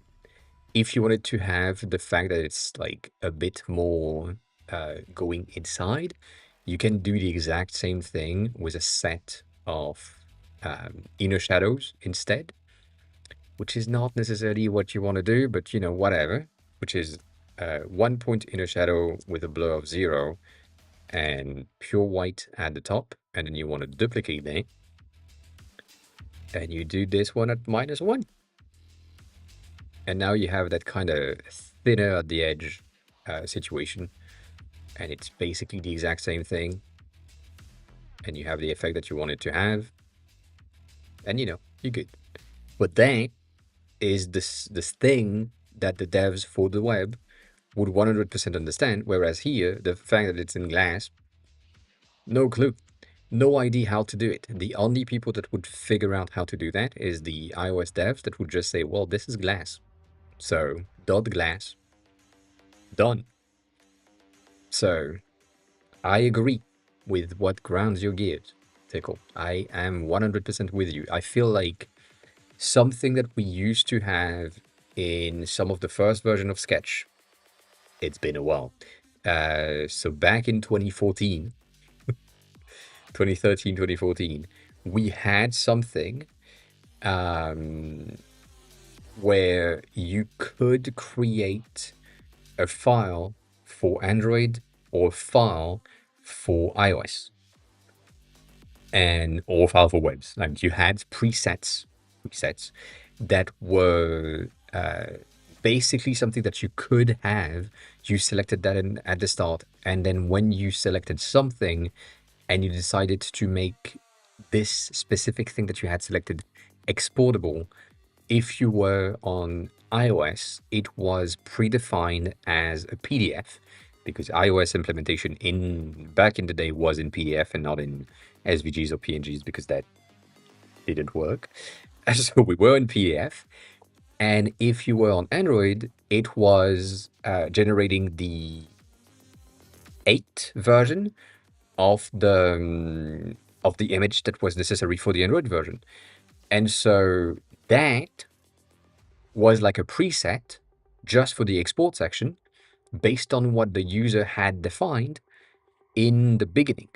The reason why it was removed is because more and more often than not, the designers was describing and deciding to create one file for both apps, for the iOS version and the Android version, and therefore it made no sense anymore to have a preset, because one page would be for iOS, but the preset was Android because they started with Android, and they couldn't have the preset changed automatically. So they needed to do like a cross-platform thing, and more people were using cross-platform, and therefore that went away. But if I'm here and I'm like, this thing is going to be an iOS app, if I were to say, well, this is supposed to be glass, then I have the ability to do, oh yeah, that's glass. But if it's not, and if it's something else, like the web, for example, the glass texture should not exist. I should not have the ability to apply glass to the thing, because that's not something that would be feasible if it's not for iOS. So on Android, for example, it would be like a glass effect, like I just did, or like I did here. But if it's for iOS, then yeah, it's just like dot glass effect, done. Nothing else to say. If it's for the web, then fuck off. It's gonna be the same thing. And these are the type of thing that I wish we had in the whole system, to just make sure and ensure that like the, how can I say that?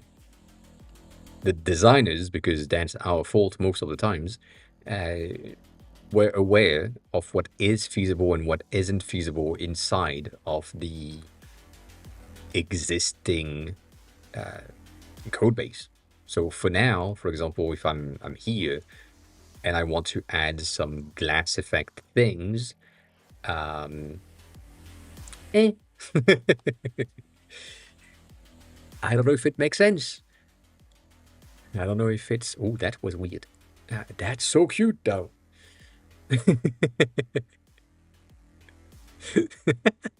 Sorry, that was a bit too excessive for what it is. That's working. That's working. I'm pretty happy with this. I don't like the layout shift, but I don't really give a shit at this point. And then here, this is a bit wider, which makes sense. I don't like the corner radius that are not as corner radius as before. But same thing, I don't like the layout shift, but at least that makes a lot more sense than what we had before. Cool. Cool, cool, cool. Same thing here. Same thing here. Yeah. I guess the issue that we have is just that this one is upload, gallery, and then URL. URL doesn't have an icon. And then things here is upload, my images, and URLs, which means that they are not matching in terms of values. So that is something that needs to change. But yeah, I'm happy you feel seen. It makes so much more sense for me to just say, and I showcased that before,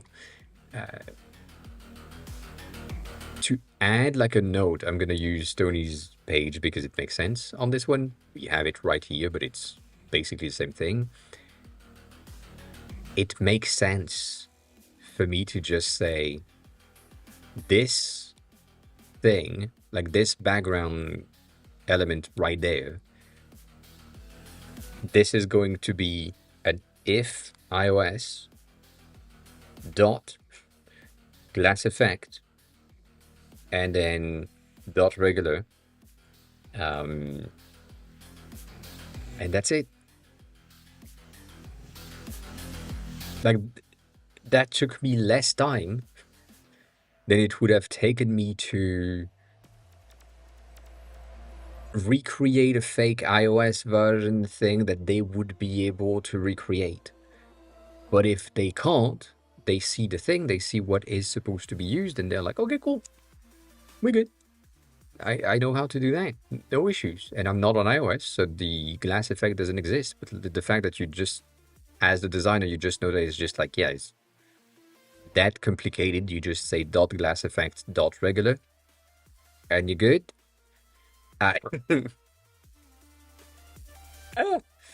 But yeah, other than that, we're good. Other than that, everything is fine. I am... That's great. That's great. I said Greta again.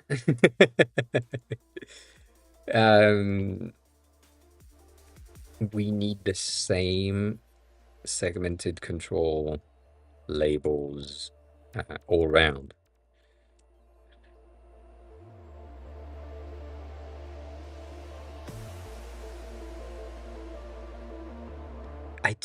Yeah, but then I don't know. I don't know. Also, you said something earlier. Yeah, I mean, you're right with the no reason to use glass effect unless you're using Apple stuff or doing something for macOS, iOS. I would say there has been a lot of options with the SVG transforms and the shaders that we have had in the past few years that are good for glass, but it's not like the glass effect of liquid glass. It's mostly like a glass effect to create the rain effect. But yeah.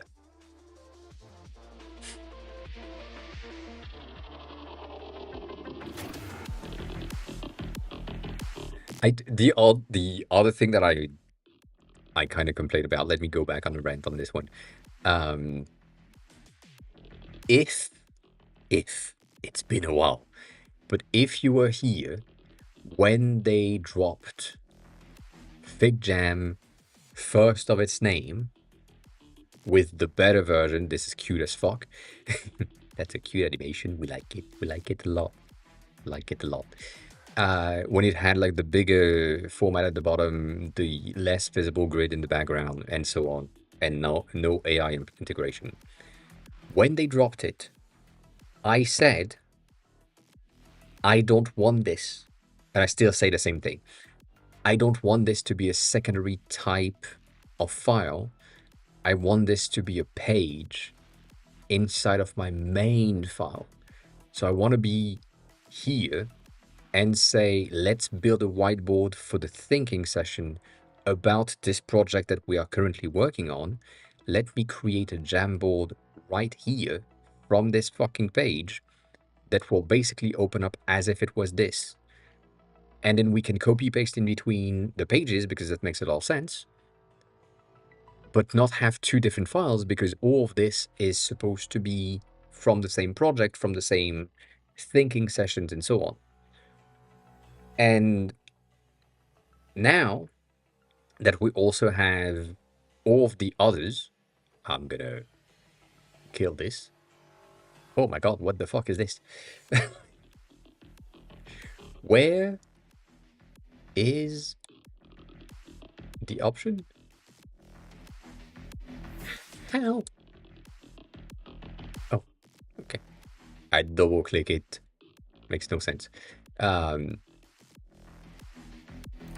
Like having a design file or design page and a FigJam page and a slide page and potentially a site page and all of that co-organized or basically coordinated through the make system. And maybe if you wanted to, but like I don't give a shit, maybe you want to have like a buzz page because you need to do the marketing assets and so on. Even like Figma Buzz is potentially the only one that deserves its own dedicated files for how it works and how it's not necessarily linked to the design teams. But the design file, the FigJam file, the slides for the presentation of the design, and the site and the make are things that should be, in my opinion, pages of the same files as just options, because you know that you will use a FigJam board at some point to do like a bit of a workshop with the rest of the team or with the clients or the users or something.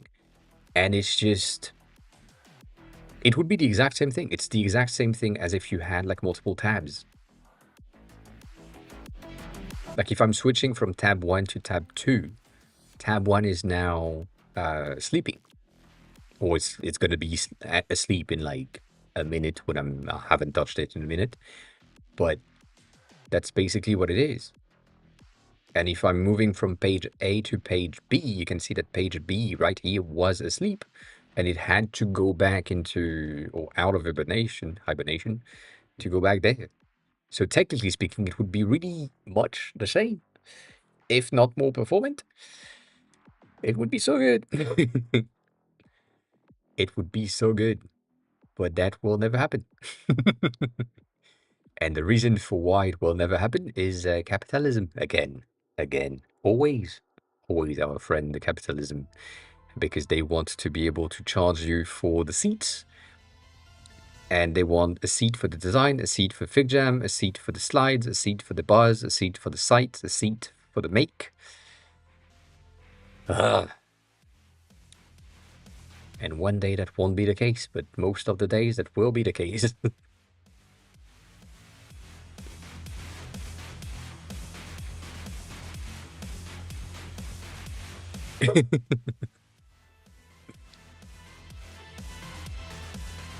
Wouldn't you want to have all of the files that are related to one project into one file or one folder?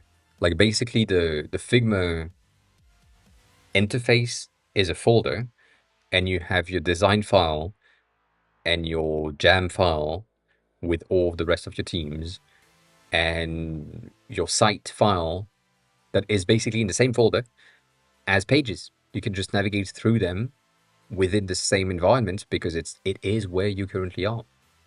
Same thing with these three shit at the bottom. That makes no sense either. They also changed the shortcuts to get access to them, so that pissed me off. They changed the shortcuts twice last month. Makes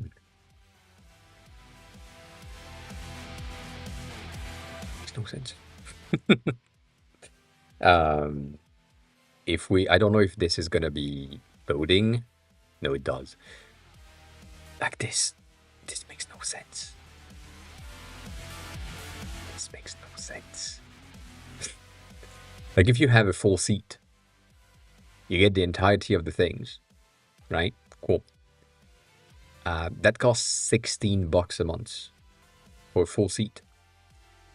And for the exact same thing, plus some very useful and good design system features, you need to pay $55 a month, more than twice as much, because your company can pay.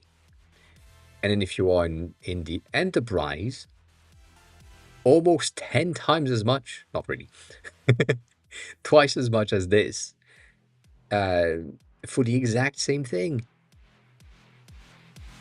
And it's just, don't be billed as organization, work as individuals in the same organization, and everyone is paying 16.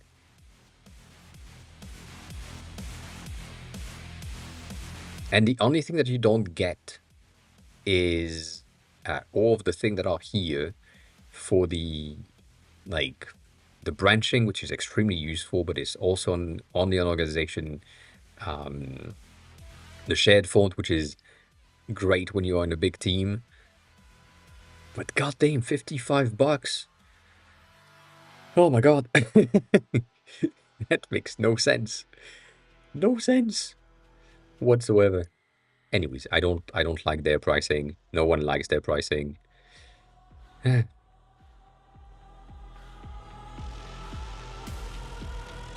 same thing here, like the dev seats, which are for the devs, you are giving them FigJam, which is useful, Figma Slide, which they don't give a shit about, Dev Mode, which they do give a shit about, and Figma Buzz, which is for the marketing team.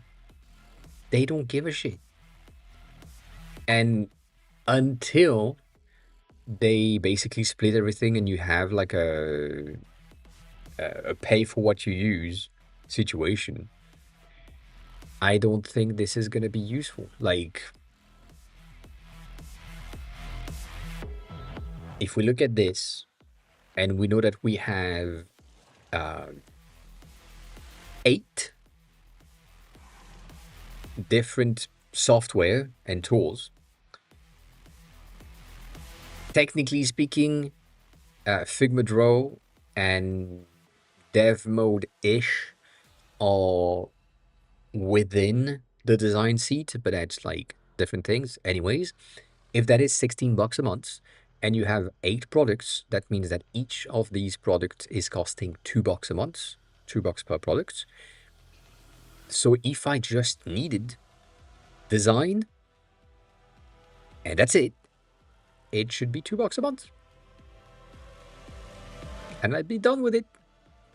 And if I wanted design and dev, then it should be $4 a month. And I would be done with it. But not something that is like not useful. Like if you are a dev, you probably want to have Figma Make, just because it's the AI stuff and it makes sense. Or maybe the Figma site. And you should have like dev mode, Figma site, and Figma Make and be good.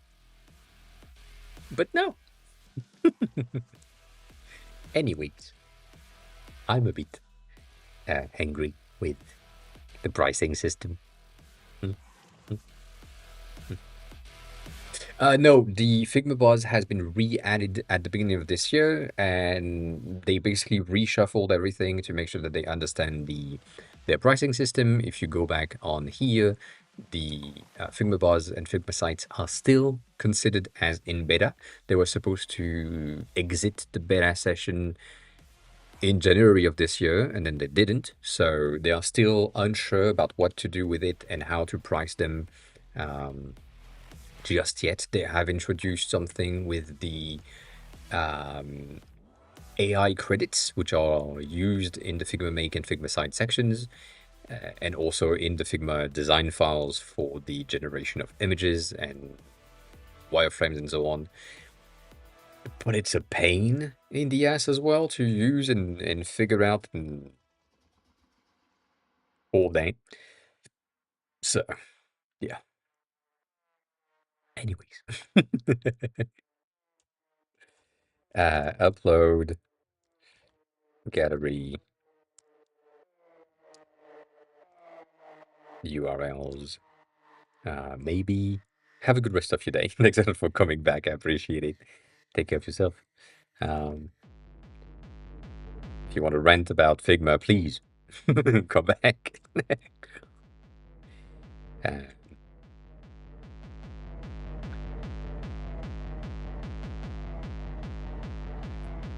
Let's see that.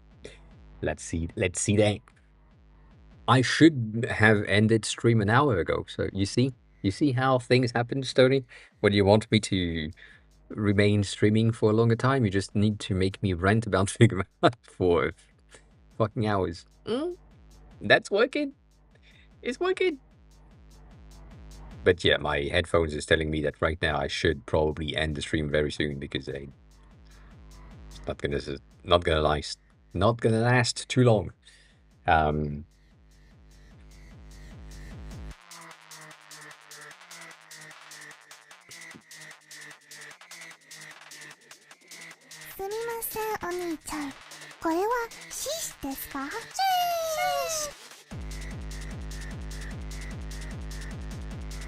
I see. I should do that though. That's a fair point. That's a fair point. I'm gonna see if that works. I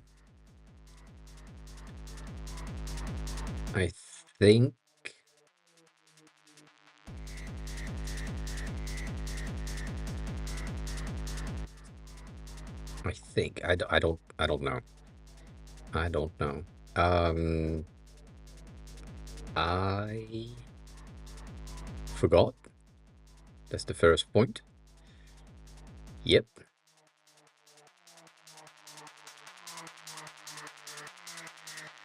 There. Okay. So now the goal is the atom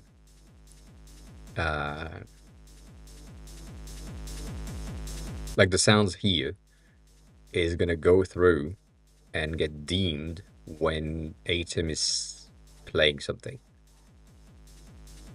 That's the plan. Which means if I go, which one would work?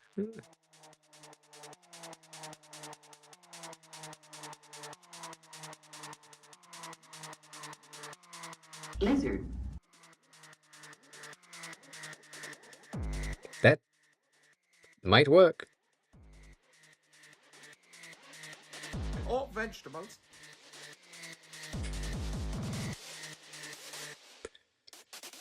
That's what works.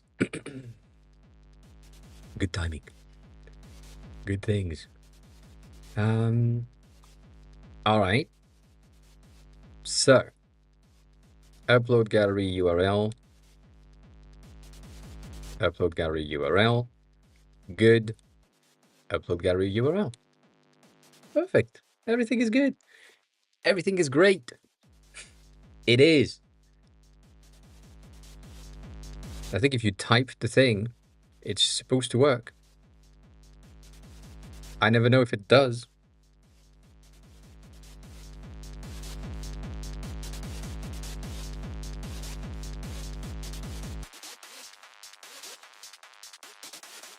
God damn it.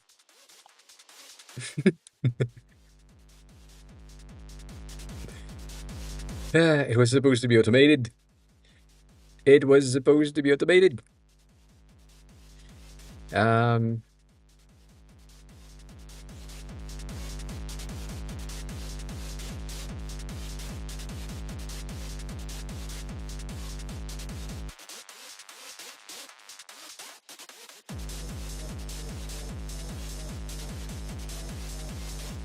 Lizard.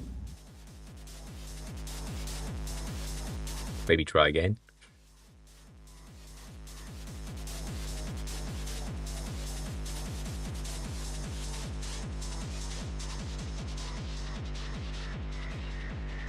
Also, Dan, that's a very dyslexic thing to do, and that's not me. That's not my fault, even. Yeah, that didn't trigger. That didn't work. That, no worky.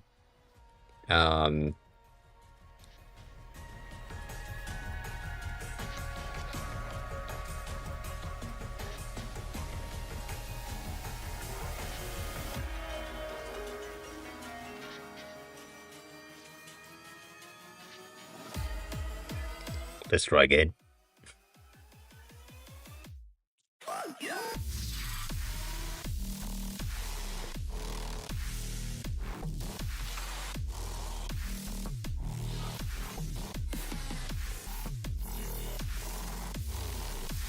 That's wild.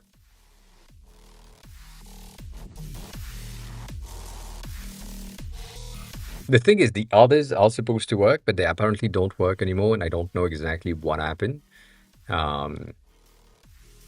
Like,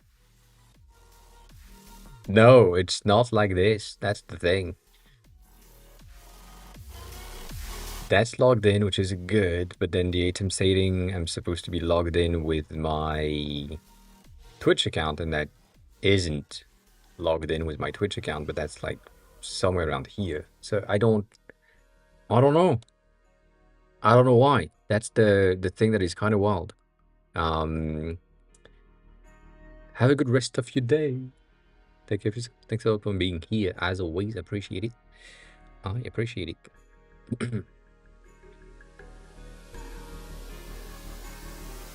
Just Google it. Stop asking stupid questions. The usual. Yeah, I wish it worked, but it doesn't. Anyways, I'll figure it out. I'll figure it out at some point. It's gonna be fine. That's pretty good. So I'm gonna keep that, and then we need to change. You know what? I shouldn't have done that. In the specifics of the docs, I know that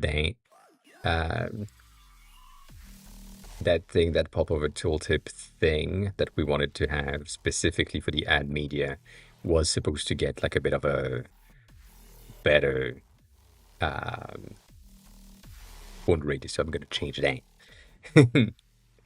To change the corner radius of the docs. Pop over for the media. Kane, hi, welcome on in.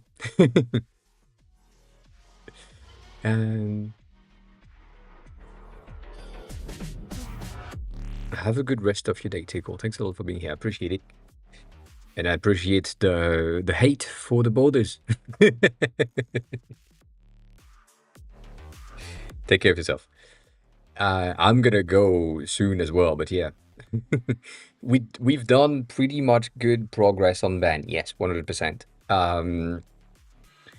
As of right this instant, more radius, not enough radius. We now have a proper image cropping system. So if you are uploading an image, it's a bit breaking, but it's fine. You now have the option to just like reorganize the image directly inside of your profile picture. So if you wanted to get this thing because your image is so good in quality that you could do that. So that's neat. It's a bit weird when it comes to where it's placed and how it's resizing and so on, but it doesn't matter. You now have a proper deletion. The image gets deleted. That's what I'm saying. when it comes to if I am removing and deleting this image, for example, from here, replacing it with something else, something new, that's something that's going to be changed. And so that's good. The images, when you are uploading an image directly and it's a single image, you have the ability to define a click destination so that users like yourself can create a nice thumbnail for something. And instead of using the link format like these ones that are getting these transitions and so on, it basically make you having a potential just on click go somewhere so that you can define the entirety of the content and so on. That's a cool thing. We now have clock, which I don't think you have seen. Said clock has multiple themes, so plenty of options. Got rid of the zoom effect on the image. No, that's still there, if that's what you're talking about.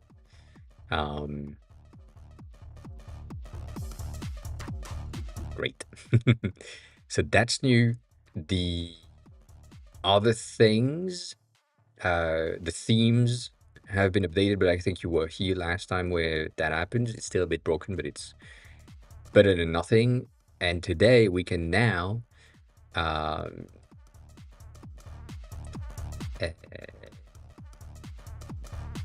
create an account.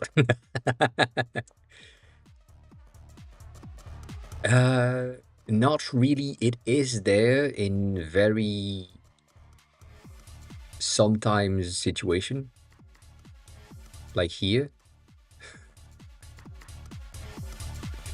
And I don't know why, but it is there. The other ones are not zooming, and it doesn't make a lot of sense.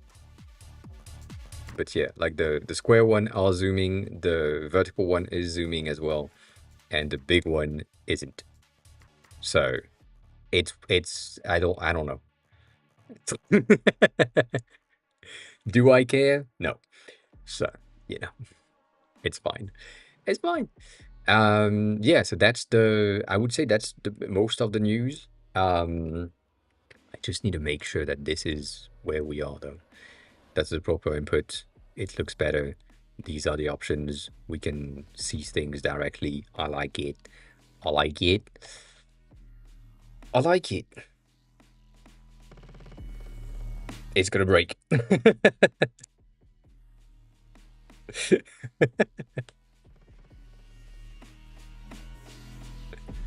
It didn't. Oh my god. So that's good. That's done. That's gonna be published probably at some point. I don't know. I hope that it doesn't send any other weird ass variation systems. We should be fine. If it breaks, I know where to go. That's the thing. So we good. I also made a ton of progress on this thing, which you haven't seen because you were not here on Monday. But I need the fucking thing to run. I know that makes no sense. That makes no sense.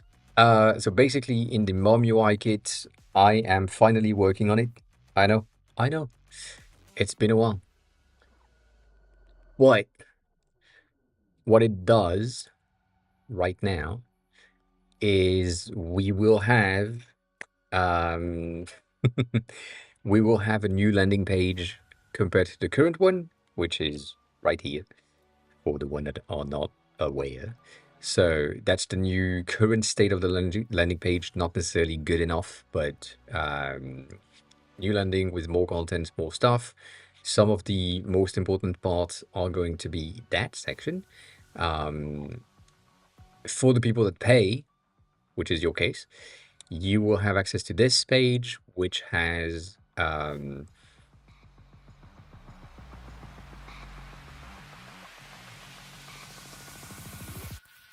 oh, because it's the bento.me link. That's right. You're right.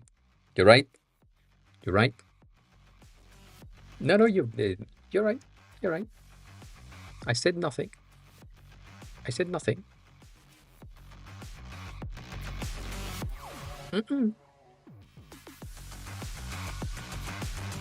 How do I edit that? There.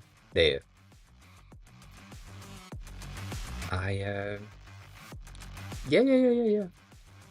The good thing here is just that. Such a big change. Thank you. I knew I forgot to have that somewhere, so now it's supposed to go there. Is it not? It is. Cool. So now you have access to this. You would have access to this, which is pretty useful. You have the ability to see the whole system with all of the icons, however you want them to be, with different styles, different colors. If you wanted to, see them in red for some fucking reason, look for something right here and go through the entirety of the selected sections to find, where you want to go and so on. So that's pretty useful. We do like it. It's neat. It's working so far. So that's neat. The other thing is now we have the system. So everything related to the design system things is going to be there and good. So that's nice. I still need to work on the backdrop filters for the effects. And lastly, since today, components in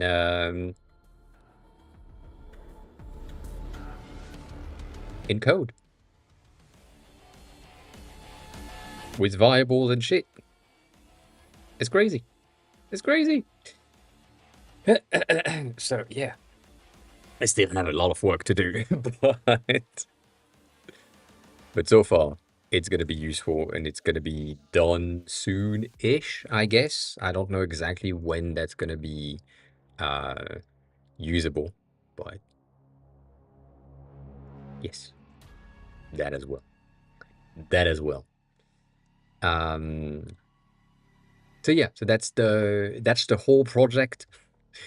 All things since Monday, basically making sure that I'm working on this thing to have as many of the components that we have in the UI kit, in code, in other versions, so that you can play with it and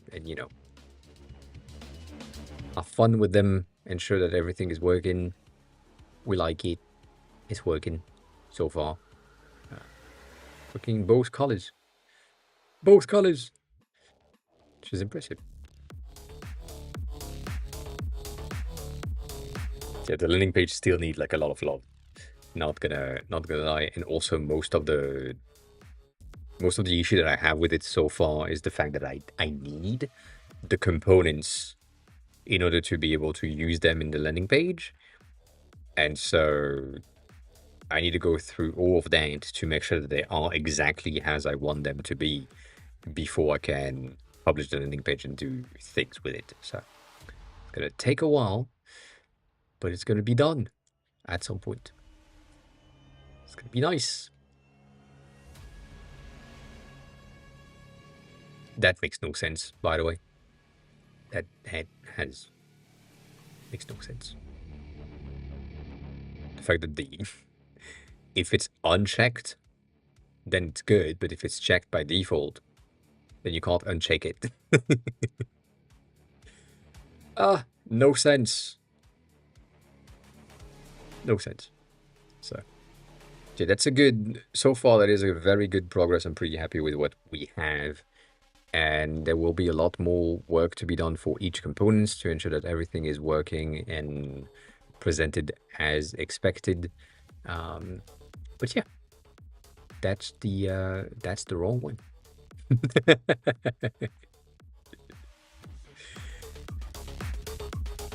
That's where we are. Why this was 2 hours ago? That's not that was supposed to happen.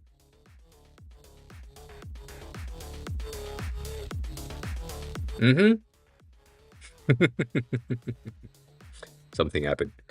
I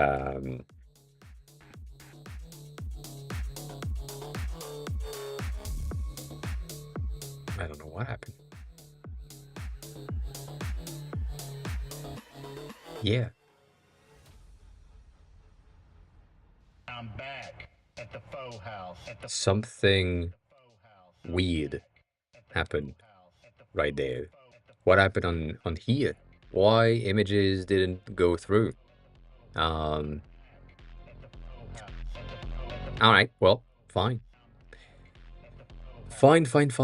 I don't know what happened, but something happened. Anyways.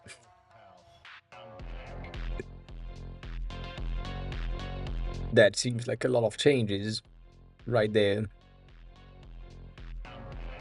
Something that was supposed to be... The thing with Figma and Cloud Code is basically the ability to get Cloud Code to do things inside of Figma, including do things inside of Figma as in exporting a website inside of Figma directly. So what we have with what Dylan has said and what we have presented here is, I think here is going to be better, is basically asking Cloud Code to do things and say, I need I need these files inside of Figma, basically. So I need these code files inside of Figma so that we can have them editable. And that's like one of the presentation. They also have like another one in their full breakdown at the bottom of this thing, which they showcase somewhere around here. So basically you can export like your Figma file or you can export like your website into Figma, and you can create like a duplicate to see how it would look if it was different. So that's like one of the things that you can do, which makes a lot of sense, but also it makes no sense. As I said at the beginning of the stream when we talked about that, is just like the amount of time it will take for you as the designer to say, hey, Cloud Code, let's see how this thing look in the web, but on Figma. Just export that website to Figma. And Cloud Code to do the design. And then you just to be inside of Figma and then changing the design to something that is like vertically aligned instead of a stack that is horizontal and wrapping is probably 3 times longer than if you just said inside of Cloud Code, how would it look if it was like a vertical stack instead of an horizontal wrapping stack? And press enter, Cloud, change the code, you have the things, and it's done. Like, it makes no sense.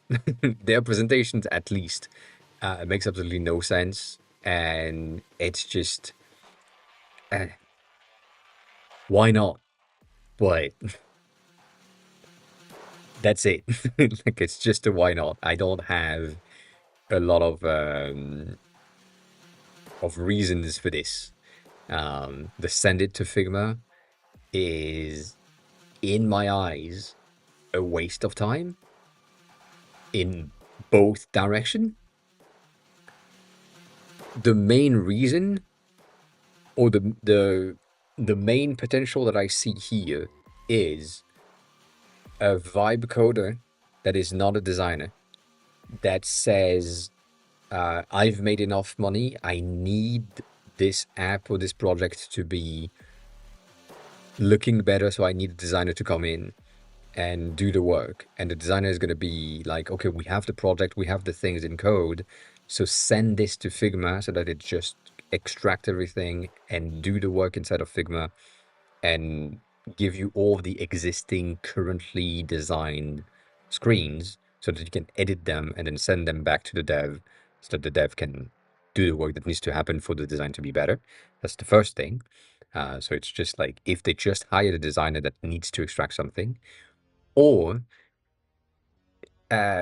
if the dev decided to build a feature that wasn't in the design files just yet and said, the clients asked for this, I had to rush this thing, so you can ask Claude to extract that page and give me back like a better design than what we currently have. But that's the only two options that I can see, because the other options, not others, the other options are simply, if you want to explore a design difference in one of the pages that you have in your projects, the probability of that page already existing in the code because it was built from the design files is really high, specifically if you are in a company. So you probably have seen, like, I'm going to use this one, but you had that in your design file, you send that to the dev created the thing, and then the client is saying, well, we need to change something. And you're like, cool, let me change something. You're not going to ask Claude to extract the thing that you already have in Figma inside of Figma because you already have the design. So it just makes no sense. So, yeah, that's for me, it's just the option of I have something in code and I need it in Figma. And I have something that I've done that is not supposed to be inside of the design system just yet, but I want you as the designer to take a look at it, and therefore that would work. Again, and even then this makes no sense, but ban as of right this instant doesn't have a single true design file. Like, this is a screenshot of what we have, so that I could recreate this bar, that I could make sure that it worked and was doing what it was supposed to be doing, and an experiment on this whole thing. But that's it.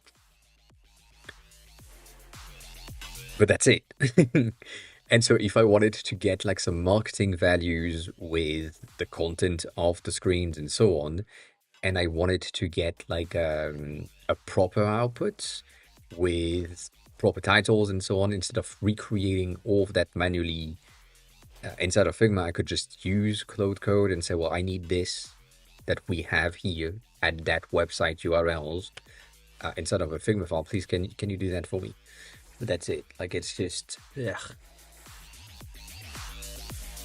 It doesn't matter. At this point, I don't think it matters. So, we'll see. Why is this? Like, I thought I saved and said keep the change. But no. Interesting. Interesting. Did that change anything here? No, it didn't. I don't know why it didn't push, though. That's the thing. I'm gonna say a tad more maybe, just in case. And see if it changes something. It's just gonna change from 2XL to 3XLs, I know that, but this is just to have something to publish. Yeah.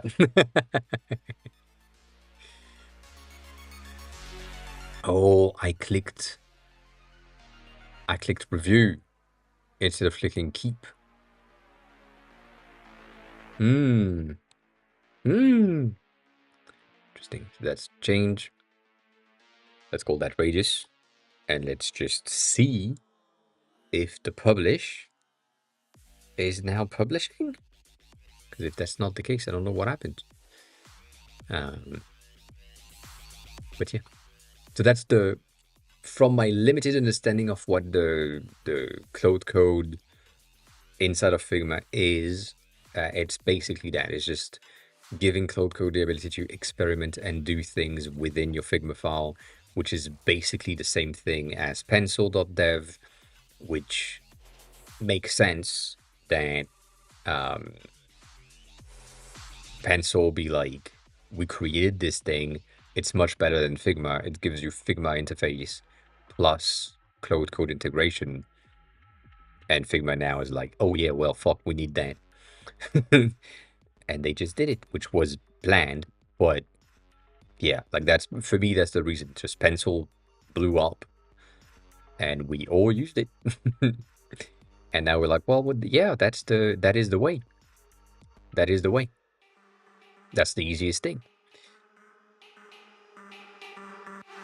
But yeah. Nah. No, pencil is for all of them. And it just doesn't have the ARM, Windows on ARM yet. And even if you were thinking about the previous version, it was available inside of VS Code or Cursor or whatever ID that you were currently using. So you basically had access to the exact same thing with no issues if you were on Windows. But yeah, it's available on Windows as well. The only thing that is kind of sad is that you need like a cloud account, but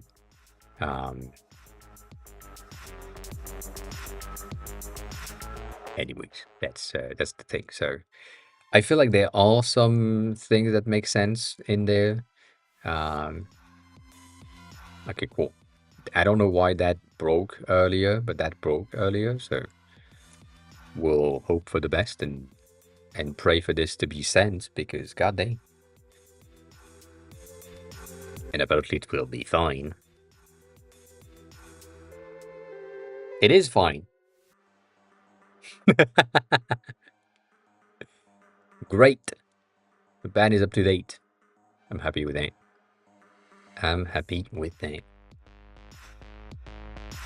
Oh yeah, also one of the things that I made sure of, which was supposed to be working but wasn't working, if you are deleting a picture and that picture is not used in any of the other cards, it is removed from the database, so that I'm not saving and storing some of your data that you wanted to showcase.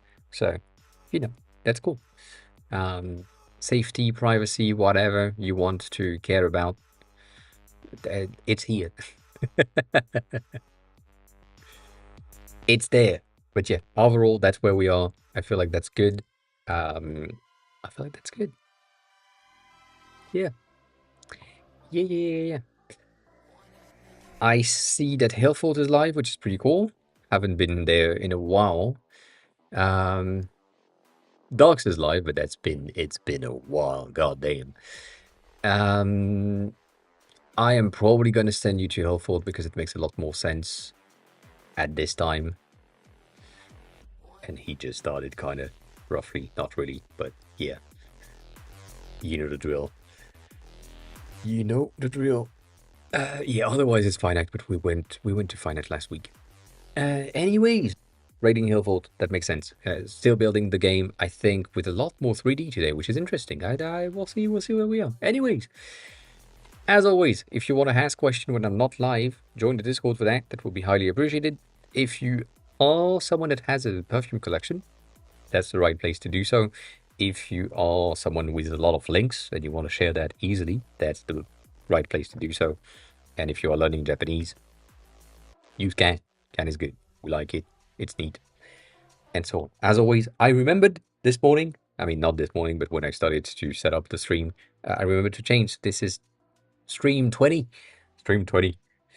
of the year, I think. If I counted properly, but I probably didn't. Anyways, I will see you back there on Friday at 1:30, not 1 p.m., 1:30 Paris time. And yeah, other than that, as always, thank you for being here. Highly appreciate it. Thank you for the chat. Highly appreciate it. And I'll see you all on Fridays. Eat something, drink something, be kind to each other. Take care of yourself. Bye.